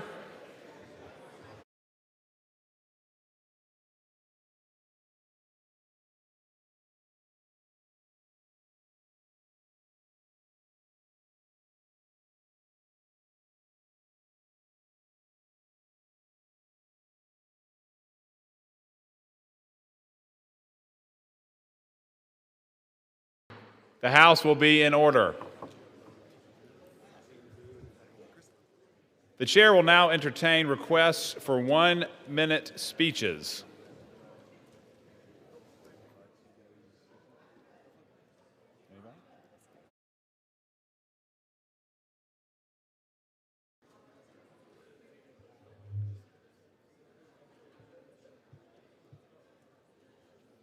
First, please take their conversations off of the floor.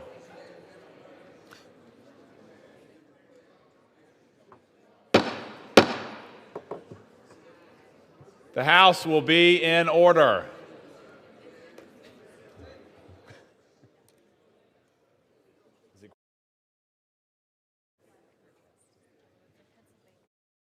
For what purpose does the member from Pennsylvania seek recognition? Mr. Speaker, I request unanimous consent to address the House for 1 minute and to revise and extend my remarks. Without objection, the gentleman is recognized for 1 minute. Mr. Speaker, I rise today to congratulate Dr. Michael McShane, Associate Professor of Medicine at Penn State University, for receiving the 2026 McGraw-Hill Pathfinder Award.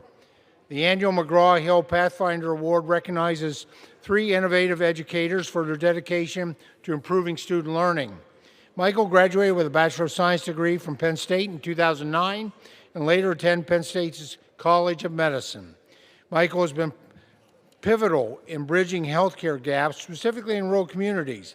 He is the founder and lead of the Lion Mobile Clinic, a student-supported medical clinic with the goal of providing healthcare to rural communities across the Commonwealth. The clinic's fleet of 5 pickup trucks and 2 Airstream trailers was first launched in 2022. Since its establishment, the clinic has served more than 3,000 community members and administered over 800 vaccines in Pennsylvania. Through the Lions Clinic's collaborative programs, Michael has mentored many students across multiple academic disciplines. Mr. Speaker, I thank Michael for his dedication to teaching and for helping to provide care for our communities. Thank you, Mr. Speaker, and I yield back the balance of my time.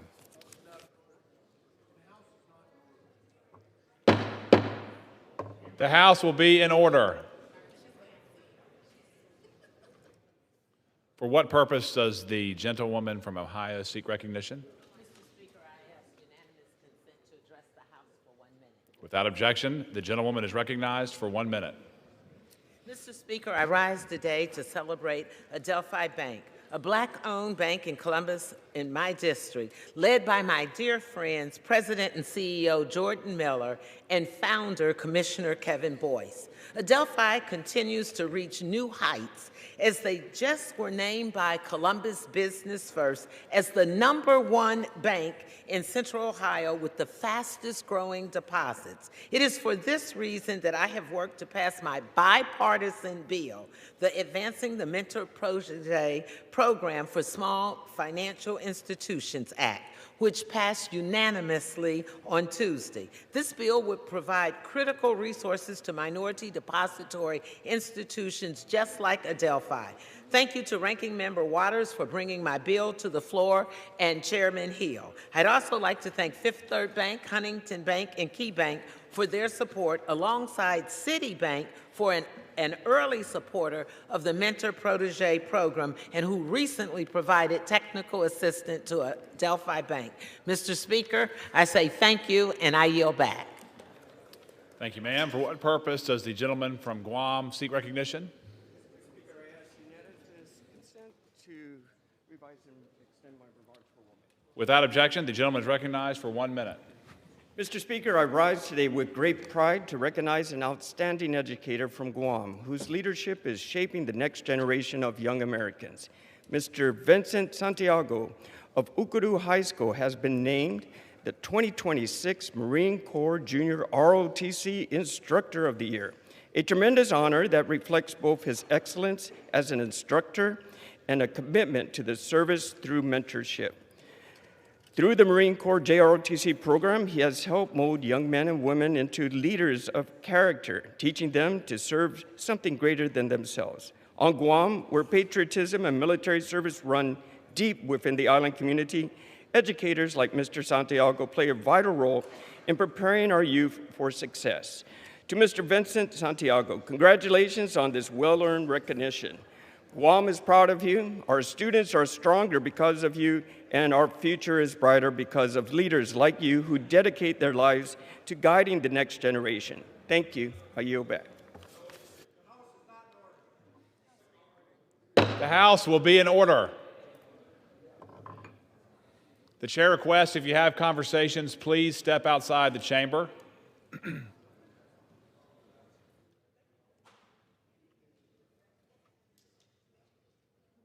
For what purpose does the distinguished member from Illinois seek recognition? Without objection, the gentlewoman is recognized for 1 minute. Thank you, Mr. Speaker. I rise today to celebrate a victory for Illinois farmers. This week, I was proud to vote for the bipartisan nationwide Consumer and Fuel Retailer Choice Act, which will allow for the sale of E15 ethanol fuel year-round. Expanding access to E15 is a win-win. It provides our farmers with stable markets, and it lowers costs at the pump for families across the country. I grew up in Northern Illinois, where I love being surrounded by the gorgeous corn and soybean fields. And now, as a proud representative for the 14th District, I am so glad I got to help pass this historic legislation for our farmers. Now, we need the Senate to act fast and get this bill across the finish line. Thank you, and I yield back. For what purpose does the gentleman from Colorado seek recognition? I ask unanimous consent to address the House for 1 minute and to revise and extend my remarks. Yes, sir. Without objection, the gentleman is recognized for 1 minute. Mr. Speaker, I rise before you with both humility and gratitude to honor the fallen law enforcement officers from the Pikes Peak region on Peace Officers Memorial Day, which falls on May 15th. I ask all of us to pause and remember the incredible courage these men and women demonstrated in service to others. They wore the badge with honor.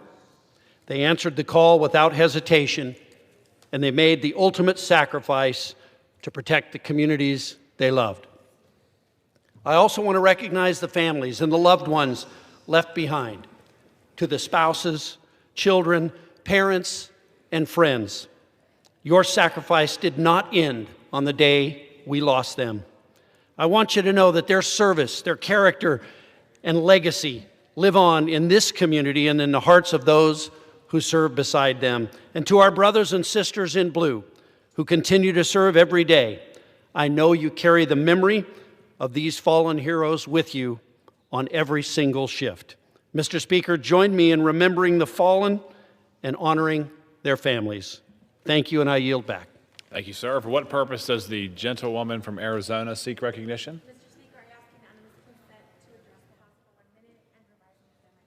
Without objection, the gentlewoman is recognized for 1 minute.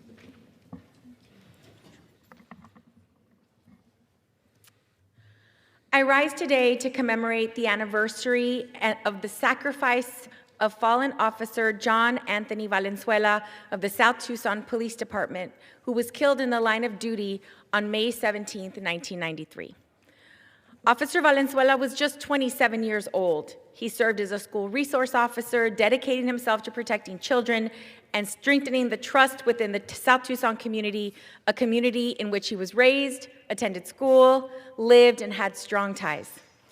On the day of his death, he acted on behalf of a young victim, courageously joined fellow officers in serving a warrant connected to a child sex abuse investigation. In the face of danger, Officer Valenzuela gave his life in service to others. He is the only officer killed in the line of duty in the history of South Tucson Police Department. More than 3 decades later, his legacy lives on in southern Arizona through the John Valenzuela Youth Center, named in his honor, his family and friends, and through the countless lives he touched by his service and sacrifice. We remember Officer John Valenzuela with gratitude, respect, and solemn remembrance. May he forever rest in peace. I yield back. Thank you, ma'am. For what purpose does the distinguished member from Florida seek recognition? Speaker, I seek unanimous consent to address this body for 1 minute and to revise and extend my remarks. Without objection, the gentleman is recognized for 1 minute. Thank you very much, Mr. Speaker. Mr. Speaker, in today's high-tech world, there seems to be an app for nearly everything. But when danger strikes, there's still only one option. It's called the police, Mr. Speaker. During National Police Week, I appreciate our officers, deputies, troopers, and the entire law enforcement family who put their lives on the line every day to protect others. It takes courage to wear a badge. It takes even more to respond to an emergency, to step in harm's way, or to confront danger. But for our police, it's just part of the job. Today, I want to say 2 words our officers do not hear nearly enough. Thank you. Thank you for protecting our businesses, our communities. Thank you for protecting our families and each of us. Thank you for upholding the law. I will always back the blue, Mr. Speaker. I yield back. Thank you, good sir. For what purpose does the gentlelady from Ohio seek recognition? Without objection, the gentlewoman is recognized for 1 minute. Thank you, Mr. Speaker. I rise to honor brave men and women from police departments and law enforcement agencies throughout Northwest Ohio and across our nation. We recognize them to thank them for their patriotism and to meet with them during this Police Week. We also honor the work they do, the hard work, day in and day out, to protect and serve our communities year-round. Recently, efforts like Elon Musk's Doge tried to cut federal funding for law enforcement by cutting cops and Department of Justice grants to them. These programs help local agencies get equipment, training they need, while also providing funding to hire additional officers. At every step of the way, I oppose those cuts. Those efforts to cut funding are also why I joined the bipartisan appropriations colleague, Congresswoman Stephanie Bice of Oklahoma, to introduce new legislation, the Training Rural Law Enforcement Officers Act of 2026, to extend funding opportunities to trusted not-for-profits to train and support rural law enforcement. Far too often, smaller departments get fewer opportunities for specialized training. Mr. Speaker, our bill ensures every community, big or small, has access to 21st century tools for policing. I hope our colleagues join us in co-sponsoring this legislation. Thank you, Mr. Speaker. I yield back. Thank you. For what purpose does the distinguished member from Wisconsin seek recognition? Mr. Speaker, I ask unanimous consent to address the House for 1 minute. Without any objection, the gentleman is recognized for 1 minute. Mr. Speaker, I rise today to recognize a group of EMT students at the Fox Valley Technical College Training Center in northeastern Wisconsin for their quick thinking and their life-saving action. On March 25th, 72-year-old EMS instructor Carl Arps was acting as a patient during a simulated chest pain scenario when the emergency suddenly became real. The students recognized that Mr. Arps was experiencing cardiac arrest and immediately put their training into action. After nearly 5 minutes of CPR, his heart began beating again. As students who are still preparing to enter the field, their ability to recognize the emergency and respond with such speed and confidence is truly extraordinary. Mr. Arps has spent 25 years in EMS and has dedicated himself to preparing the next generation of emergency responders. In this remarkable moment, that exact training that helped save his own life. A true testament to Mr. Arps' teaching abilities. Mr. Speaker, I ask my colleagues to join me in wishing Mr. Arps a speedy recovery and recognizing these students for their courage, composure, and life-saving work. I yield back. Thank you, sir. For what purpose does the distinguished member from Georgia seek recognition? Mr. Speaker, I ask to address the House for 1 minute and revise and extend my remarks. Without objection, the gentlewoman is recognized for 1 minute. Mr. Speaker, since the passing of our colleague and friend David Scott last month, we continue to miss his presence and honor the impact that he had on this body. Whether it was a memory of his famous job fairs or a remembrance of how his office solved federal problems for his constituents, I have deeply enjoyed hearing the stories from those David impacted, both colleagues here in D.C. and during his memorial service in Atlanta.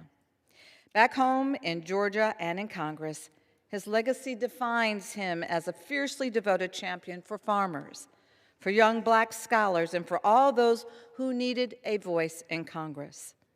We love and we miss you, David. Thank you for your devotion to this Congress and to this country. And I yield. For what purpose does the distinguished member from Pennsylvania seek recognition? I request unanimous consent to address the House for 1 minute and to revise and extend my remarks. Granted, without objection, the gentleman is recognized for 1 minute. Thank you, Mr. Speaker. I rise today during National Police Week to honor law enforcement throughout the Lehigh Valley and the Poconos who put their lives on the line every day to keep our communities safe. This week, we recognize the virtues of these officers, but we also know that the work of supporting police continues every day. As a state representative, I authored legislation creating the Keystone First Responder Award to recognize those first responders killed or seriously injured in the line of duty. Since becoming a member of Congress, on the very first day, I took action to make sure that we were securing resources to benefit our first responders in the Lehigh Valley and the Poconos, and I'm glad to report that we were able to secure $5 million for projects benefiting those individuals and their organizations. As we prepare to celebrate America 250, we also must remember past generations of law enforcement officers. This year, Constable Elmer P. Anthony of Carbon County was honored at the National Law Enforcement Officers Memorial more than a century after he was killed in the line of duty. His legacy serves as a permanent reminder of the sacrifice of law enforcement officers. Thank you to all of our police officers for your service to our communities. Thank you, and I yield back. Thank you, sir. For what purpose does the gentlewoman from New Jersey seek recognition? I ask unanimous consent to address the House for 1 minute and revise and extend my remarks, Mr. Speaker. Without objection, the gentlewoman is recognized for 1 minute. Thank you.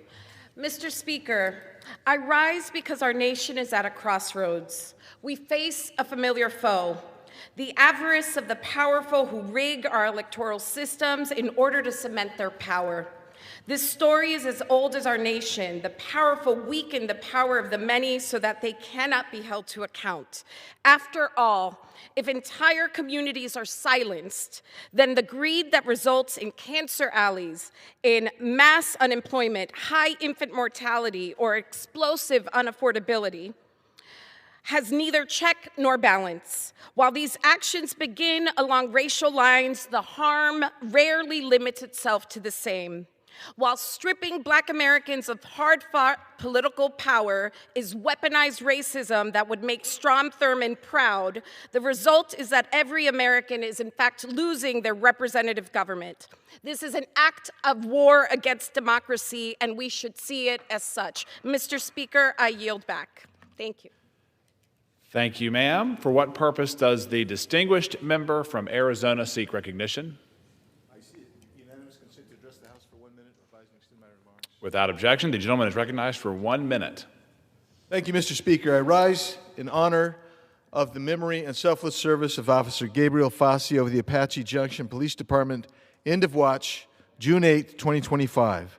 On the morning of June 2nd, 2025, Officer Facio and his fellow officers bravely responded to a road rage incident where a suspect had brandished a weapon threatening motorists and nearby residents. Officers attempted to subdue the suspect with non-lethal tools, but the suspect opened fire, striking Officer Facio in the face. He was rushed to the hospital in critical condition. Gabriel fought valiantly for 6 days, but on June 8, 2025, at just 46 years old, he succumbed to his injuries, surrounded by his family, his brothers and sisters in uniform. His legacy lives on through his wife and 2 children, who were his greatest joy. His name is now engraved on the National Law Enforcement Officers Memorial right here in Washington, D.C., and his service was honored at the annual Candlelight Vigil. His life stands as a reminder of the courage and commitment that define our law enforcement officers. Officer Facio is the first Apache Junction police officer ever killed in the line of duty. His sacrifice will always be remembered. We pray for his family and for the Apache Junction Police Department. Gabriel, thank you for your service to the people of AJ and Arizona's 5th District. May God welcome you home. Yield back. For what purpose does the distinguished member from Ohio seek recognition? I request unanimous consent to address the House and to extend and revise my remarks. Without a single objection, the gentlewoman is recognized for 1 minute. Thank you, Mr. Speaker. Today I rise to celebrate the 50th anniversary of the Akron Roundtable and name them Champions of the Week for Ohio's 13th Congressional District. The Akron Roundtable has been a cornerstone of our community since their founding in 1976. Over the last 50 years, the Roundtable has brought together roughly 480 speakers, including government officials, famed reporters, athletes, artists, business leaders, astronauts, and many other community leaders. I had the privilege of speaking at the Akron Roundtable in 2023, and so you know it is an esteemed place to speak, and saw firsthand the dedication of the group in order to bring the world to Akron. The group started as a partnership with the Kiwanis Club, the Akron Beacon Journal, the Akron Regional Development Board, and the Akron City Club. Through their collaboration, they created a nationally esteemed institution, and today the Roundtable is filled with passionate volunteers with a drive for connecting with leaders from around the world. I want to thank the hardworking members at the Akron Roundtable for their service to the community. Their commitment to bringing the world to Akron is just one of the reasons why Ohio's 13th Congressional District is known as the birthplace of champions. Congratulations on 50 years of leadership, and thank you for opening the world to the heartland. Thank you, Mr. Speaker. I yield back. The chair thanks the gentlelady. For what purpose does the distinguished member from Wisconsin seek recognition? Thank you. I'd like to ask to speak for 1 minute. Without objection, the gentleman is recognized for 1 minute. I'd like to call for a vote at some time in this chamber shortly on H.R. 879, a bill put together by Gus Bilirakis of Florida. Recently, I had a friend who purchased a I could even argue, overpriced European automobile. Upon driving around the car for a few days, all of a sudden she realized that automobile didn't have AM radio. I can't imagine what I would have felt like if I spent 50 grand for a car and had no AM radio. Couldn't I take it back and say, take out the windshield, put in the AM radio? I mean, you know, there's certain things you expect out of a car. I know the automobile industry is highly regulated to a certain extent because we don't want anybody shocked at things they don't have in a car when they buy it. But this bill is mandatory. I bet I have AM radio on 80% of the time I'm in a car, be it whether you want news, traffic, weather, sports. AM is the radio where you find it. And I'll tell you, to prevent anybody from having a heart attack when they buy a car, let's pass H.R. 879. Thank you very much. The chair thanks you, sir. For what purpose does the gentlelady from New Mexico seek recognition? Thank you, Mr. Speaker. I ask for unanimous consent to address the House for 1 minute. And Without one objection, I'm sorry, go ahead. No. The gentlewoman is recognized for 1 minute. Mr. Speaker, I rise today in support of our veterans and the proud men and women who have worn the uniform in service to this great nation. In New Mexico, service is a part of our culture and who we are. Our veterans are our teachers, our firefighters, our small business owners and caregivers, from Kirtland Air Force Base to Cannon Air Force Base, from rural and tribal communities to the heart of Albuquerque, our veterans have answered the call. That service must be met with a commitment from Congress to fully support their care and benefits, and that means unequivocally rejecting efforts to privatize the VA. And we must stop this administration's quiet gutting of VA programs, including nearly 26,000 jobs at the VA cut across the country this year. That's why, as we debate the Military Construction and Veterans Affairs bill this week, I have introduced an amendment to stop the privatization of the VA, because we must stop these attacks on our veterans' affairs and fund the programs that our veterans have earned. Time is expired. Because, Mr. Speaker, our veterans have kept faith with this nation, and we must keep faith with them.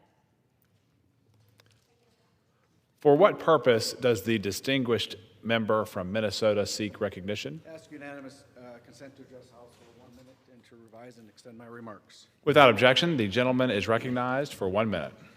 Mr. Speaker, I rise today with great admiration and pride to recognize former Minnesota State Senator Bob Lassard, better known across northern Minnesota as the Old Trapper, as he celebrates his 95th birthday. Born in International Falls, Bob has long been a champion for the people and traditions of Minnesota. Over the course of his 26 years in the state Senate, he never lost touch with the Northland. His work has left a lasting imprint on our state constitution, our natural resources, and the livelihoods of countless Minnesotans. Bob fought to protect the rights of our hunters and anglers, implementing a constitutional amendment guaranteeing them the right to hunt, fish, and trap. He was also the driving force behind the Upper Mississippi Headwaters Board, ensuring local control over the upper 400 miles of the river. Throughout his career, Bob championed legislation that strengthened mining, paper companies, and logging. He fought for the workers who make these industries possible and for the communities that rely on them. It would be hard to find another Minnesota state legislature who has done more for the Northland than the Old Trapper himself.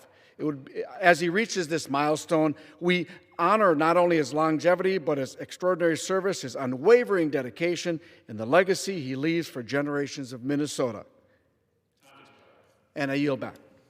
Thank you, sir. For what purpose does the distinguished member from the great state of North Carolina seek recognition? I ask consent to address the House for 1 minute and to revise and extend my remarks. Without objection, the gentleman is recognized for 1 minute.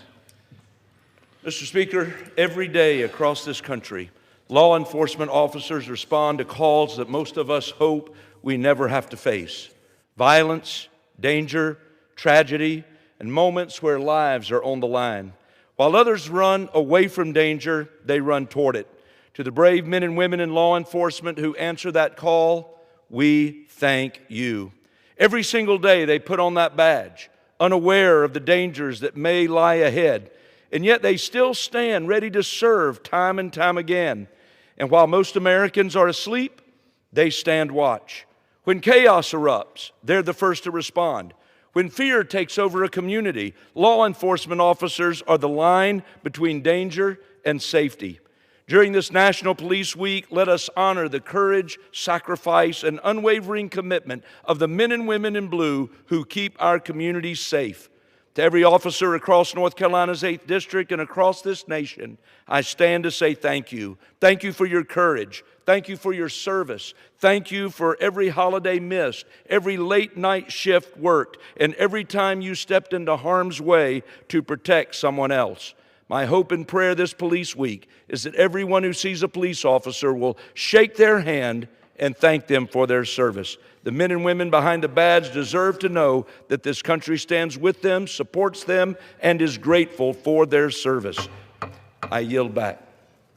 The chair thanks the good member from North Carolina. Under the Speaker's announced policy of January 3rd, 2025, the gentleman from New York, Mr. Kennedy, is recognized for 60 minutes as the designee of the minority leader. You're recognized. Thank you, Mr. Speaker. I ask for unanimous consent that all members may have 5 legislative days in which to revise and extend their remarks and to submit extraneous material into the record. Without objection. Mr. Speaker, I rise today with a heavy heart as we commemorate the 4th anniversary of the Tops supermarket shooting in my community of Buffalo, New York. On May 14th, 2022, 4 years ago today, a racist, white supremacist terrorist traveled more than 2.5 hours to the only grocery store in a predominantly black neighborhood on the east side of Buffalo to carry out a targeted act of pure hatred. Motivated by racism and hate in his heart, the gunman entered Tops Friendly Markets with enhanced body armor and an AR-style rifle. He shot 13 people, 10 of them fatally. On this solemn anniversary, we remember the precious souls we lost 4 years ago today. Andre McNeil, a beloved father and brother. Celestine Cheney, a cancer survivor and grandmother to 6 beautiful children. Geraldine Talley, a proud mother, sister to 8 siblings, and an aunt. Hayward Patterson, a deacon at the State Tabernacle Church of God in Christ in Buffalo. Kat Massey, a civil rights activist, volunteer, and fierce advocate for gun violence prevention. Margus Morrison, a father and an aide for the Buffalo Public Schools. Pearl Young, a teacher in the Buffalo School District and pillar in her church community. Roberta Drury, an active community member, sister, and caregiver. Ruth Whitfield, a devoted caretaker, wife, mother, and grandmother. And Lieutenant Aaron Salter, Jr., a public servant, retired Buffalo police officer, and a hero who sacrificed his life that day to save those around him. In just 123 seconds, those 10 innocent lives were stolen from us, marking one of the darkest days in Buffalo's history and in America's history. The perpetrator, radicalized by white supremacist content online, fired a barrage of 50 shots, hell-bent on one goal: killing as many black community members as possible, all while live streaming to the world. A sick and twisted act of hatred and racist violence in America. Today is a difficult day for our community, for the people of Western New York, and for our country, as we mourn those we lost due to this senseless act of racist gun violence. Yet the carnage on that day could have been far worse if it weren't for the heroic actions of Lieutenant Aaron Salter, Jr., a 30-year veteran of the Buffalo Police Department.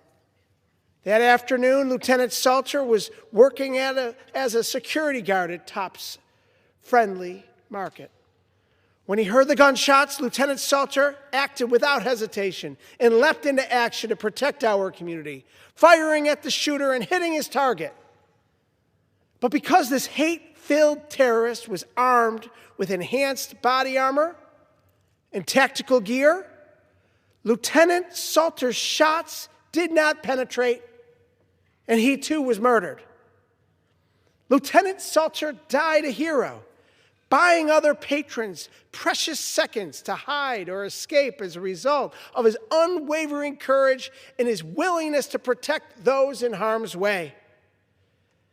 I want to ask those listening here throughout the Capitol complex and at home to join me and pause for a moment of silence to honor the 10 individuals who should be with us here today.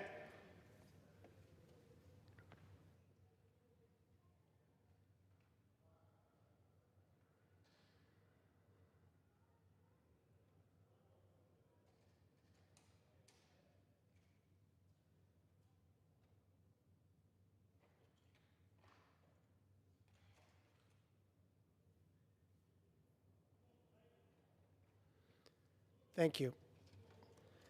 Because of this hateful act, Buffalo joined an ever-growing list of communities that have been scarred by mass shootings.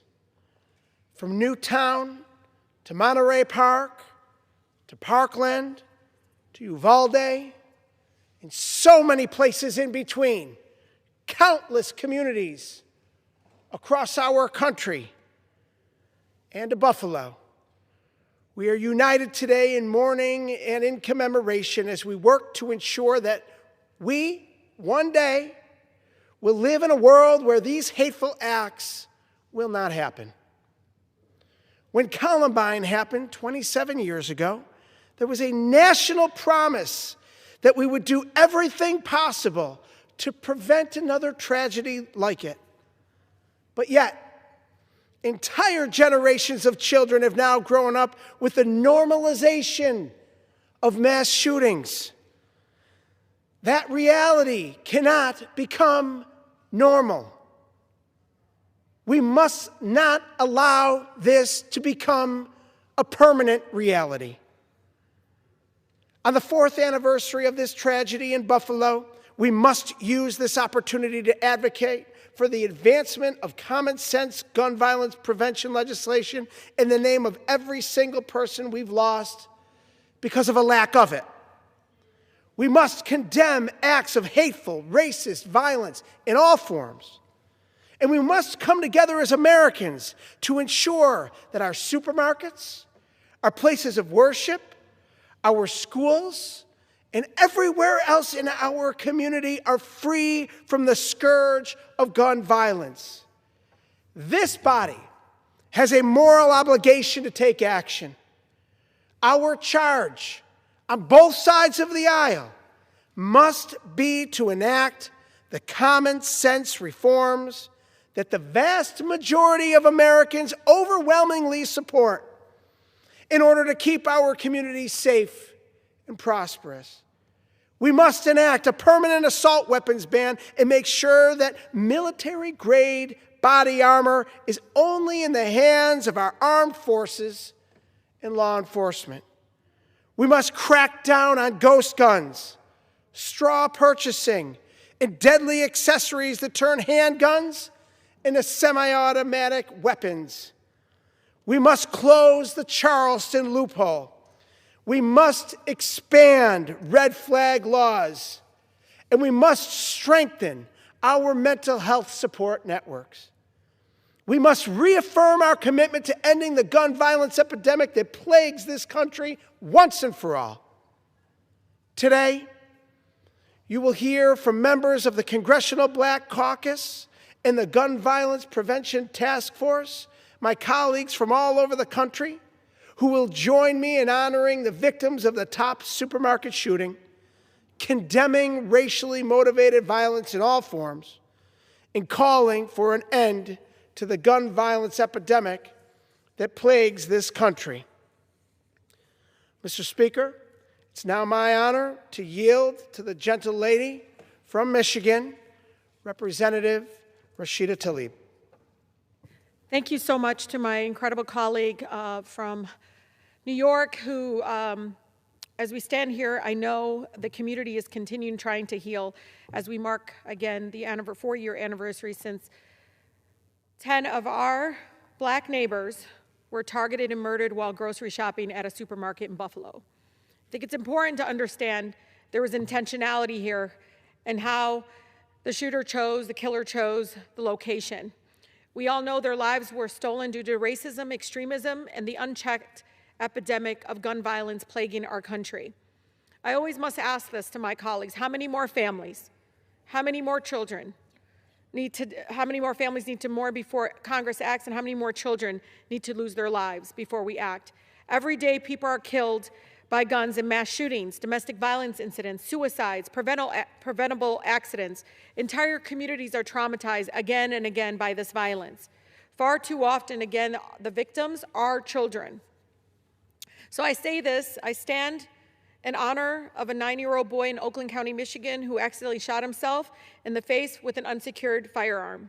I stand in honor of a 6-year-old girl in Detroit, Michigan, who was accidentally shot and killed by an unsecured handgun in March. Even in that same weekend, another 6-year-old girl was hospitalized after she accidentally shot herself with an unsecured firearm. In Wayne County alone, 39 children have been killed or injured since 2020 after finding unsecured firearms. So it's not just mass shootings. It's also the fact that we must take measures to protect and store these guns. Protecting our loved ones, especially our babies, should not be a partisan issue. I called on this Congress to act in gun safety legislation, including the Safe Storage Saving Lives Act, which would require firearm sellers to provide every purchaser with a gun lock. You know, I always used to raise it and show people that it costs $10 to secure the gun. And Safe Storage Saves Lives Act, again, would be common sense gun safety legislation, and it's sitting right here in Congress waiting for a vote. While we wait for a vote, families are grieving our loved ones. And I ask and demand our Congress must act, must have courage to act and end this madness. Thank you so much. Thank you, Representative Tlaib. I now yield to the gentleman from New York, our colleague, Representative George Latimer. Thank you, Congressman Kennedy, and thank you for your compassion and your humanity. This tragedy occurred in Buffalo, and it was a crime, a racist crime against black people in Buffalo.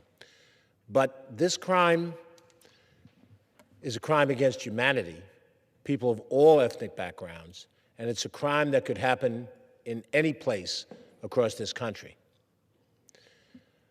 My home is 375 miles away from the site of this crime, and yet we too are affected by the same policies that have allowed this tragedy to happen. The young man who committed this crime, motivated by racism and radicalized on the internet, drove 200 miles, half the distance between my home and Congressman Kennedy's home. He drove 200 miles to particularly target this supermarket in an African-American neighborhood. What depth of depravity causes a human being to do that?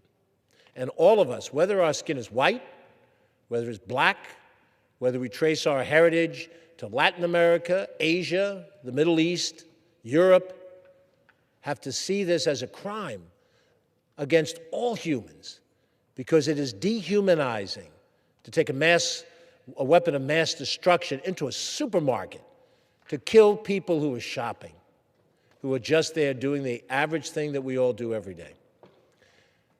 As my colleague from Michigan pointed out, there's legislation in this chamber that needs to become law. And it needs to have support not just from those people of color, but from those of us who represent every area and every demographic in this country, because the next victims could be anywhere in this country. It's important to understand that the people of Buffalo have allies all across New York State. We grieve with them. We stand by our brothers from Buffalo and our sisters from Buffalo, as we do from those in all of the sad places that Congressman Kennedy referenced. And we must make a commitment that out of this tragedy on this anniversary will be a resolve to make sure this doesn't happen again. But we have to act quickly, because the efforts to warp people's mind and to convince them that violence is the future of America is moving very quickly, even as those of us who believe in peace and brotherhood have to respond.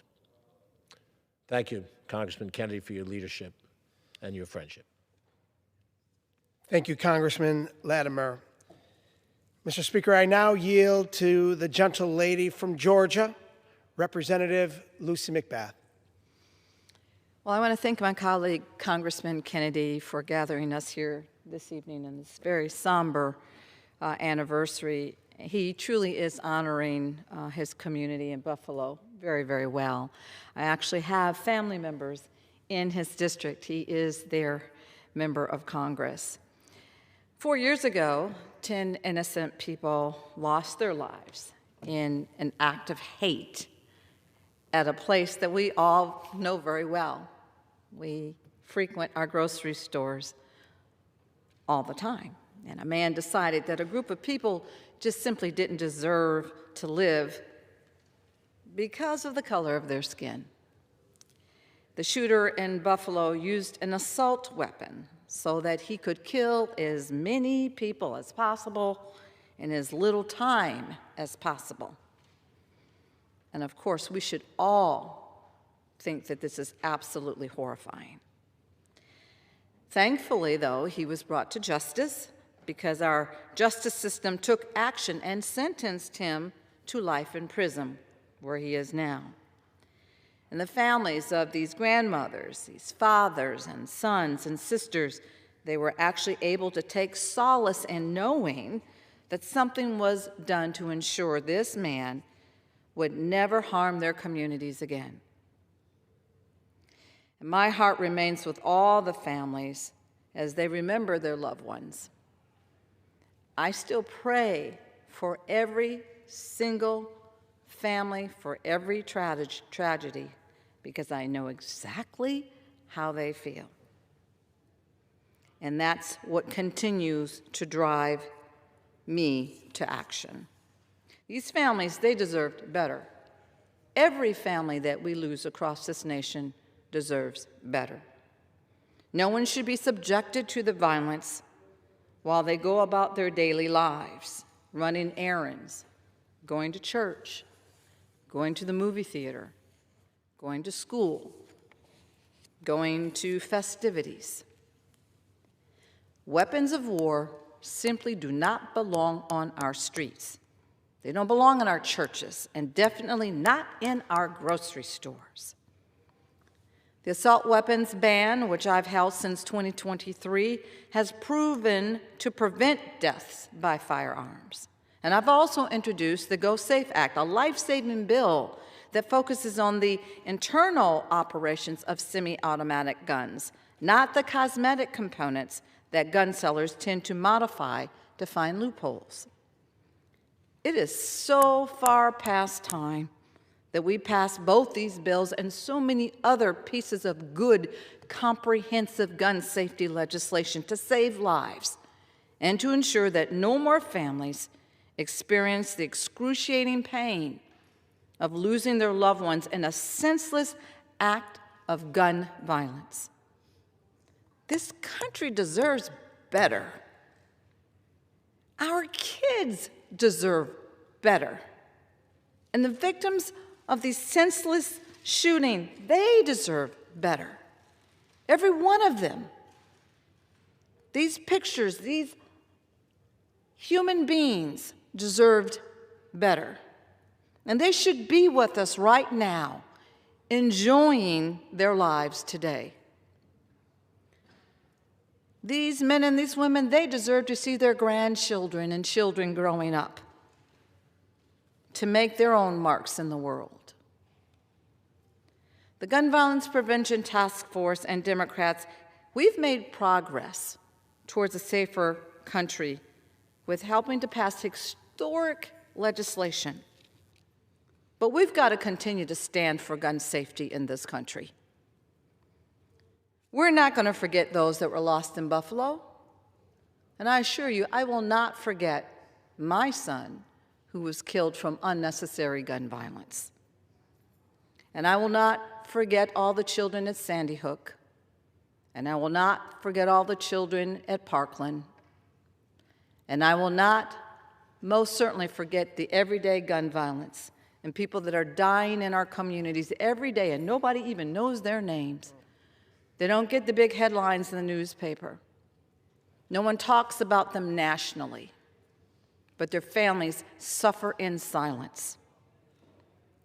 We're not going to forget those that were lost in Buffalo, and we're going to continue to fight to end gun violence because hate absolutely has no place in this country. And I yield the balance of my time. Thank you, Congresswoman McBath, and thank you for your extraordinary courage and leadership in taking that pain of yours and your families and turning it into triumph and turning it into positive action for our communities and our nation. We are indebted to you.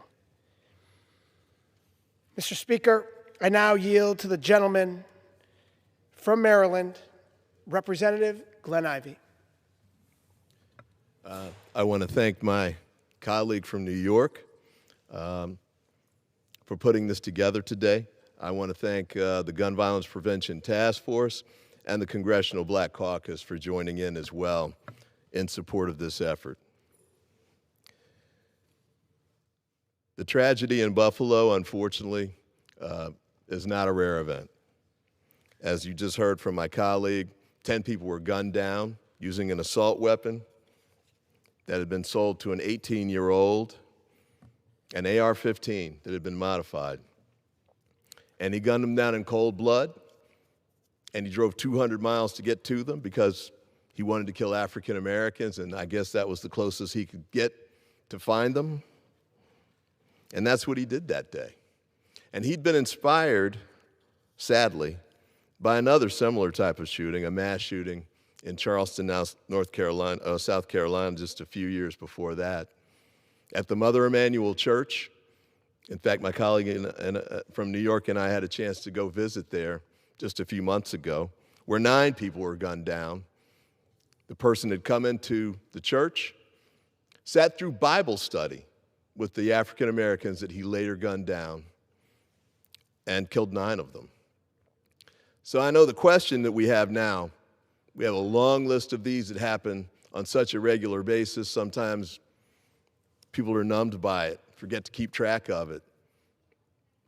And it's a sad day that we've reached from that standpoint. A version of that, too, that I heard the other day in the hallways here, the shooting that took place at the hotel where President Trump was about to speak. And one of the things that the person remarked to me was that the older people were scared by the gunfire, but the younger folks were not.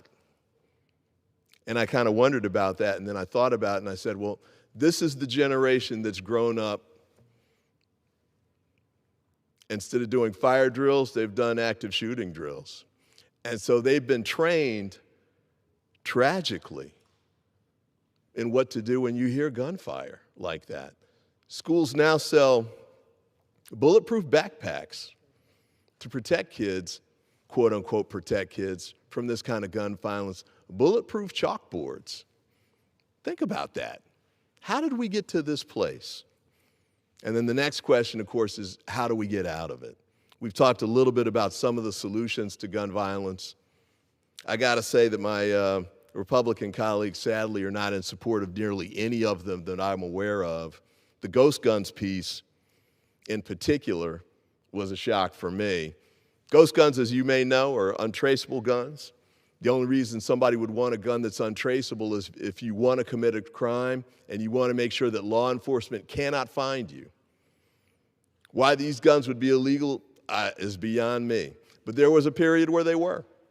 And we couldn't pass legislation to ban them. So the Biden administration reached out to the ATF, which passed a regulation that did ban them. The Supreme Court, the Trump Supreme Court, to my surprise, upheld that regulation. So I thought, well, maybe it's a new day. Well, yesterday in the Appropriations Committee, I'm sorry to say, my Republican colleagues passed language that would repeal the ban on ghost guns. And, you know, the sad thing about it is I think they were trying to do it sort of in the cover of dark because they didn't offer an actual piece of legislation that would have hearings and the like to do the same because they'd have to stand up and defend it there. But they just tried to slip this in.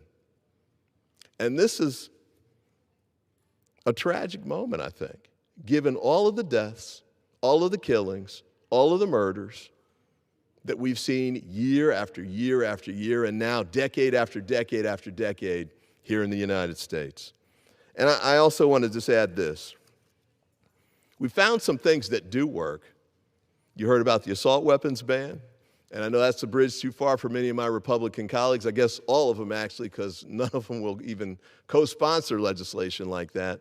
So I put together a bill. It's called Raise the Age. It would raise the age from 18 to 21 to buy an assault-style weapon. It's already required that you be 21 to buy handguns, and that was a bill that was put in place by the Ronald Reagan administration. So I thought, well, maybe we can get some support for this. Not one Republican co-sponsor for that bill. And the shooter in Buffalo was 18 years old, and he bought the gun by himself without anybody to monitor it. And the shooter in Charleston, he was 21, but he should have been caught by the background check. He slipped through, though, because it was underfunded, and they didn't have enough people to make sure they caught and did all of the checks, even though he should have been flagged, and he was, but they didn't have the bodies to do the follow-through. So he got the gun, and we know what he did after that. Then lastly, on this point, some of the things we found that also work, it's not just enforcement, it's also intervention and prevention. We found grants that help with violence in the street to reduce it, helps by reaching young people before they get too deep into trouble, or help to get them out before they get too far along with it. But the Trump administration's cut 400 of those grants worth $815 million. So the funds that would be used to help prevent street violence, or even worse, violence in our schools, gun violence in our schools, has been cut back. So I say this, on this day of remembrance, call upon all of my colleagues. I know we don't agree on everything. In fact, we don't agree on a lot. But let's see if we can find a solution to this. You want to protect the Second Amendment? That's great. But we've got to be able to find a way to protect the Second Amendment and protect second graders at the same time. Let's get this done. Let's get this done. And with that, I yield back. Thank you very much, Congressman Ivey. Mr. Speaker, I now yield to the gentle lady from Illinois, Representative Robin Kelly. Thank you so much, Congressman Kennedy, for gathering us. Mr. Speaker, as a member of the Congressional Black Caucus and the Gun Violence Prevention Task Force, I rise today to remember the 10 lives stolen, the 3 people injured, and the survivors of the hateful mass shooting in Buffalo 4 years ago. I remember their lives, but I also urge Congress to actually do something meaningful to honor them and all survivors of gun violence. Congress passed the first federal gun safety law in nearly 30 years, but the American people cannot wait another 30 years. There are pieces of legislation waiting to be passed and programs that are waiting for funding that have already been approved. Over 110 Americans are dying every single day. Instead, the Trump administration has only exacerbated this public health crisis and fanned the flames of racist rhetoric and violence. We have witnessed hateful rhetoric turn into hate crimes for far too long. We must condemn racism, full stop. Moments of silence are not enough. Thoughts and prayers are not enough. The victims and survivors of the shooting in Buffalo and across the country deserve better from Congress. They deserve action. We need universal background checks, red flag laws, safe storage, assault weapons ban, community violence intervention funding, and better support for survivors. The gun lobby responsible for putting profits over people, safety must be held accountable. I've asked for about 13 years now in Congress just who or how many have to be maimed or die before we take action. It's not first graders, it's not people worshiping in their church, it's not a young lady playing in the park, it's not a young man coming out of choir practice, it's not a young man riding on the CTA bus. It's not even members of Congress that have moved us. But I will not stop fighting until everyone, no matter where they live, the color of their skin, who they love, or even how they vote, we all need to live free from gun violence. I yield back. Thank you, Congresswoman Kelly. Mr. Speaker, I now yield to the gentlelady from New Jersey, Congresswoman LaMonica McIver. Thank you, Mr. Speaker. I rise today to stand alongside my colleague, Congressman Tim Kennedy, to commemorate the 4th anniversary of the Tops supermarket shooting in Buffalo, New York. 10 people, 10 loved ones, 10 members of a community left home to run errands on what should have been a normal day. They showed up to Tops to buy groceries for their families. And like most of us, this was one of the last places they would ever think that they would be in danger. That day, a white supremacist walked into a Tops supermarket and turned an average store on a day into a site of terror. This was racial terrorism. The shooter was radicalized by white supremacists on the internet to the point he live streamed the attack. It gets to the point where our nation continues to see history repeat itself because we refuse to learn from the past. Across the aisle, people refuse to accept that an 18-year-old should not have access to a military-grade firearm.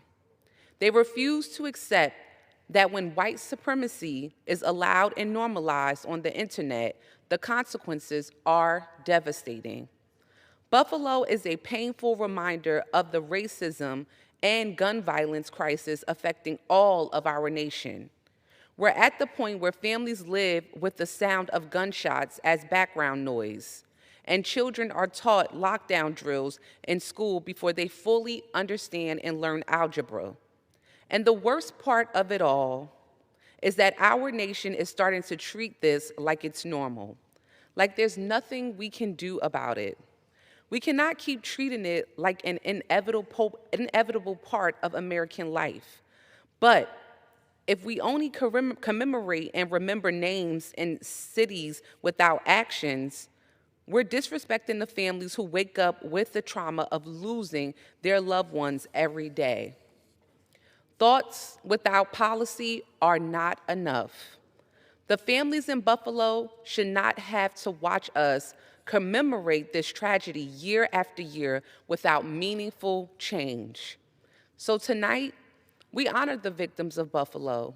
We stand with Congressman Kennedy, who is their voice here.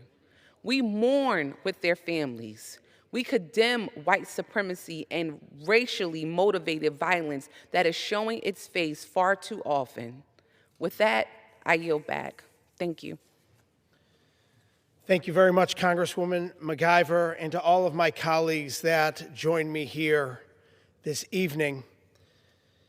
The Western New York community, the national community was impacted in a gut-wrenching way on May 14th, 2022. I vividly remember the minutes, hours, and days after the shooting. As it occurred, I was with my family out of town when I received a call from Zanetta Everhart. Then, my Director of Diversity, Equity, and Inclusion in my New York State Senate office, who's now President pro tempore of the Buffalo Common Council, representing the Maston District. She herself had just received the most awful phone call any parent can imagine. Her only child, Zaire, an employee at Tops, called her screaming and crying. Mom, I've been shot. Zaire had been doing what any parent would want their child to be doing. He was helping an elderly customer load her groceries into her car.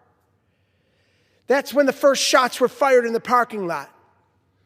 Zaire was shot and went to the ground, unable to get himself up. And in that moment, finding the courage and strength and being able to remove himself from the situation and run for help. Time stood still. Nothing prepares a parent for that call, and nothing prepares a friend on how to best be there to provide comfort and support.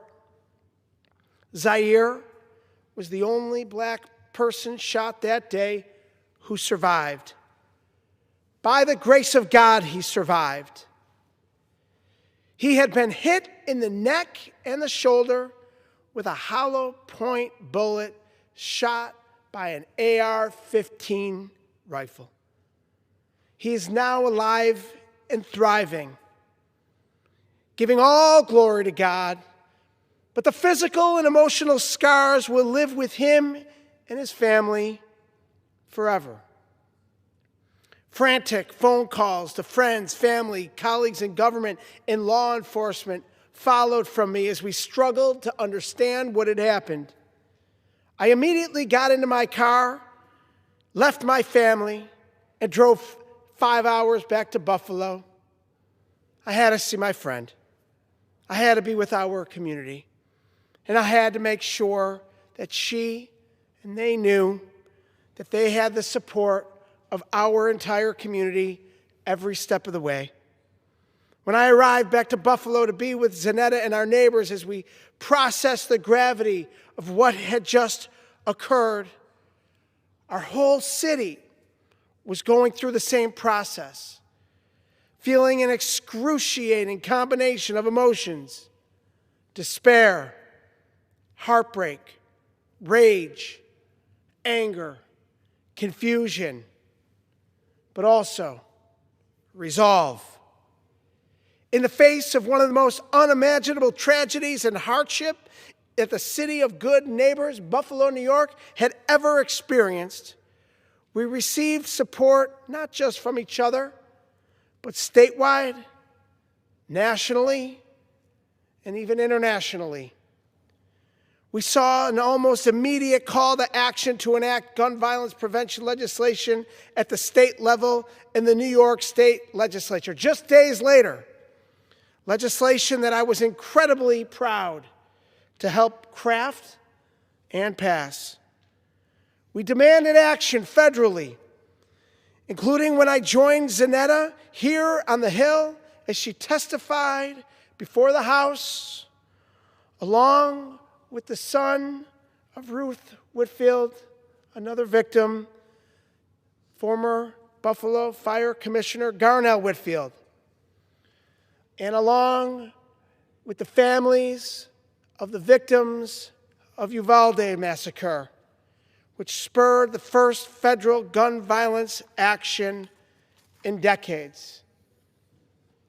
And we saw a devastated community finding the resolve to come together as one with compassion, solidarity, and resilience. We met hatred and evil with love and friendship, because love always conquers hate. There were food donations for a neighborhood that was reeling and had lost its only supermarket. World Central Kitchen was on the ground within days, ensuring that a grieving community could break bread together over a hot meal and begin to process the trauma they had endured.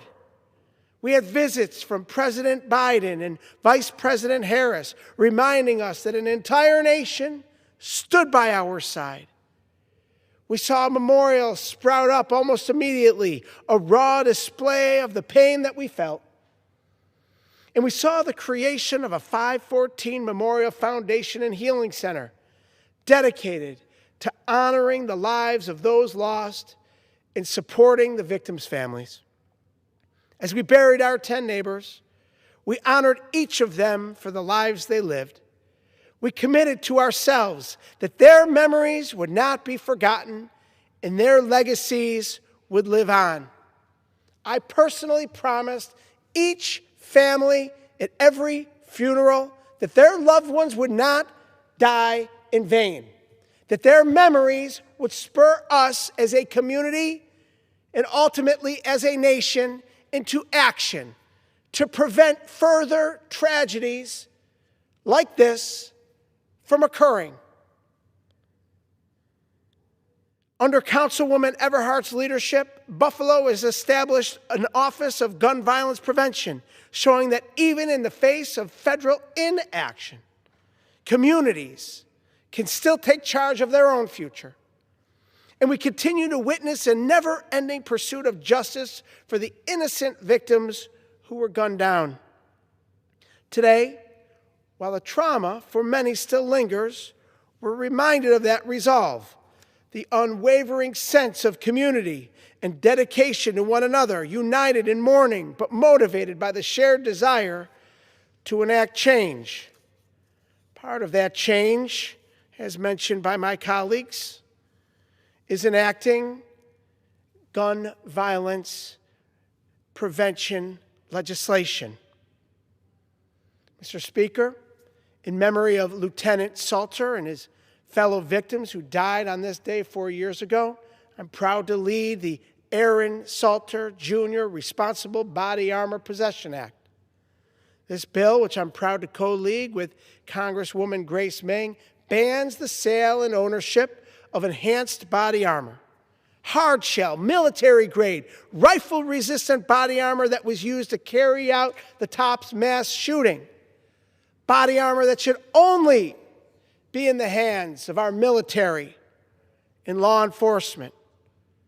On 5/14, the terrorists acted in just 123 seconds to murder 10 innocent individuals and severely injure 3 others, all thanks to the enhanced body armor that protected him from Lieutenant Salter's shots and an assault rifle that allowed him to fire rapidly. No civilian should have access to military-grade body armor, equipment that's designed for war, not our streets. The Lieutenant Aaron Salter Jr. Responsible Body Armor Possession Act ensures that no civilian can possess military-grade body armor ever again. Armor that's been used in mass shootings across the United States, Sutherland Springs, Texas, Aurora, Colorado, Boulder, Colorado, San Bernardino, California, Philadelphia, Pennsylvania. The list goes on and on and on. Through this legislation, we can ensure that enhanced body armor never falls into the wrong hands again.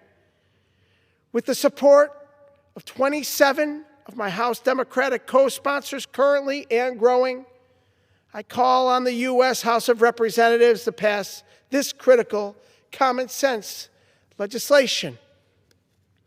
The legislation and our action must not end there. Gun violence legislation can help stop mass shootings. We have deep wounds in this country that we must work together to heal. And while gun violence legislation can help stop mass shootings, I believe that with every fiber in my being, we cannot discuss May 14, 2022 without acknowledging the underlying cause. The scourge of white supremacy, a legacy of our nation's original sin of slavery. Before the advent of this nation, families were torn apart and trafficked across the Atlantic in unimaginably torturous conditions to be sold to the highest bidder. treated like livestock.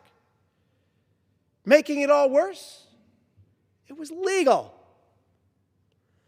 From the 3/5 Compromise to the Fugitive Slave Act to the Dred Scott decision, an entire legal framework was set up to enforce white supremacy. And I'm just scratching the surface. Even after the Civil War, when slavery was abolished at the cost of hundreds of thousands of lives, and despite the passage of the 13th, 14th, and 15th Amendments, that legal framework continued under the guise of Jim Crow laws. Grandfather clauses, poll taxes, literacy tests, all legal, but deeply immoral. It continued in the shadows through hate groups like the Ku Klux Klan. It took our country another century to pass the Civil Rights Act and the Voting Rights Act. Yet still, that original sin remains. It remains in the tacit racism we see through redlining and through food deserts. It remains with the Supreme Court's evisceration of the Voting Rights Act, allowing states to break up communities of color and silence their voices. It remains with the vile concepts like the Great Replacement Theory, often peddled by anti-American voices on the far right, including people in Congress that we serve with today. With the advent of social media, we've thrown gasoline on the fire, allowing this toxic worldview to spread even faster with dire circumstances. That hatred led a man to plan this massacre in Buffalo 4 years ago. He purchased his weapon and his body armor. He modified his rifle and purchased some of the deadliest ammunition available, crossing state lines.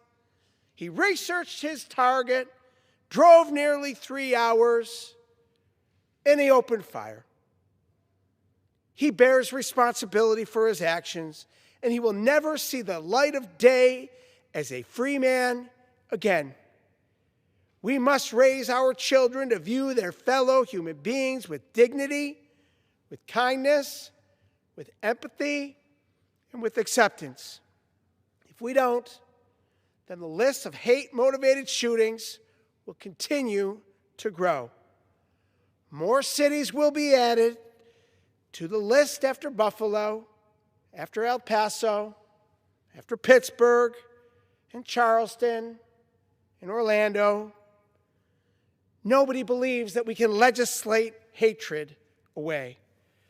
But the policies advanced here in Washington have cascading effects across our country. When we allow communities of color to be silenced, we are strengthening hate. When we stick our heads in the sand and push forward a rose-colored version of our history and whitewash our history, we only enable bigotry to take root. When we refuse to learn from the lessons of the past, we are dooming ourselves to the future filled with violence. And that is something we can control. It is something we can legislate. I invite my colleagues on both sides of the aisle and from all political points of view to join us in this fight, or else this carnage will only continue. Mr. Speaker, in honor of these beautiful souls, these wonderful and beautiful souls that were lost, I'd like to read into the congressional record a little bit about each of them. Lieutenant Aaron Salter, Jr., a hero and public servant, saving lives that day as he confronted the shooter without hesitation. He was a loving husband, father, friend, and colleague to many over his years in public service. In his spare time, he was a musician, took a keen interest in cars, enjoyed taking trips with his family. He'll be remembered not just for selfishly heroic actions he took that day to save lives, but for the person he was and the contributions to our community. His memory lives on in each of us as a shining example of citizenship, bravery, and love. Andre McNeil was at the supermarket on that fateful day to buy a surprise birthday cake for his 3-year-old son, Andre McNeil Jr. He never came home with his son's birthday cake. Andre loved basketball, playing the guitar, writing poems, listening to music, but most of all, he loved his family. He loved his children. He loved his siblings. He loved his grandchildren. Today, 4 years later, Andre's loved ones are forced to reckon with the grief every day as they navigate his absence. Celestine Cheney, a devoted mother to her son, Wayne, a loving grandmother of 6, and the youngest of 4 sisters, survived by her partner and fiancé, Raymond Johnson. A fighter in every sense of the word, she'd beaten breast cancer and survived multiple brain aneurysms, odds that would have broken most. But on a day like any other, while picking up ingredients for the strawberry shortcake she was making for her family, she was taken from this world far too soon. Geraldine Talley, known as Jerry to her friends and family, was 62 years old. She was a devoted member of our community who worked at a nonprofit, assisting people with mental illness and related substance abuse issues. She loved to cook for her family and friends. She was at Tops on 514, shopping for a few ingredients for a weekly waterfront picnic with her fiancé. Jerry left behind her children, Janicia Smith and Mark Talley Jr., a stepdaughter, Marquise Jacobs, 4 siblings, and her beloved fiancé, Gregory Allen. Catherine Massey, known to many as Cat, was 72 years old. Cat worked for 40 years for Blue Cross Blue Shield and was always committed to the betterment of our community. She was a longtime campaigner against gun violence, founding We Are Women Warriors with her friends Betty Jean Grant and Dr. Eva Doyle. She was a regular contributor to the Buffalo Challenger and the Buffalo Criterion. Kat was also an active resident in Buffalo's Fruit Belt neighborhood, helping to form a block club and successfully fighting for the creation of new public park at her home street of Cherry Street. She was survived by her siblings and her nieces and nephews. Hayward Patterson, 67 years old. He was in his truck waiting for a friend. He drove to Tops to pick up groceries, something he often did for those in need. A deeply devoted servant of God, Hayward was a deacon at the State Tabernacle Church of God in Christ in Buffalo. According to his fellow churchgoers, Deacon Patterson was often the first one to arrive and the last to leave. He helped open and close the church, clean, shovel, and he volunteered in every capacity, including in the church's soup kitchen. He is survived by his 3 children, his beloved wife, as well as his parents, siblings, grandchildren, and great-grandchildren. Margus Morrison, a beloved and devoted father, built his life in Buffalo, raising his children with his companion of 25 years, Regina Patterson, and serving as an aide for the Buffalo Public Schools. Margus was just 52 years old when his life was stolen from us. He was known as a reliable and steady presence in our community who was always there when his loved ones needed him. Marcus's family and friends remember a kind and generous person whose sense of humor and unwavering support defined every moment they shared with him. Pearl Young, a mother, a grandmother, and a great-grandmother, and a devoted wife of Oliver Young, Jr. A graduate of the University at Buffalo, Pearl served as a substitute teacher at Buffalo Public Schools for 20 years. In her free time, she was active with the Good Samaritan Church of God in Christ in Cheektowaga, where she taught Sunday school and volunteered at the parish's food pantry. She was the loving mother of James, Pamela, Damon, sister of Annie Ruth Winston and Jean Craig, grandmother to 10, great-grandmother to 7. Roberta Drury was 32 years old. She moved to Buffalo to help care for her brother who was recovering from his battle with leukemia. She was murdered while picking up groceries for him. Robbie, as she was called growing up, was the kind soul defined by her unwavering love for family and a smile that was known to light up a room. She was survived by her parents, her grandfather, her beloved siblings, as well as numerous aunts, uncles, nephews, cousins, and friends. And Ruth Whitfield, a mother of our community. Ruth Whitfield was 86 years old. She was a longtime parishioner at Durham Memorial AME Zion Church, where she sang in the choir. She was a devoted wife, caring for her husband and soulmate, Garnell Whitfield, of 68 years. Earlier that day, on May 14th, Ruth had visited her husband at the nursing home, just as she had done every day, and had made a stop at the grocery store on her way home. She left behind her husband and their children, along with 9 grandchildren, 8 great-grandchildren, and 5 great-great-grandchildren. May all of their souls rest in peace. Our city, our state, our community, our country mourns with them, but we are driven in their memory to do better for all of us and for future generations that we will never meet. In closing, Mr. Speaker, I want to thank my colleagues for joining me here today to honor the souls that we lost on May 14, 2022, 4 years ago today. I want to thank the Congressional Black Caucus and the Gun Violence Prevention Task Force for joining in as well in commemorating this 4th anniversary of the Tops Friendly Markets massacre. Today, we honor the victims and their families, and we urge this body to pass meaningful gun violence prevention legislation to ensure we live in a country free from tragedies like 514. May God bless their souls. May God bless all of us. May God bless the United States of America. Mr. Speaker, I yield back. Thank you, sir.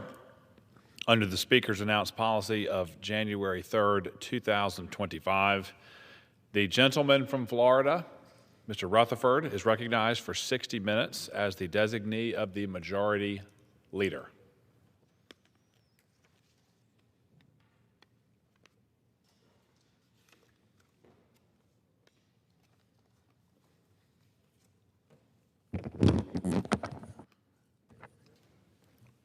Thank you, Mr. Speaker. We are here tonight to celebrate Police Week, the National Police Week celebration for the police officers who have given their lives in service to their communities. This is a very bipartisan hour that we're going to have, and I'm glad and proud to have with us here on the same side Josh Gottheimer from New Jersey, who is, without a doubt, I think one of the most supportive of our law enforcement officers in the chamber, and I've always enjoyed working with you, Josh. Yeah. I will, Mr. Speaker, I'll begin by turning my phone off. Thank you. I'll begin with this quote. As a law enforcement officer, my fundamental duty is to serve mankind, to safeguard lives and property, to protect the innocent against deception, the weak against oppression or intimidation, and the peaceful against violence and disorder, and to respect the constitutional rights of all men to liberty, equality, and justice. That is the first line of the law enforcement officer's code of ethics, a code every officer whose name is etched into the National Law Enforcement Officer Memorial lived and died by. And today I rise to honor the 363 fallen officers whose names were added to the wall this year, including 10 officers from Florida. Sadly, these officers are joining over 24,000 of their brothers and sisters whose names are already etched into that wall.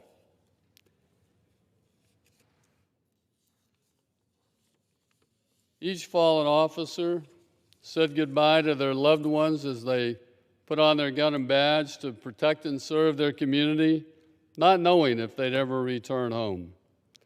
They stood as a shield between the vulnerable citizens that they vowed to protect and those intent on doing them harm. Of the 363 officers added this year, 111 were killed in the line of duty in 2025, which is 111 too many. Ambushes and unprovoked attacks on our nation's law enforcement officers are happening at an alarming rate, making the job of a law enforcement officer even more dangerous. Almost daily in 2025, an officer was shot in the line of duty, totaling 347 shot, and 45 of those officers died. Specifically, there were 67 separate ambush-style attacks on law enforcement officers, which left 90 officers shot and 22 of them fatally. There was also over 90,000 officer assaults last year, indicating a rate of 13.8 assaults per 100 officers, the highest officer assault rate in 10 years. This violence upon our officers is unacceptable, and ambushes on our officers must stop. That's why I want to make it clear to the criminal element who are intent on attacking our officers, if you target law enforcement, Congress will target you. This Congress, Josh Gottheimer and I, introduced the Protect and Serve Act, a bipartisan bill to increase penalties on those who target, ambush, and harm our officers, and I urge all of my colleagues to support passage of this very important legislation. It's our responsibility to protect those who protect us. Of the 111 officers killed on the line of duty this past year, I'd like to take just a minute to honor a few of them. On July 23rd, Ohio's Lorain Police Department officers Philip C. Wagner and Peter Gale were taking their lunch break in their police vehicle when a 28-year-old man with a high-powered rifle opened fire on them and later a responding officer, Brent Payne. The officers were able to return fire, killing the heavily armed assailant who had ambushed the two patrol cars parked at the end of a dead-end street. Officer Gale and Payne were critically injured, but made recoveries. Sadly, officer and United States Marine Corps veteran Philip C. Wagner's end of watch was July 24th, 2025. My thoughts and prayers are with his family, including his wife and 3 children, his friends, and the men and women of the Lorain Police Department. I also rise today to honor the life and service of 4 Northern York County Regional Police Department detectives in southern Pennsylvania, whose lives were taken in a senseless ambush on September 17th of 2025. Detective Sergeant Cody Becker, along with Detectives Mark Baker and Isaiah Emmenheiser, were attempting to serve a warrant for a stalking suspect when they were met by gunfire that took the lives of 3 detectives and wounded 2 others. Together, Detective Sergeant Becker, Detective Baker, and Detective Emmenheiser served the Northern York County Regional Police Department for a combined 57 years. And I'll close with this, Mr. Speaker. Ralph Emerson once said that the purpose of life is not to be happy, it's to be useful. It's to have it, it's to be honorable, to be compassionate, to have it make some difference that you lived and lived well. And these officers did just that. They lived well. And we are forever grateful for their service and the heroic legacy of these fallen officers. I ask, Mr. Speaker, that all of us and all of those watching, that we would all live the rest of our lives worthy of these officers' sacrifice. And with that, Mr. Speaker, I reserve and I yield to my good friend from New Jersey, Josh Gottheimer.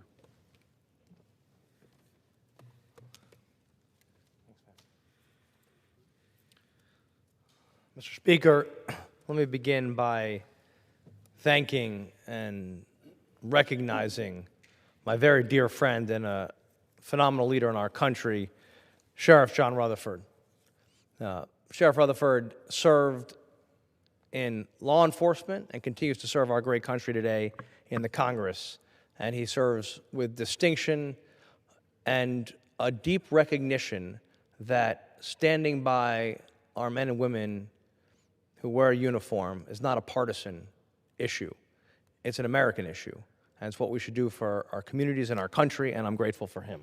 Thank you so much, and it's an honor to serve as co-chair of the Bipartisan Law Enforcement Caucus, especially this week during National Police Week, when we honor the brave men and women in law enforcement and all the first responders who put their lives on the line every single day to protect our communities and keep our families safe.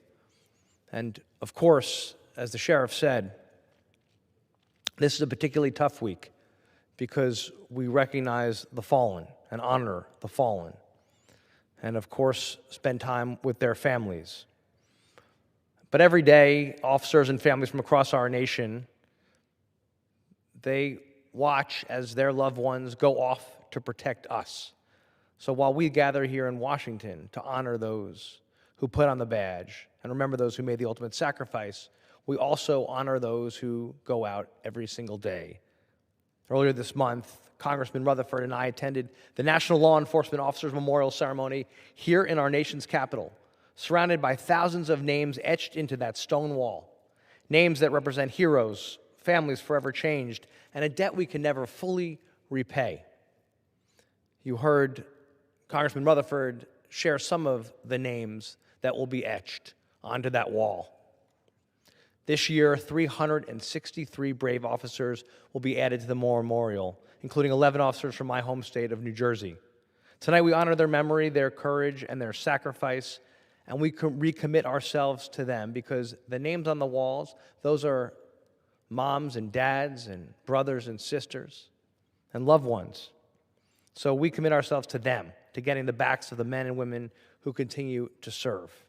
Because every single day, when they wake up, our officers, and put on that bulletproof vest and kiss their spouses and children goodbye and head into unknown danger, they run toward that danger when many run away.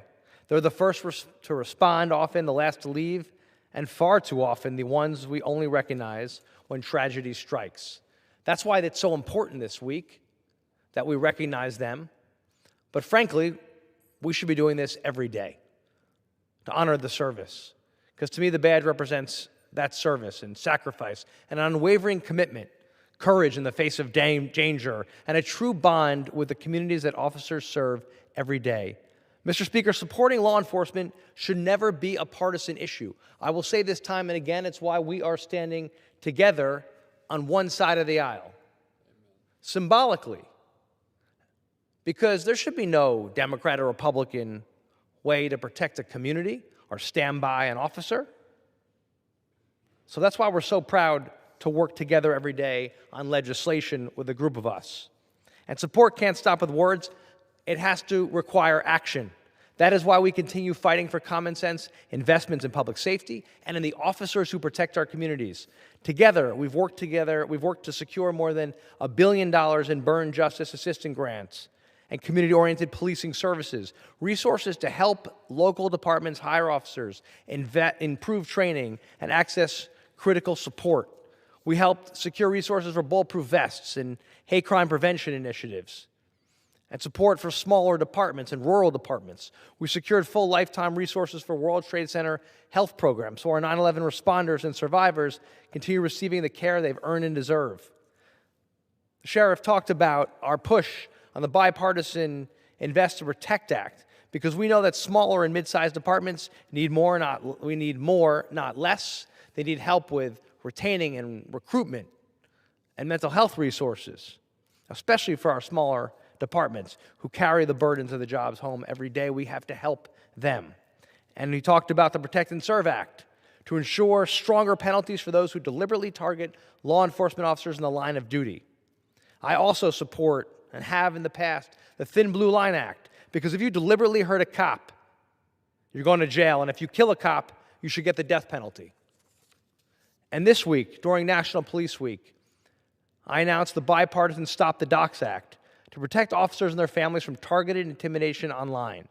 Because protecting law enforcement means protecting officers not only while they're serving on the streets, but also at home with their families. The idea that people are taking pictures of officers without their permission, pictures of their family, they're taking their information of their address and their phone numbers and putting that online to target officers is totally unacceptable. And as the sheriff said, if you target officers, Congress will target you. As I've said for years, we need to fund, not defund law enforcement to keep our communities safe. Weakening law enforcement does not make our communities safer. It drives good officers away, it strains departments, it undermines our communities and our public safety. But tonight is first and foremost about gratitude and honoring those who've served, those who've made the ultimate sacrifice. So to your families, to all those families out there, some of whom the sheriff talked about, God bless you. Thank you. We pray for you. We're here to take your tragedy and ensure that it is remembered with action. To those who continue to serve right now, thank you for the long hours, the missed holidays, the missed family dinners, for carrying the burdens most Americans will never fully understand. Thank you for your professionalism, your sacrifice, what you face on the streets every day, the disrespect you have to endure. To the families who stand beside these heroes every day, we thank you, all of them. Mr. Speaker, especially during National Police Week, we remember the duty and service are not without cost. We honor those sacrifices of those officers. Their service will never be forgotten, and their legacy will live on forever. I reserve and yield. Thank you.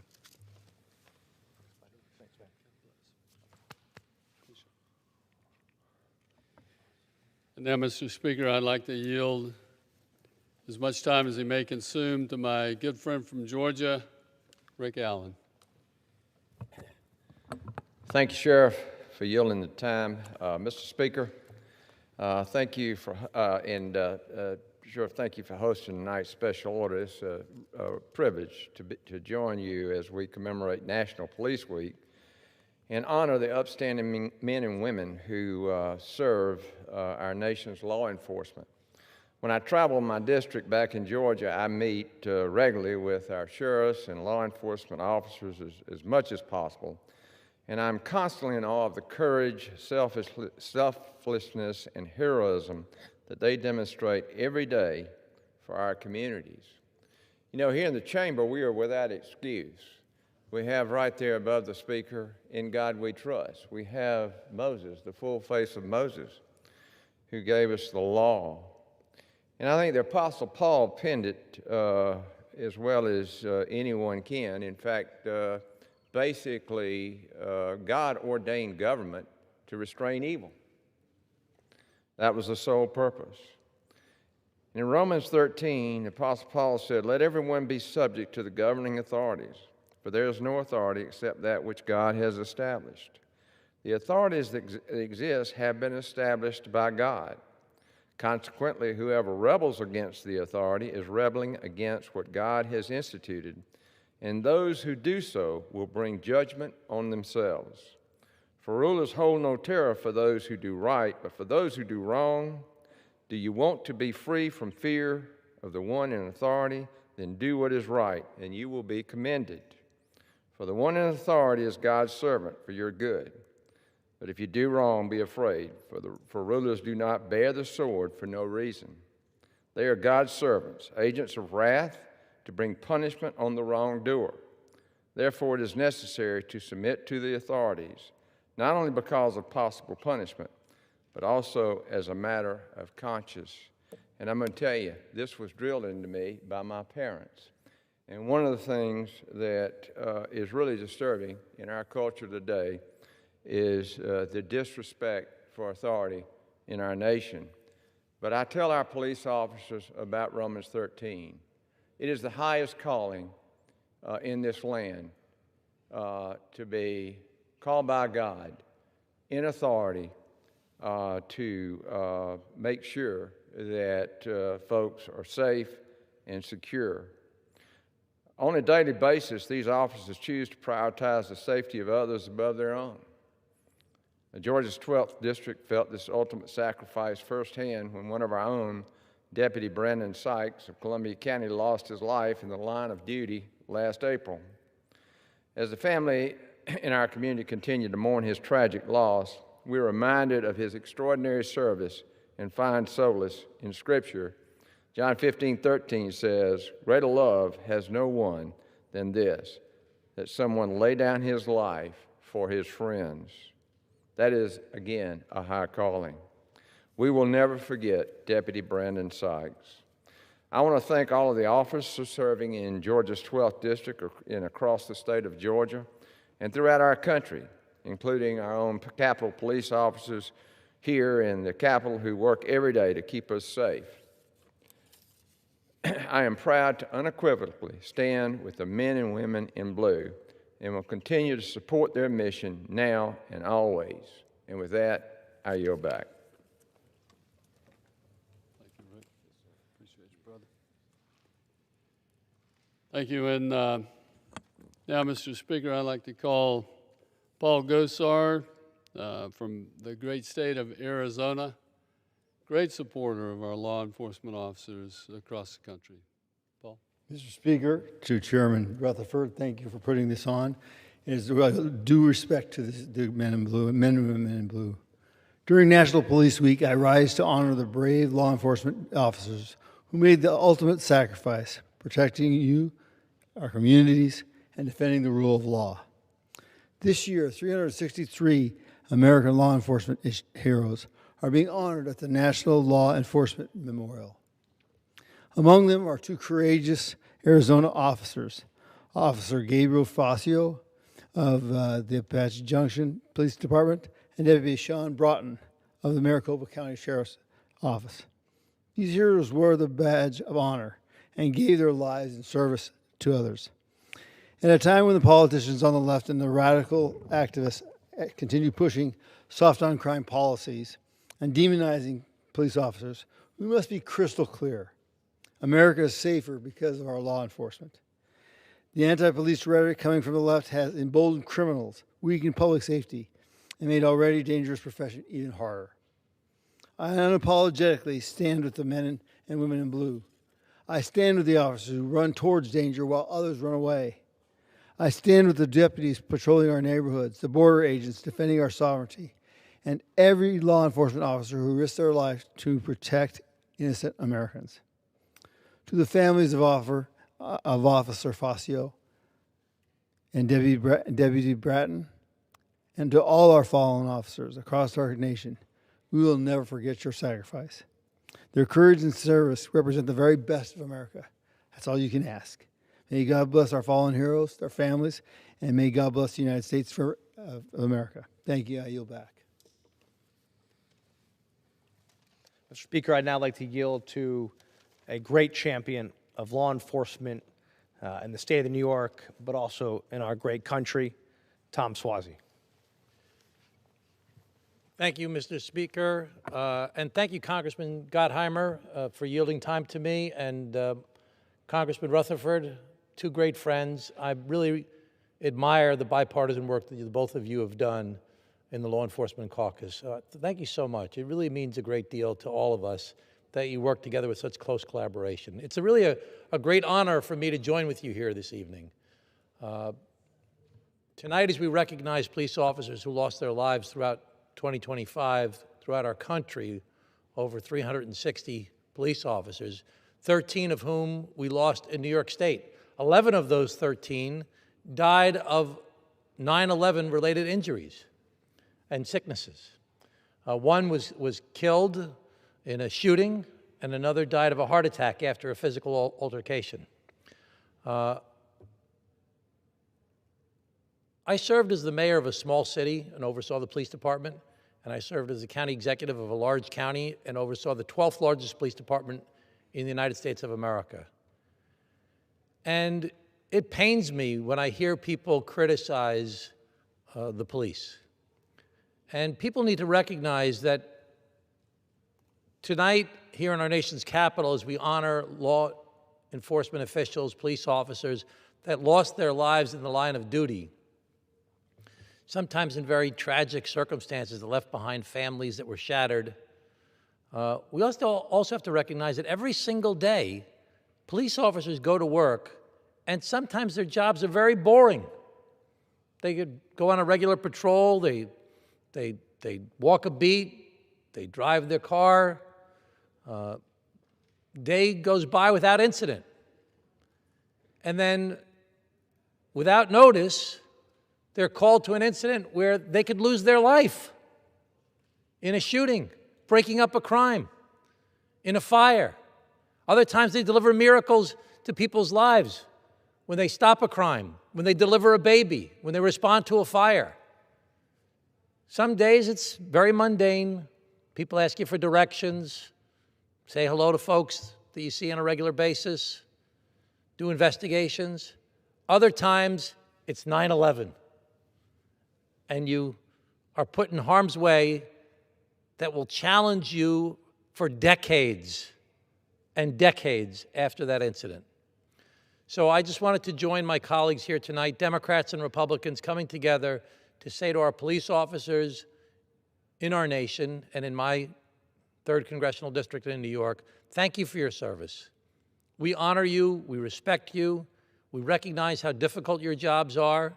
We recognize that sometimes people don't treat you with the respect that you deserve, but we respect you, and we admire you, and we're grateful to you for the sacrifice that you've made on our behalves so that we can live with some sense of safety because of the safety that you provide to us.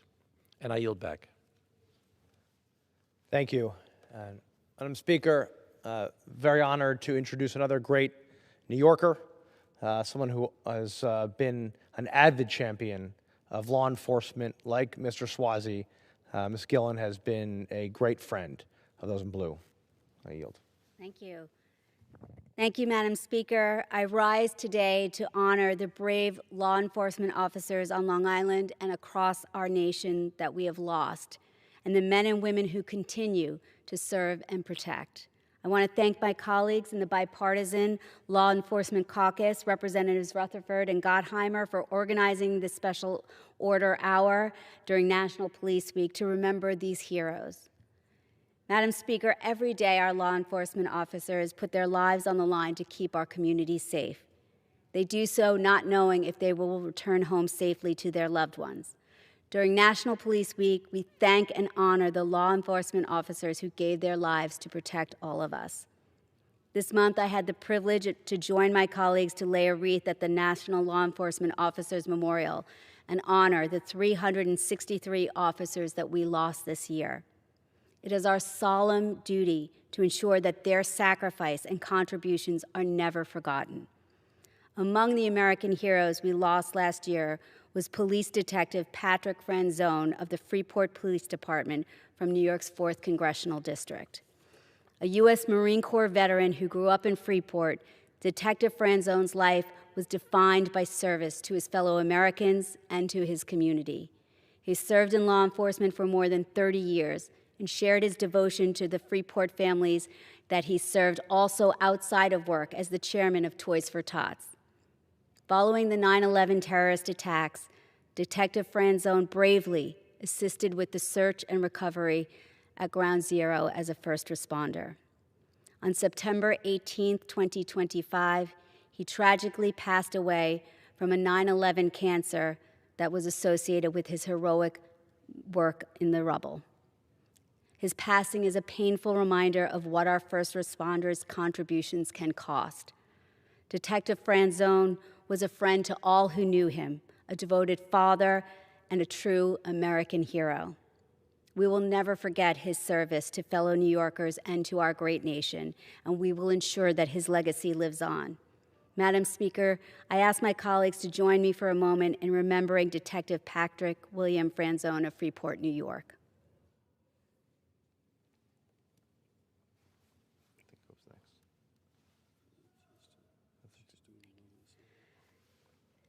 Thank you. Thousands of our heroic law enforcement officers, firefighters, and emergency personnel continue to suffer from debilitating conditions from toxins at Ground Zero. That's why I was proud to help advocate bipartisan legislation to permanently fund the World Trade Center Health Program. I will continue to fight alongside my colleagues here today to make sure our law enforcement has the resources they need to keep their communities safe and to keep themselves safe.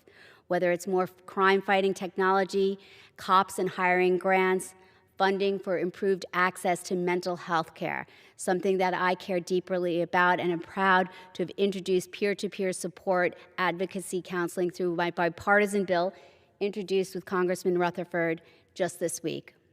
We must always have the backs of our law enforcement, and our families can sleep knowing that the brave men and women in uniform are protecting them, watching our streets, and safeguarding our communities.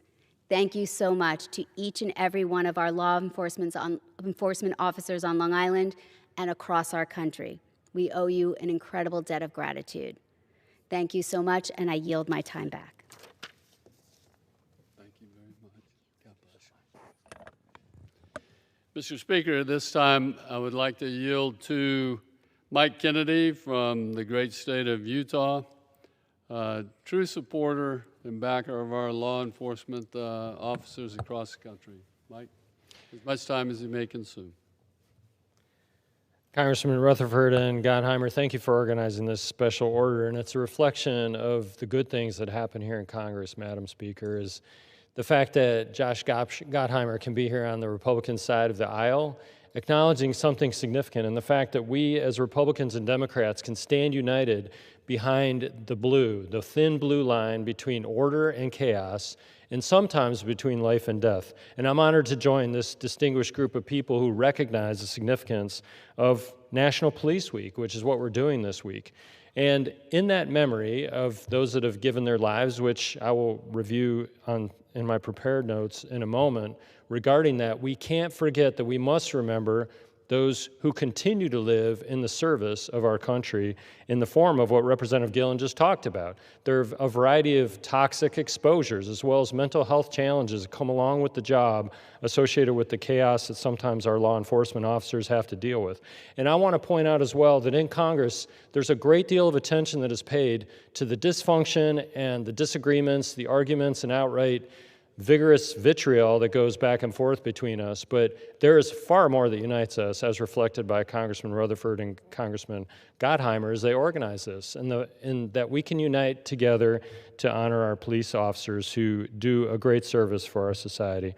And we need to honor these men and women in law enforcement who serve our communities with courage, integrity, and sacrifice day in and day out. 250 years of American liberty has taught us that law and order is essential to a free society. Without order, our freedoms cannot survive. Our freedoms only hold because good men and women are willing to back it up, sometimes with their lives. This week, I especially, and the people in the state of Utah especially, remember Sergeant Lee Sorensen and Officer Eric Estrada of the Tremont and Garland Police Department, who gave their lives last August as they answered an average call for help from a citizenry who ultimately they gave their lives to try to respond to and help. In Congress, I and many others we will remain committed to backing the officers who need resources, support, and respect as they do their jobs. To every officer in Utah and across this country, thank you for keeping us safe. We are deeply grateful for all you do. And Madam Speaker, I will conclude by saying I don't believe that there's going to be a lot of attention given by the media to what is happening right now. But we need our country to recognize that there's a lot more good that is happening in Congress, even though we have our disagreements, that we find far more that unites us and we can work together on than those things that will divide us and cause us to be media clowns and have the circus of Congress be demonstrated on a regular basis. And so I'm proud to join with these great people to recognize something that is functioning well, and that's our law enforcement throughout the country, and the fact that we all can unite together to acknowledge that great service. Thank you, Madam Speaker. And with that, I yield back. Madam Speaker, I think Congressman Kennedy said it best. Congressman Rutherford and I just leaned over each other after what you just said, Congressman Kennedy, and said that's exactly right. There's far more that unites us as a country than divides us.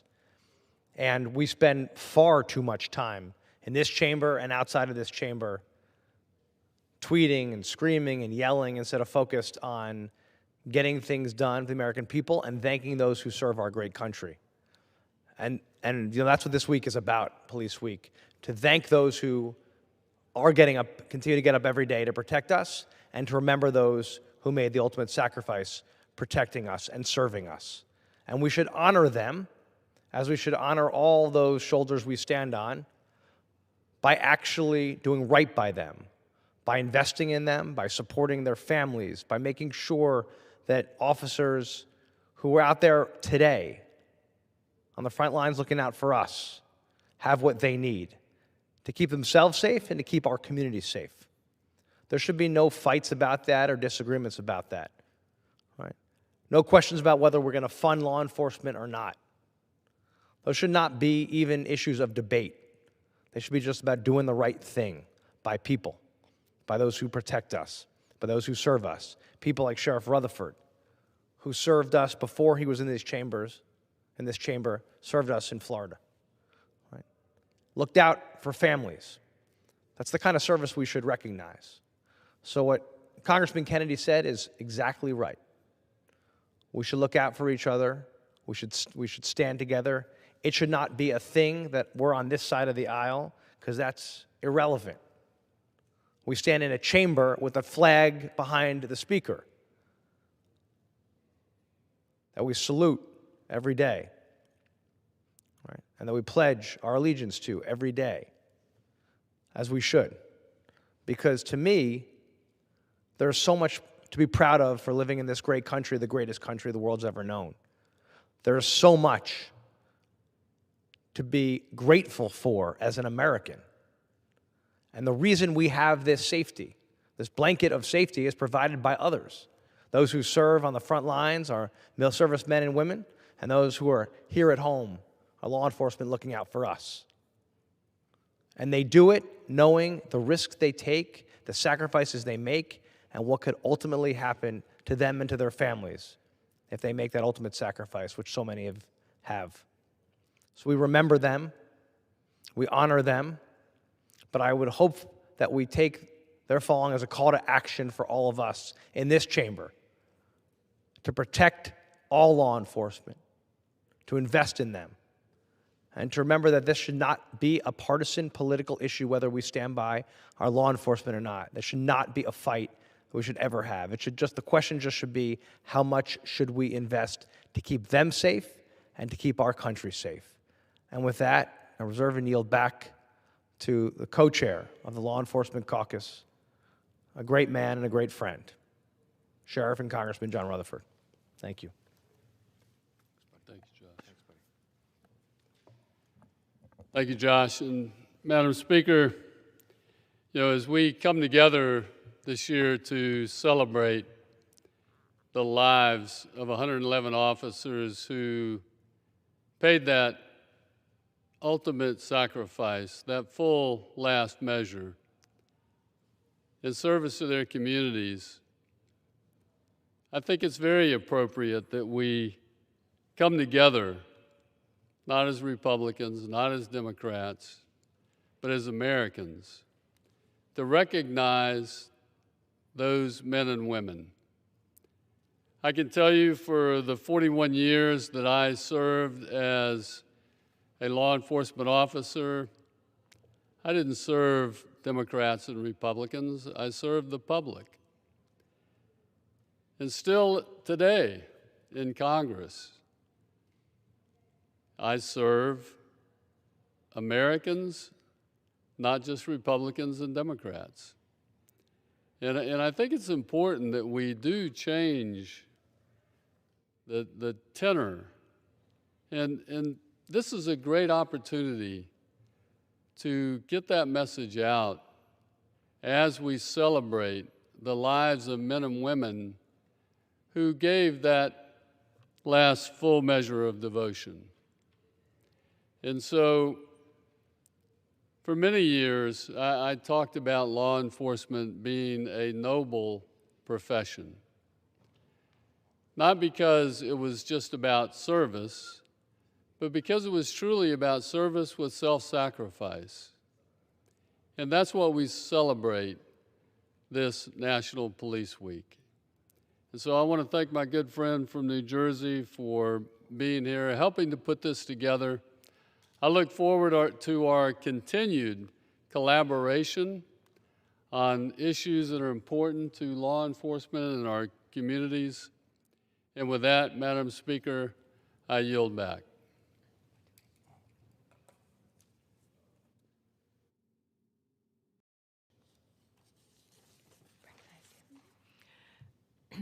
Thank you, gentlemen. Under the Speaker's announced policy of January 3rd, 2025, the Chair recognizes the gentleman from Arizona, Mr. Schweikert, for 30 minutes.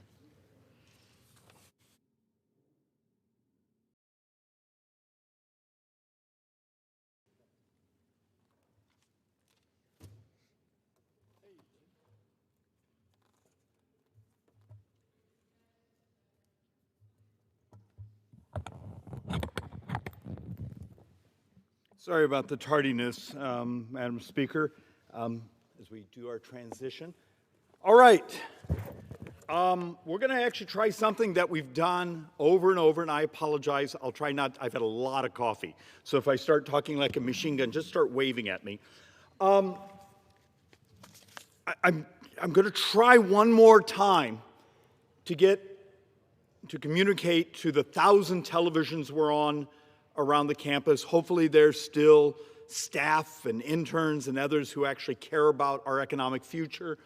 Maybe there's a few members. Maybe there's actually some really smart people out on C-SPAN, because I'm often remarkably impressed. You know, when these floor speeches go up on YouTube or other things, some of the comments. I'm also heartbroken about the thousands of Russian bots and other things that make crap up. Let's do some basic reality, and I'm going to walk through some of these numbers. Today, as of today, for the last 12 months, so it's more than just within the fiscal year, the last 12 months, so I pick up the tax cycle, I pick up everything else, we're borrowing about $87,000 a second.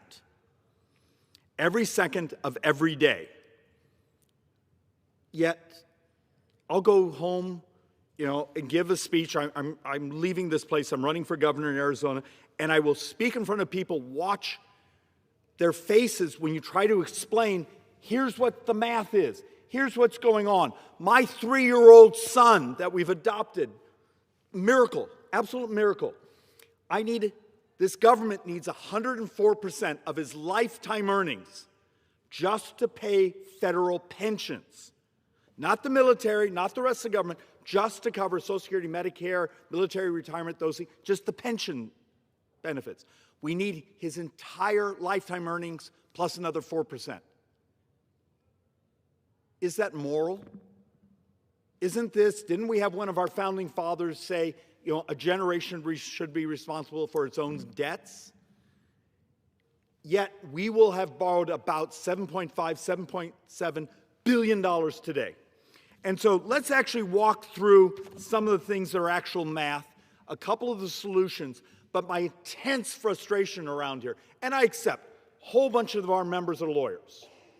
Bless their precious hearts. Could they buy a calculator? because it's beyond Republican versus Democrat. I think we have much better fiscal economic growth ideas, but it's demographics. In a year from now, we will have fewer people under 18 years of age than we had 20 years ago, but double our brothers and sisters who are 65 and up. In 29 months, over half the federal spending will go to those 65 and up. Are we allowed to tell that truth? Look, this is the report from the Treasury that was put out about 3 weeks ago. And I know we all, as members of Congress, grabbed it and read some of the projections in here, but some of the math in here made it very, very, very clear. Except you had to work the graphs and play with the calculations, the numbers, because sometimes it's really uncomfortable telling these things. When you actually had numbers, 30 years from now, the United States having about 250% debt to GDP. When you actually took a look that if you do state and local debt right now, we're over 126% debt to GDP. When you actually start to look at other reports of the solvency issues in regards to Social Security, Medicare, is it moral that in about 6 years and 3 months, the Social Security Trust Fund is empty? 6 years and 3 months, if we follow the law as it's written today and don't fix things, those on Social Security will get a 24% cut. And the math says in the following year, we will double the poverty of seniors. We will basically double. We will double the number of baby boomers that live on the street. Madam Speaker, in a little over 6 years, the Medicare Trust Fund is empty. And hospitals in your district and my district take a 12% cut. How many of them will remain open? And it's the math. And how many times, for anyone who's crazy enough to watch us, who's actually watched the people coming behind these microphones, have actually heard members of Congress and get up and say, the greatest systemic threat to our society, to our culture, to this nation is our debt and demographics. Why aren't we willing to have a conversation about it? Why aren't we willing to tell the truth? Yet, a couple weeks ago, we had a balanced budget bill on the, and we all, actually I think it failed, but it's part of the scam we engage in. We all go out and vote for it, say, I voted for a balanced budget, but I'm never gonna tell you how we're gonna get there. Because the actual path is really hard. Look, I've come to the floor multiple times and done entire presentations on the MedPAC report. Those are functioning, the modelers and auditors of Medicare. There's a thing called Medicare Part C, Medicare Advantage. I absolutely support it, but I want it to be the model that was originally designed by Senator Frist, in 2005, that said, we're gonna build a model where it's capitated care, we're gonna try to incentivize the insurance company to make its money by helping a population be healthier, instead of constantly scoring people as sicker. This report basically says there's about $1.5 trillion, $2 trillion over 10 years. We won't call it fraud because it's not. They're following the rules. We're the idiots that wrote the rules. Part of those rules were changed during Obamacare. But if I came to you, Madam Speaker, and said, I can find you $1 trillion, $1.5 trillion, $2 trillion. We have a piece of legislation to align that program with the incentives to keep people healthier. Our preliminary score was $1.84 trillion. And the calculation said it would actually help with the population of seniors on Medicare Advantage, which is 55% of the population, be healthier because the insurance companies that manage the program would be incentivized to make you, help you, work with you to be healthier. And I can't get a single other member of Congress to sponsor the bill because it has the word Medicare in it. Because God forbid we tell the truth around here. So let's actually do some more math. Here's another report that was out on the Dispatch. You know, it's a long format, leans conservative, leans real free market. but talking about even if we use current CBO math, my little boy, who's 3 years old today, when he turns 33, the United States will have a couple $100 trillion in debt. When my little boy is 33 years old, and that was using the previous CBO numbers. The problem is the previous CBO numbers are now wrong. Since February till today, you have about what they call 40 basis points of increase in interest rates. Okay, big deal. 40 basis points of interest, if it sticks for the next 10 years, that's over $1.3 trillion in additional interest. So let's do this again. Social Security is our biggest spend in the federal government. Okay, it's an earned benefit. You earned it. We owe it. We're going to spend about $1.6 trillion this year. Anyone want to guess what the second biggest spend is? Interest. If you do the interest that we owe to those who bought our bonds and the money we've also borrowed from the trust funds, we're going to pay over $1.2, $1.3 trillion this year just in interest. Okay, what's the third biggest expense? Medicare, about $1.1 trillion. And Medicare will double in spending over the next 7 years. So it goes to $2 trillion. Number 4 is actually Medicaid and Obamacare subsidies, ACA subsidies. Number 5 is actually defense. The thing that's actually in the U.S. Constitution is the number 5 in our spending stack. So let's actually have a little fun. We're going to take in about $5.25 trillion in tax receipts. Okay, let's say we made a deal, we're only going to spend what we get. Okay, so I just covered Social Security, 1.6. We're going to cover interest, about 1.2. We're going to cover Medicare, about 1.1. We're going to cover Medicaid and ACA subsidies, about it's 1. You basically right there have spent every dime of tax receipts.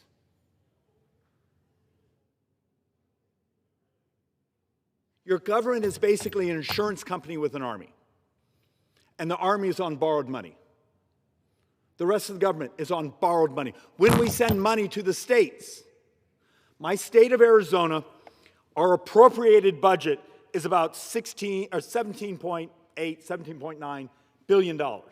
Total spending is closer to $73, $74 billion. What's that differential? Well, almost half the spending of my state of Arizona is actually revenue sharing, programs, matching things that we send from the federal government, except that money is borrowed.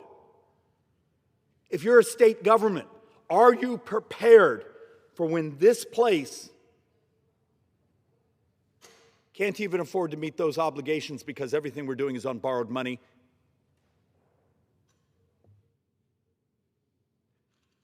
It's important to think about. I've done entire presentations here talking about the concept of interest fragility. And no one cares until the moment you have a failed bond auction. For the moment that now our experts are actually saying that the age of lower interest rates probably isn't coming upon us. You do realize the two-year instrument of United States debt is been hovering about 4%. You go, oh, why are you talking about math? The federal funds rate is down here. We always say, well, the Fed would lower interest rates. Okay, once again, basic economics, the federal funds rate is only on what they call the short end of the curve. It has very little effect on the 10 years and up. The 30-year bond went over 5% this week. Highest interest rate in 19 years. 19 years. Anyone talk about it? Because remember, we borrow money. The world is borrowing money. The Chinese government, other governments are binging on debt.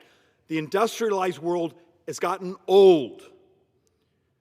We have much of our population is moving out of its productive years and moving into its retirement benefit years. We have a society all over the industrialized world that population is flat or shrinking. Our Census Bureau a couple weeks ago put out an abstract, and if you actually read through their tables, they had the United States highly likely sometime in the next 5 years going negative. United States going negative on population growth. I showed that slide in a speech I gave last week at home, and I had this woman go, "Yay!" I said, "Okay, you think there's too many people? Fine. How do you want me to finance Social Security, Medicare, and all the other benefits?" And she just stared at me, said, "Well, tax rich people." Now, this is a Republican meeting. Okay. I just happened to have one in my binder, a chart that showed her we can take every dime of those rich people and you paid for the government for about 8-9 months. And then I asked her, "How would you like to finance things?" And all I got was this stare because, look, when you have a world where people get their news from this thing, when much of what people know is either doom scrolling or clickbait, I beg of you, this is important. This is the survival of our republic. We've made it 250 years. Do my kids deserve to be in this country? Does this deserve to be another American century? It can be. I've done presentation after presentation after presentation how we can crash the price of healthcare, how we can adopt technology to do things better and faster and cheaper, how we could stabilize debt. And remember, all the rage around here about 2 months ago is we're going to pass a motion to be only borrow 3% of GDP. Love it. Madam Speaker, at this moment, we're pushing, I think, 3.4, 3.5% of GDP is just interest from the federal government. So you tell me what spending you want to cut, and then you tell me what bonds we're going to pay off. Look, there's a math experiment. It's very, very simple. If you told this place, remember how we passed a balanced budget amendment a couple weeks ago, but no one was willing actually to tell you how to get there. If next year we wanted to balance the budget, I can do it. You have to cut half of federal spending. If you do the feedback effects in the economy, you would have to cut 1/2 of federal spending.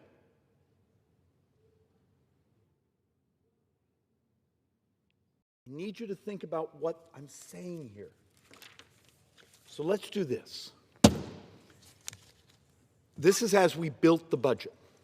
Do you see this blue area, non-defense, discretionary defense? That is the only thing a member of Congress gets to vote on, unless it's a reconciliation budget, and then we've been wasting those because we've been unwilling to tell the truth and do the cuts that are required to start to tell the bond market we're serious to bring down interest rates. Once again, the way you bring down interest rates, convince the bond markets that we're incredibly creditworthy, that we're doing the things, we're not inflating the economy by pumping all sorts of borrowed spending into the economy and therefore raising interest rates by raising inflation. The rest of the red is on autopilot. The problem is, if you want to look at the pie, every dime of defense is borrowed. Every dime of non-defense discretionary is borrowed. And a big chunk of choose whatever you want is borrowed. How long can we keep doing this? Seriously, how long can we keep doing this? And look, I chair the Joint Economic Committee. I'm number 4 on Ways and Means. I chair the oversight. I've been doing all the waste and fraud investigations I can, whether it be hospice care, and particularly in LA County, trying to expose the things going on in New York, the organ procurement fraud, all the work we've done on trying to fix the misalignment in Medicare Advantage. And yet the armies of lobbyists up and down these hallways, many of them are wonderful people. The armies of people from our home districts that come into our office that tell us how much they want us to cut spending. Oh, no, they don't ask us to cut spending, do they?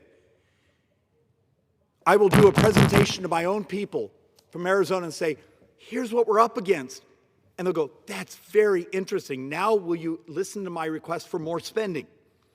Or the other one that's even more perverse is we get businesses that come into our office and try to explain how they want us to regulate their competition.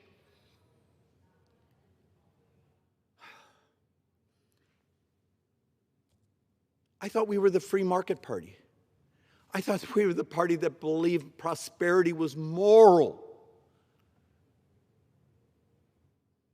That the way you help our brothers and sisters be less poor is an economy that works, that allocates its resources where you maximize prosperity. Are we doing that right now? The math basically says when you do the adjustments for inflation. Now, a lot of this is the inflation from 4 or 5 years ago. The people in my state are still poorer today than they were 5 years ago. Wage growth hasn't even got close to catching up. Where's the fixation on the people we claim we care about and we love? Look, we're conservatives. We're supposed to love people. We're supposed to believe in freedom. We're supposed to believe in prosperity. But we're so busy selling shiny objects so we can get on cable news or be a YouTube celebrity or Twitter celebrity tonight. We make crap up. We do salacious things. We throw at things where we've never told the truth about the underlying math, or we know that the math doesn't work. Look, so my Joint Economic Committee, we did our report, the Republican side, and we did something really hard. We spent months working on this. We talked about a unified theory. Here's how we bring prosperity back. Here's how we bring wage growth back. Here's how we start to stabilize the U.S. debt. But you got to be willing to tell the truth. But the troll army, well, they talked about talent-based immigration. I also talked about ending H-1B visas because of the misallocation and wage suppression, going to a model that would actually increase wages. But you got to be willing to read the report. And yes, it's hundreds of pages, and there's fancy formulas in there that unless you had advanced calculus, you're not going to get the math. But we do the explanation under it. But the rest of the read is actually pretty easy. And the reason we write this is we're trying to make the point, we can do this. There's a mathematical policy way we can bring back prosperity. We can bring back actual affordability. Your retirement, my kids, have a chance. Please, other than 6 of us and half of those reading it to try to find a way to attack us, and the other half because they don't have a life, please, someone out there read the Joint Economic Report from the Republicans. We worked hard on this. The math in some ways is brilliant. The policies work, but there's things in there that are controversial. You're going to have to talk about automation, accepting of technology, bringing the benefits of possible automation, labor substitution to grow the economy, to do things to raise up wages.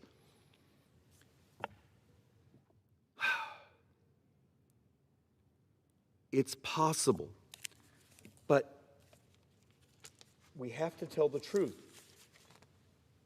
And we have a real situation in our country. I know this chart is a little hard to read, but I have a simple point I'm trying to make.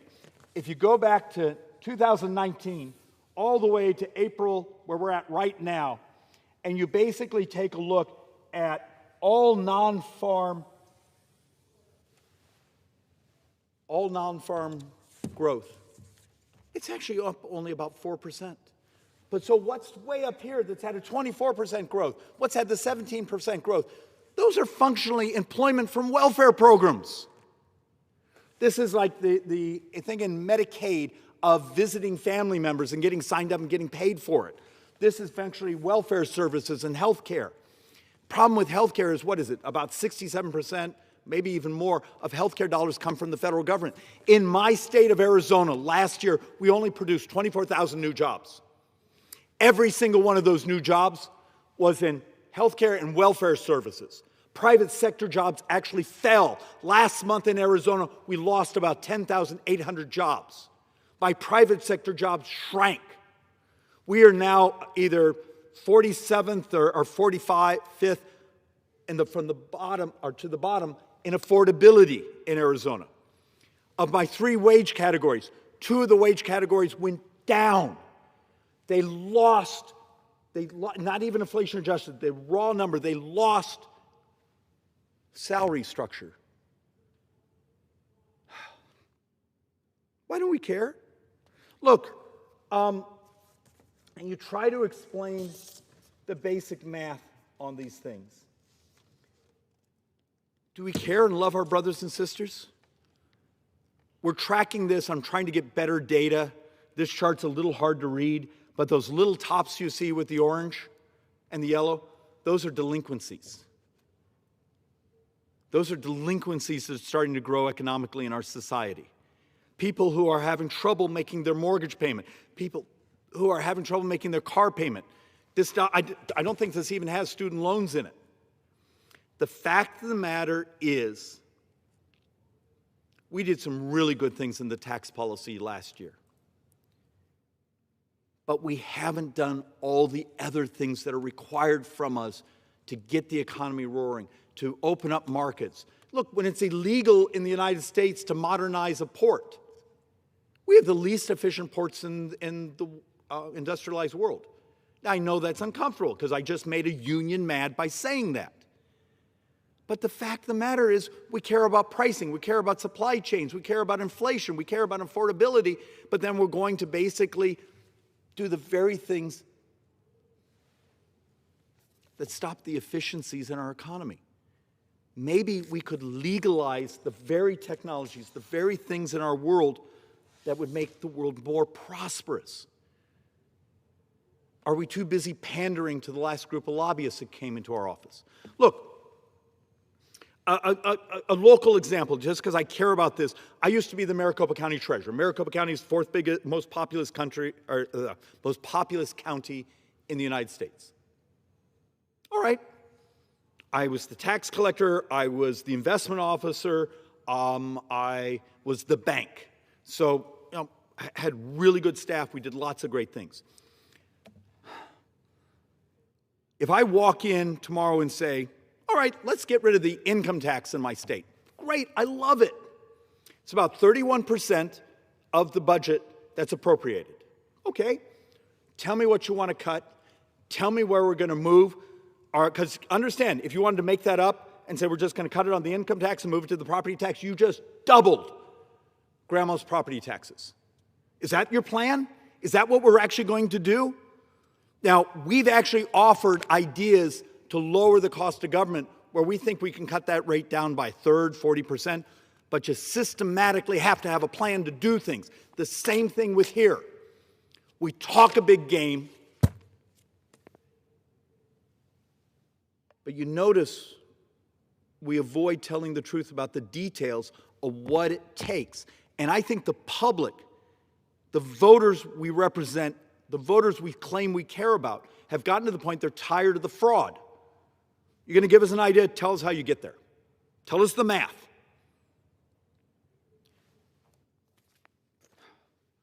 I've used the sarcastic comment behind this microphone a dozen times. I work in a math-free zone. If you're going to make a proposal, maybe we should try something new, Madam Speaker. You're going to make a proposal, demonstrate how you're going to get there. Demonstrate how the math actually works.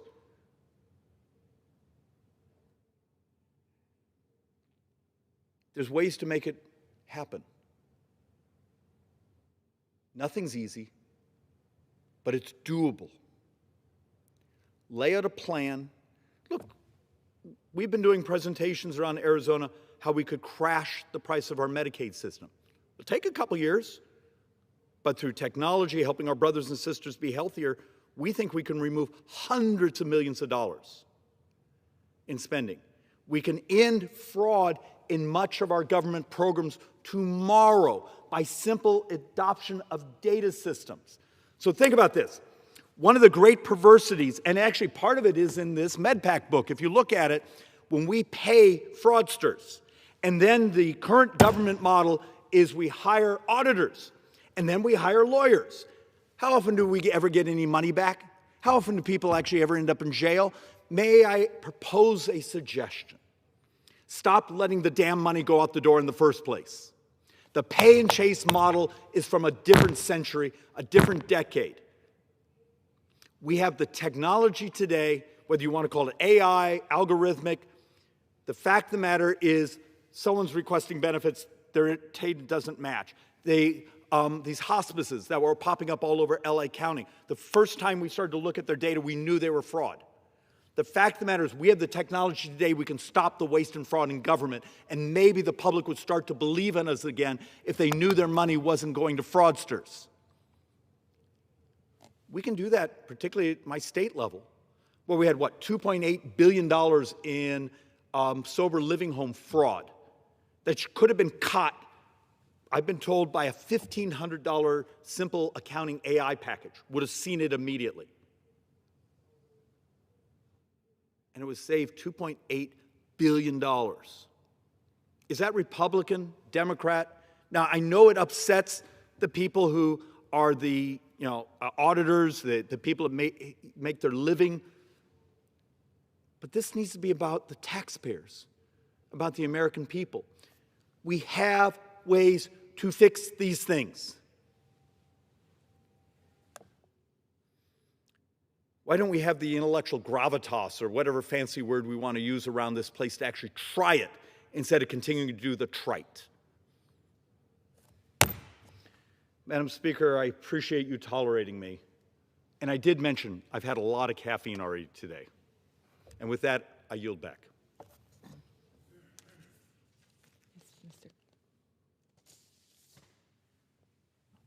Thank you, gentlemen. Under the Speaker's announced policy of January 3rd, 2025, the Chair recognizes the gentleman from Georgia, Mr. Carter, for 30 minutes.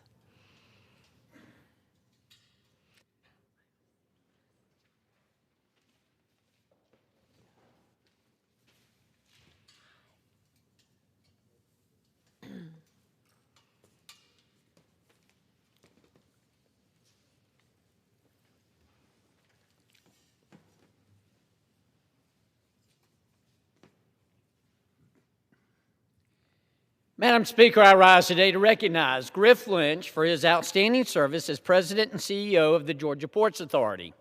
For more than a decade, Mr. Lynch has led Georgia's ports through historic growth.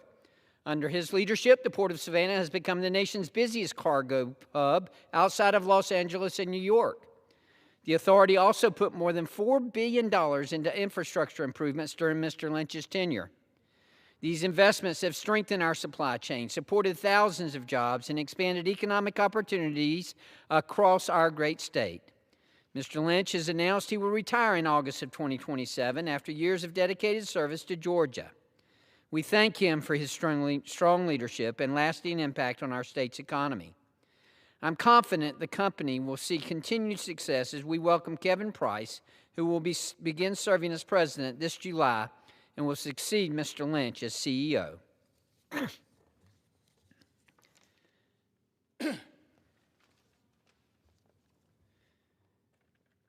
Mr. Speaker, I rise today to honor the life and the legacy of Ted Turner, the founder of CNN and a former Savannah resident.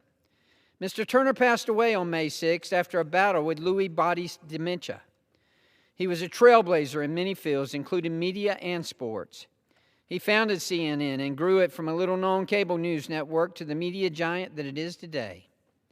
He also brought the Atlanta Braves, Major League Baseball team, and broadcast them nationally, making them America's team so many across the country. His vision turned the Braves into a dominant force in the 90s, culminating in a World Series title in 1995. His contribution to the state of Georgia and the nation has left a legacy that will never be forgotten.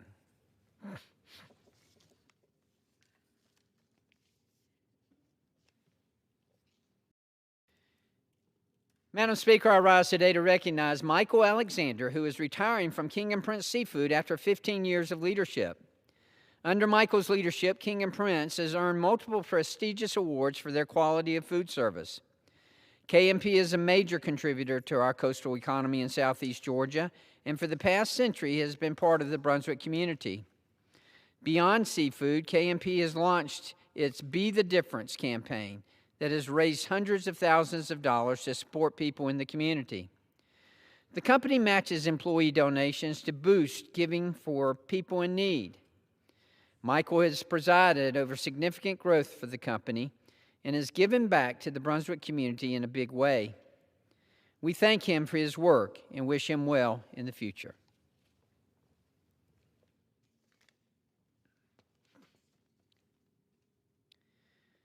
Madam Speaker, I rise today to honor the life and the memory of Mark Robertson, whom I recognized on the House floor recently last September. Sadly, Mr. Robinson tragically passed away last month after a battle with pancreatic cancer. He retired in July of last year after a long career behind the microphone at 97.8 Radio, becoming one of the most recognizable media figures in the area. Mr. Robertson began his career at 97.8 in 1977 and was a beloved voice on the air. Mark was a generous and philanthropic man who raised over $1 million for his annual Christmas Wish campaign, providing Christmas gifts for families dealing with cancer. His passing is a loss to the Savannah community, and his memory will never be forgotten.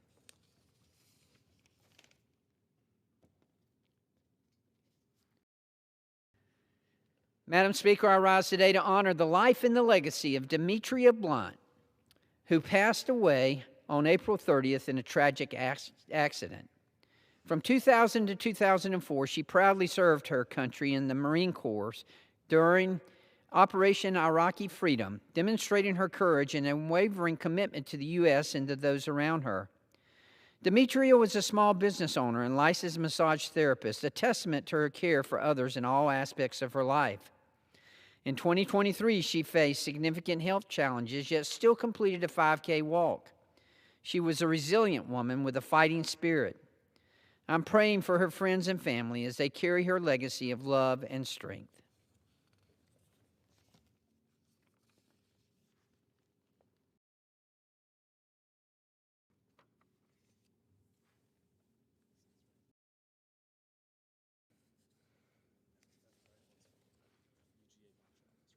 Is that it? Okay.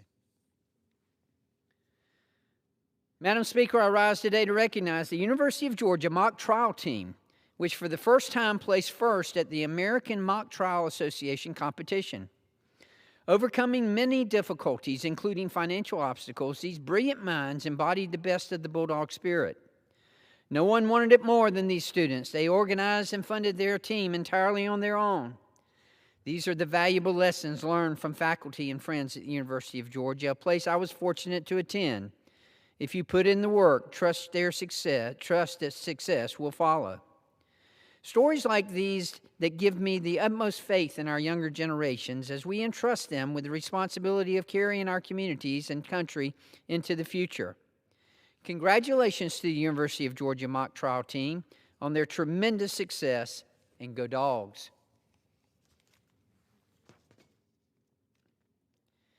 Madam Speaker, I rise today to recognize Adams Drug Store in Cordele, Georgia, which is celebrating its 75th anniversary. As a pharmacist myself, I'm very proud to recognize this thriving small business. Adams Drug Store is a full-service pharmacy that has proudly served the Cordele and Crisp County community for decades and plans to continue to do so for many more. With thousands of satisfied patients, their motto, "Experience the Difference," truly embodies the service they provide to the community. Local pharmacies like Adams Drug Store are a cornerstone of their communities, providing not just medications, but also trusted care, personal relationships, and essential access to health care for families in rural areas like so many in Georgia. Congratulations to Adams Drug Store for this momentous accomplishment. Cordele, Georgia is truly blessed to have such a dedicated small business serving its pharmaceutical needs.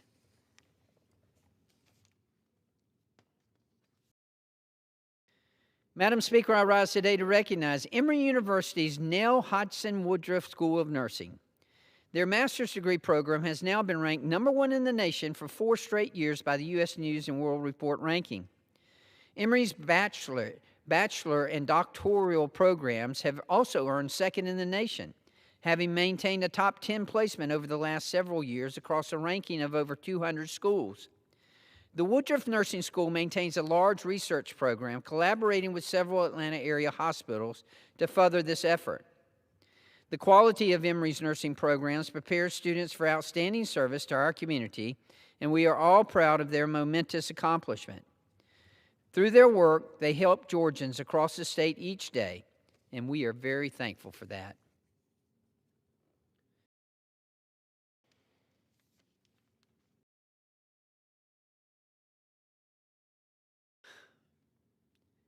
Madam Speaker, I rise today to honor the memory and the legacy of William Ligon III.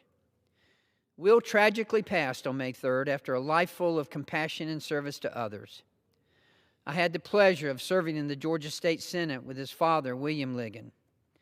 His father was and continues to be a dedicated public servant, showing his passion for serving others every day, and I am confident that Will embodied that very same spirit. Will recently graduated from Georgia Southern University with a Bachelor's of Science degree in construction management and worked at Richard Best Construction in South Carolina. Will was a bright young man with a kind heart, a strong faith, and a deep love for his family, for his friends, and the outdoors. He had his whole life ahead of him, and his impact on those around him was already so clear. We are praying for his wife Sawyer, his parents Kim and William, his grandparents, and the entire Ligon family during this incredibly difficult time. May God surround them with his peace, his comfort, and strength in the days ahead.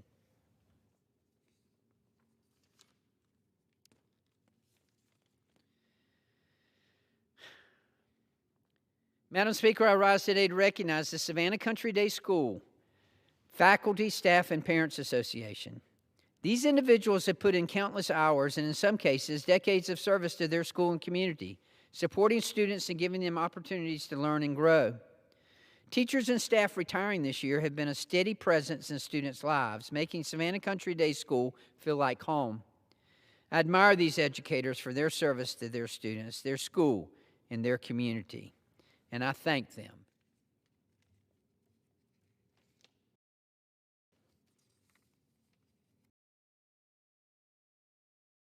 Madam Speaker, I rise today to recognize the Port of Brunswick for their second year in a row as the busiest automotive port in the country. In 2025, the port transported 779,000 vehicles, which was 50,000 more than the Port of Baltimore in second place. The long-term growth of this port has been driven by development from the Georgia Ports Authority, a large contributor to Southeast Georgia's economy. With the opening of its fourth berth in November of 2027, the Port of Brunswick's first-place spot will be cemented throughout the country and become a global hub for roll-on, roll-off shipping. I'd like to congratulate the Port of Brunswick on this achievement and look forward to their future success.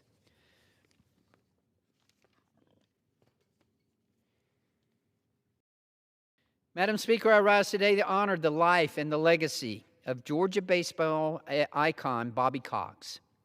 For generations of Braves fans across Georgia and the nation, Bobby Cox was more than a Hall of Fame manager. He was the heart of an era that defined Atlanta baseball.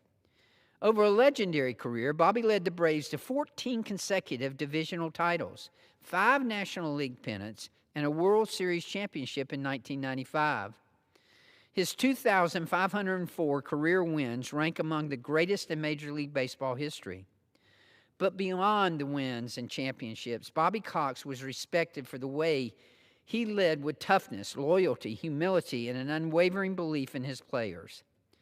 He helped build one of the greatest dynasties baseball has ever seen and inspired countless players, coaches, and fans along the way. In Georgia, Bobby Cox was family. As we mourn his passing, we also celebrate an extraordinary life and a legacy that will forever be woven into the story of the Atlanta Braves and our great state. We are praying for his wife Pam, his children, grandchildren, friends, former players, and all who loved him. May he rest in peace.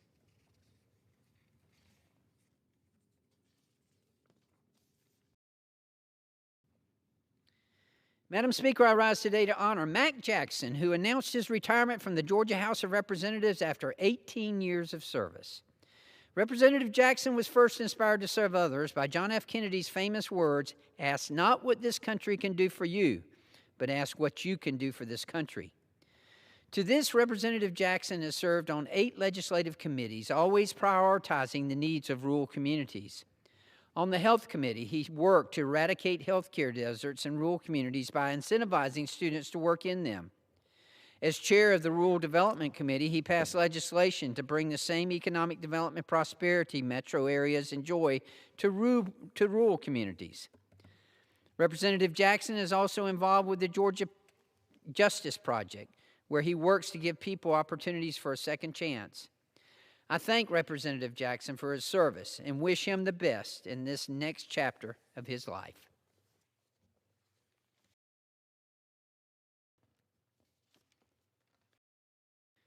Madam Speaker, I rise today to recognize and to congratulate Dr. Joshua Howard on his retirement after decades of dedicated service to the people of Southeast Georgia. As principal of Charlton County High School, CTAE director, adjunct professor at Valdosta State University, and mentor to countless students and educators, he has helped shape generations of young Georgians. Before his years in education, he also served as a forestry aid and wildlife firefighter with the Okefenokee National Wildlife Refuge, demonstrating early on his commitment to protecting one of our nation's greatest natural resources.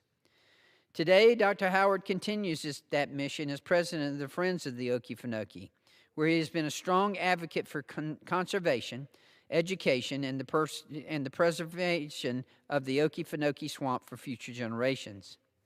On behalf of Georgia's 1st Congressional District, I thank Dr. Joshua Howard for his remarkable service and wish him, his family, and all those who have worked alongside him the very best in this next chapter. May God bless him, and may God continue to bless the great state of Georgia.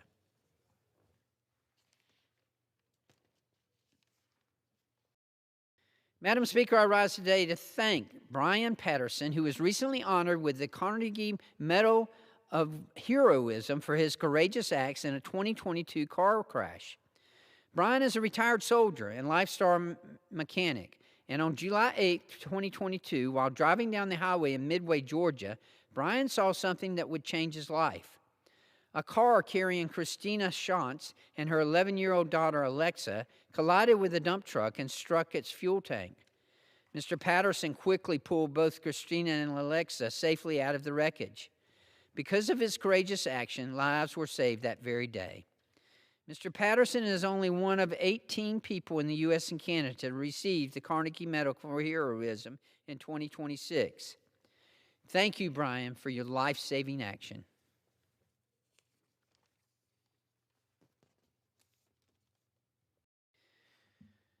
Madam Speaker, I rise today to honor Mark Adamczyk, who announced that he would retire from the position of FLETC Assistant Director for the National Capital Region Training and Operations Director on May the 31st.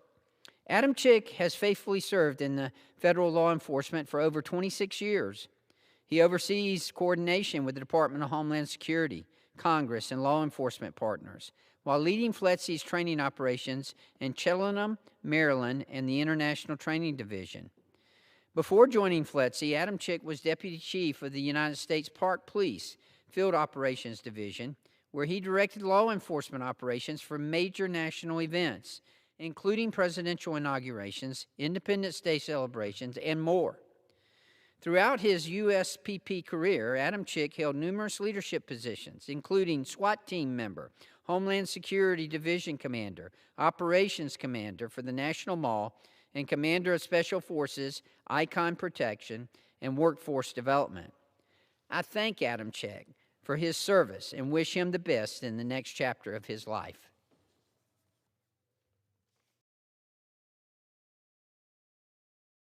Madam Speaker, I rise today to congratulate members of the Georgia Army National Guard who recently were honored at the 2026 State Best Warrior Competition. The week-long competition took place at the Cummings Readiness Center in Cumming, Georgia, Catoosa Volunteer Training Site in Ringgold, Georgia, and Clark Range Complex in Anniston, Alabama. U.S. Army Staff Sergeant Sean Hayes, representing the Macon-based 48th Infantry Brigade Combat Team, was named Non-Commissioned Officer of the Year, and U.S. Army Specialist Mitchell O'Neill, representing the Macon-based 48th Infantry Brigade Combat Team, earned the title of Soldier of the Year. These prestigious honors come from many long hours of training and dedication to keeping our nation safe. It is my honor to congratulate these remarkable National Guardsmen.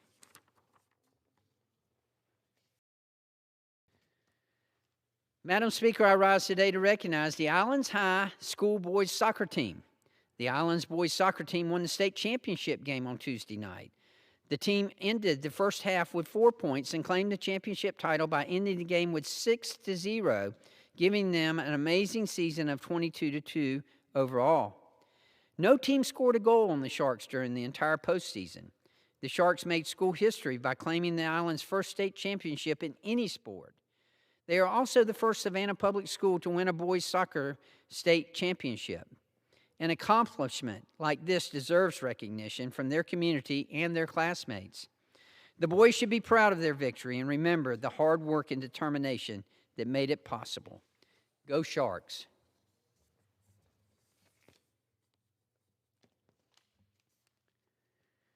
Madam Speaker, I rise today to honor the life and the heroic sacrifice of Anderson Chase Childers. Chase, a former Baltimore Orioles baseball player, police officer, and a devoted father, gave his life saving others. Chase acted with extraordinary courage to save a family of 5 swimmers who were caught in a rip current off of a South Carolina beach. He risked his life for strangers, selflessly putting their safety above his own. Tragically, Chase was caught in the current and did not survive.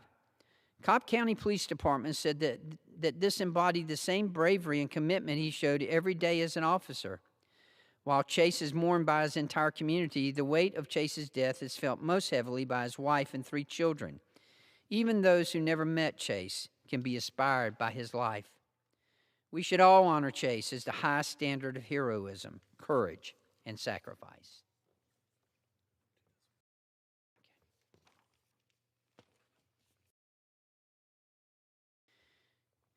Madam Speaker, I rise today to honor Mr. David Sparks, who unexpectedly passed away on May 9th at the age of 82.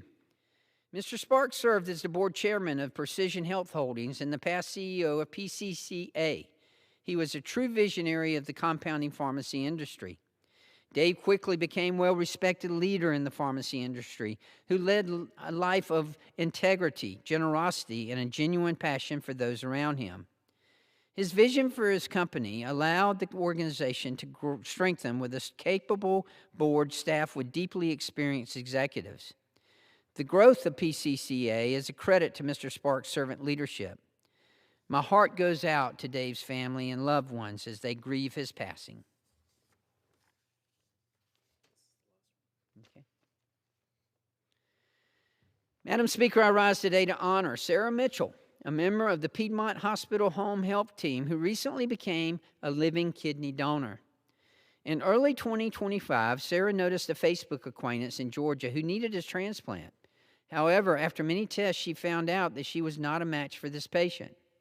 Last October, Ms. Mitchell decided to continue her journey as an organ donor when she underwent surgery and then donated her kidney to a California patient in need of a transplant. Now Sarah has returned to her daily life, where she continues to advocate for organ transplant awareness, as she hopes her story will inspire others to become donors. Sarah embodies what it truly means to graciously serve others in a large capacity. Thank you, Madam Speaker, and I yield back.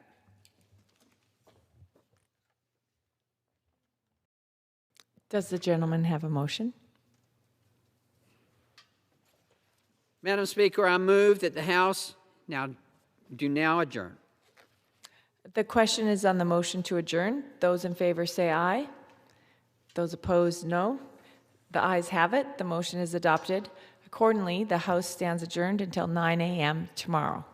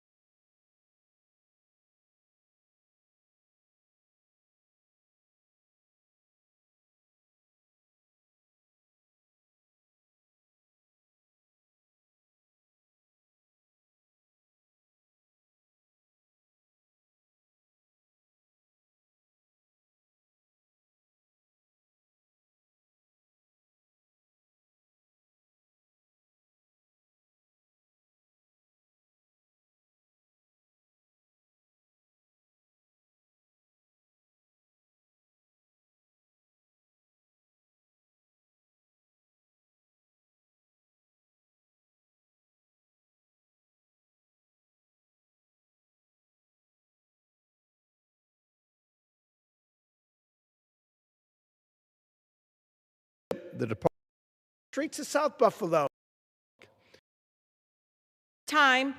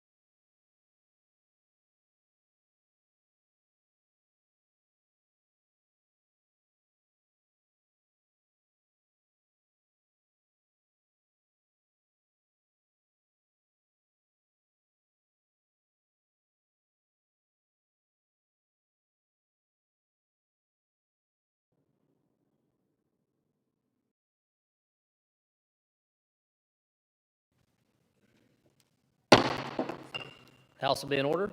Chair lays before the House a communication from the Speaker.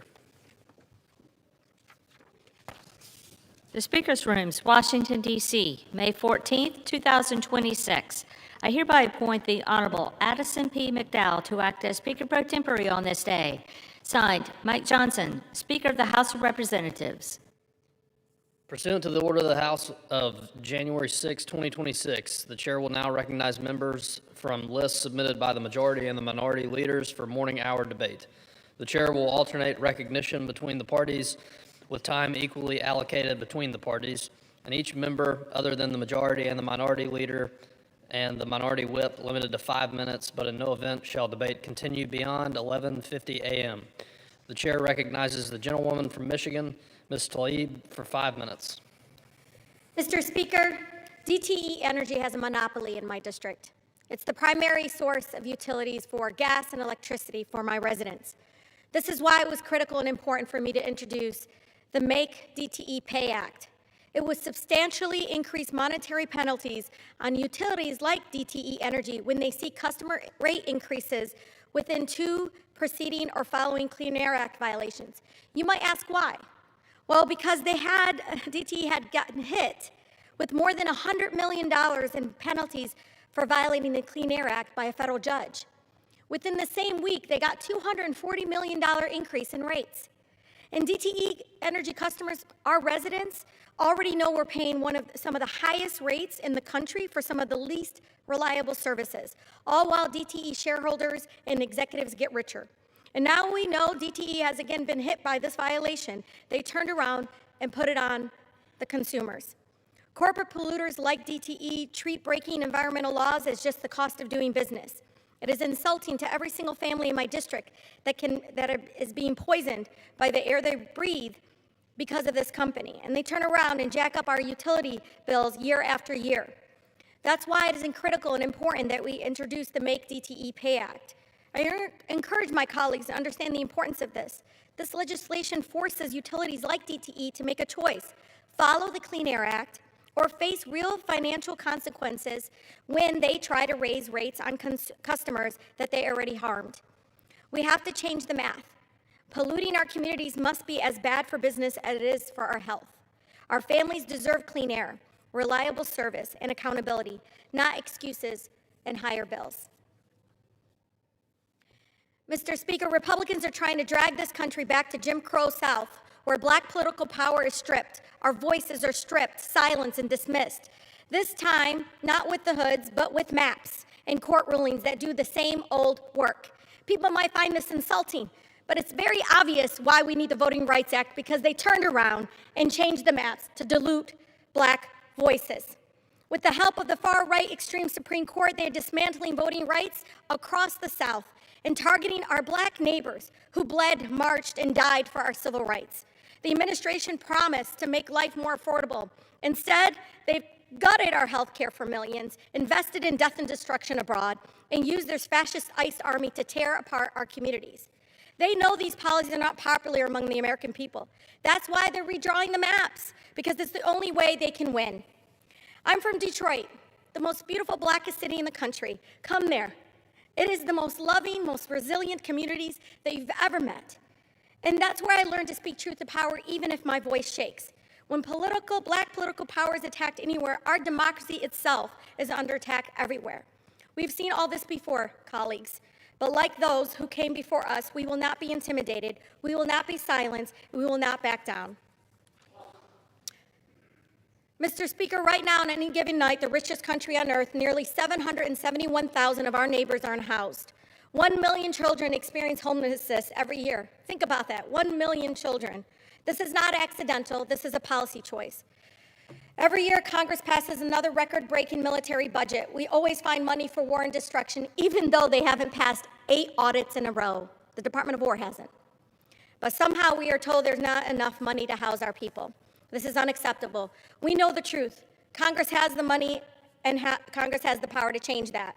What is missing is the political will to care deeply about those that maybe won't have access to the same opportunities many of us had in this chamber. Housing is a human right. Our government has a responsibility to treat it that way. No more excuses. We must act because our neighbors deserve a home and dignity, and we refuse to accept anything else. Please join me in supporting the Unhoused Person Bill of Rights resolution that lays out a real path forward, boosting affordable housing for so many of our communities, fully funding federal housing programs, and expanding access to services for unhoused individuals. These are investments we need, and these are investments that the American people ask for. Thank you so much, and I yield. The chair recognizes the gentleman from Arkansas, Mr. Womack, for 5 minutes.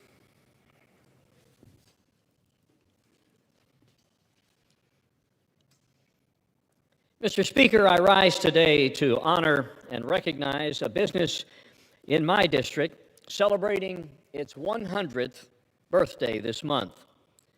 Harris Baking Company of Rogers, Arkansas, began operations back in 1926 under the leadership of Earl A. Harris. During the Great Depression, the bakery team produced up to 250 loaves each day and sold them for a mere 10 cents a loaf. Mr. Harris, grateful for his employees, made sure during that difficult time that none of those employees missed a check. He expanded it in 1937 and upped the daily production to 1,200 loaves a day, and in 1950, a slicing and wrapping operation was added. Earl Harris died in 1959, but the legacy of his company ensued. With serious competition from national brands, a group of independent grocers purchased the bakery from the Harris family, the first to be owned by independent retailers in the United States. By 1978, Harris Baking Company was producing 1 million loaves a year. And by the time it celebrated its 60th anniversary, it boasted 100 employees, producing 75,000 units a day, a $250 million impact on the local economy. Today, the company has 180 employees. It distributes more than 30 million loaves annually. Deliveries occur 3 times a week in Arkansas, Oklahoma, Texas, and Missouri. And it's not just about the bottom line. Harris Baking Company routinely helps with disaster relief when our citizens are suffering a hardship. Mr. Speaker, the book of Matthew says, "Give us this day our daily bread." Harris Baking Company of Rogers, Arkansas, has been delivering this basic food staple now for 100 years. Congratulations to this outstanding company, and here's to another century of quality service. And I yield back. The chair recognizes the gentlewoman from Oregon, Ms. Dexter, for 5 minutes. Mr. Speaker, I rise today to honor the far too short life and legacy of Cale Turn, a community leader, a fierce advocate for immigrant and refugee families, and a beloved son of East County and Oregon. Cale came to Portland as a young child, an Ayumen refugee from Laos, whose family spent years in a refugee camp before finding safety here.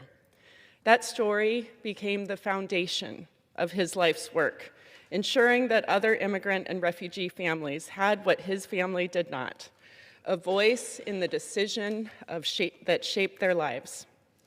He brought that purpose to everything he touched. As civic engagement manager at Apano, he fought tirelessly for Asian Pacific American communities across Oregon. He served as president of the Ayumen Association of Oregon, board chair of the Asian and Pacific Islander Community Coalition of Oregon, a member of the Immigrant and Refugee Community Organization Governance Board, and a board member at the Reynolds District or School District. He helped build a school in Laos and was instrumental in founding Minted, a nonprofit dedicated to uplifting Southeast Asian youth. His commitment was as steadfast as it was genuine. In the final chapter of his work, as ICE escalated its cruel targeting of Laotian and Southeast Asian community members across Oregon, Cale immersed himself in the effort to protect his neighbors. I had the honor just a few weeks ago to work with Cale, PERC, the City of Portland, and many others to elevate the work we all need to be doing to protect our Laotian and Hmong immigrants in our community from ICE's cruelty and lawlessness. He wanted his people to be informed, protected, and seen. That was Cale. He had a gift for bringing people together through friendship, through laughter, through shared meals, and through the simple, powerful act of showing up. He made people feel welcomed and valued, and he understood that community is built through relationships as much as it is through policy. To his wife, May, his children, and his family, Oregon grieves with you, and we stand in firm support of you as you navigate this really treacherous and hard time. Cale gave so much to so many, and his legacy lives on in every person he inspired to show up, to organize, and to lead with heart. His legacy calls us forward.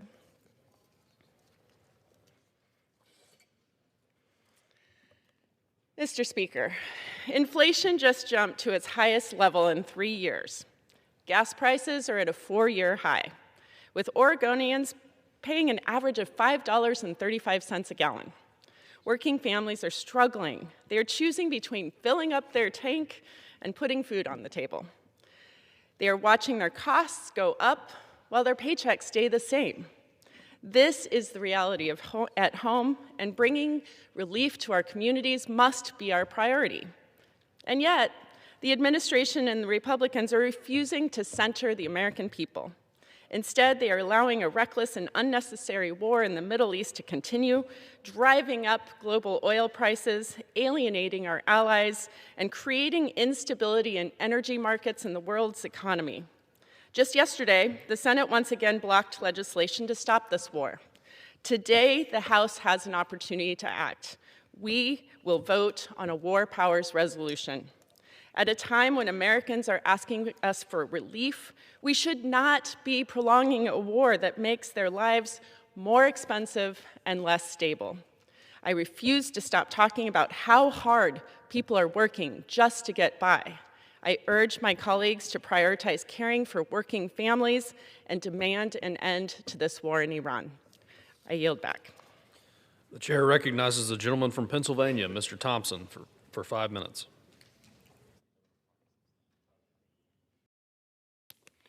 Well, thank you, Mr. Speaker.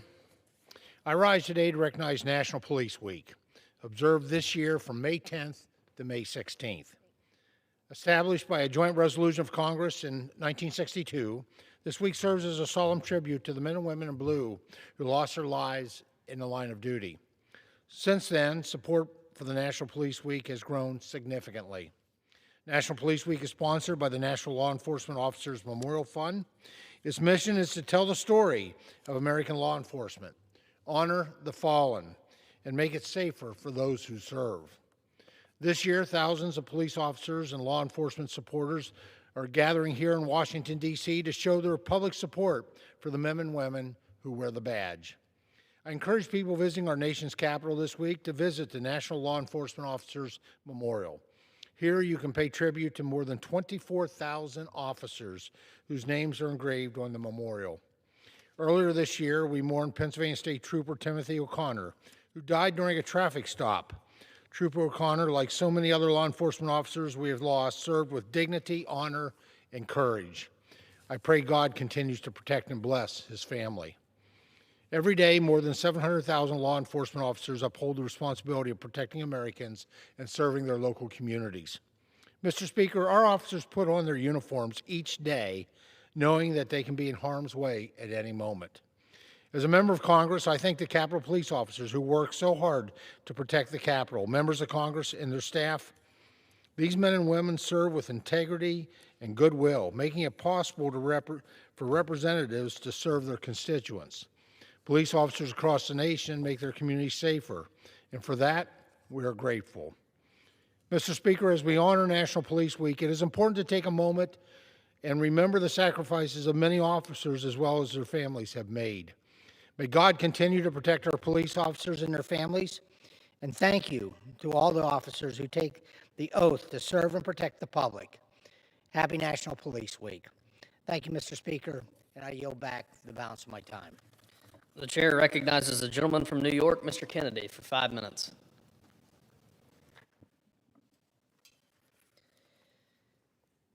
Thank you, Mr. Speaker.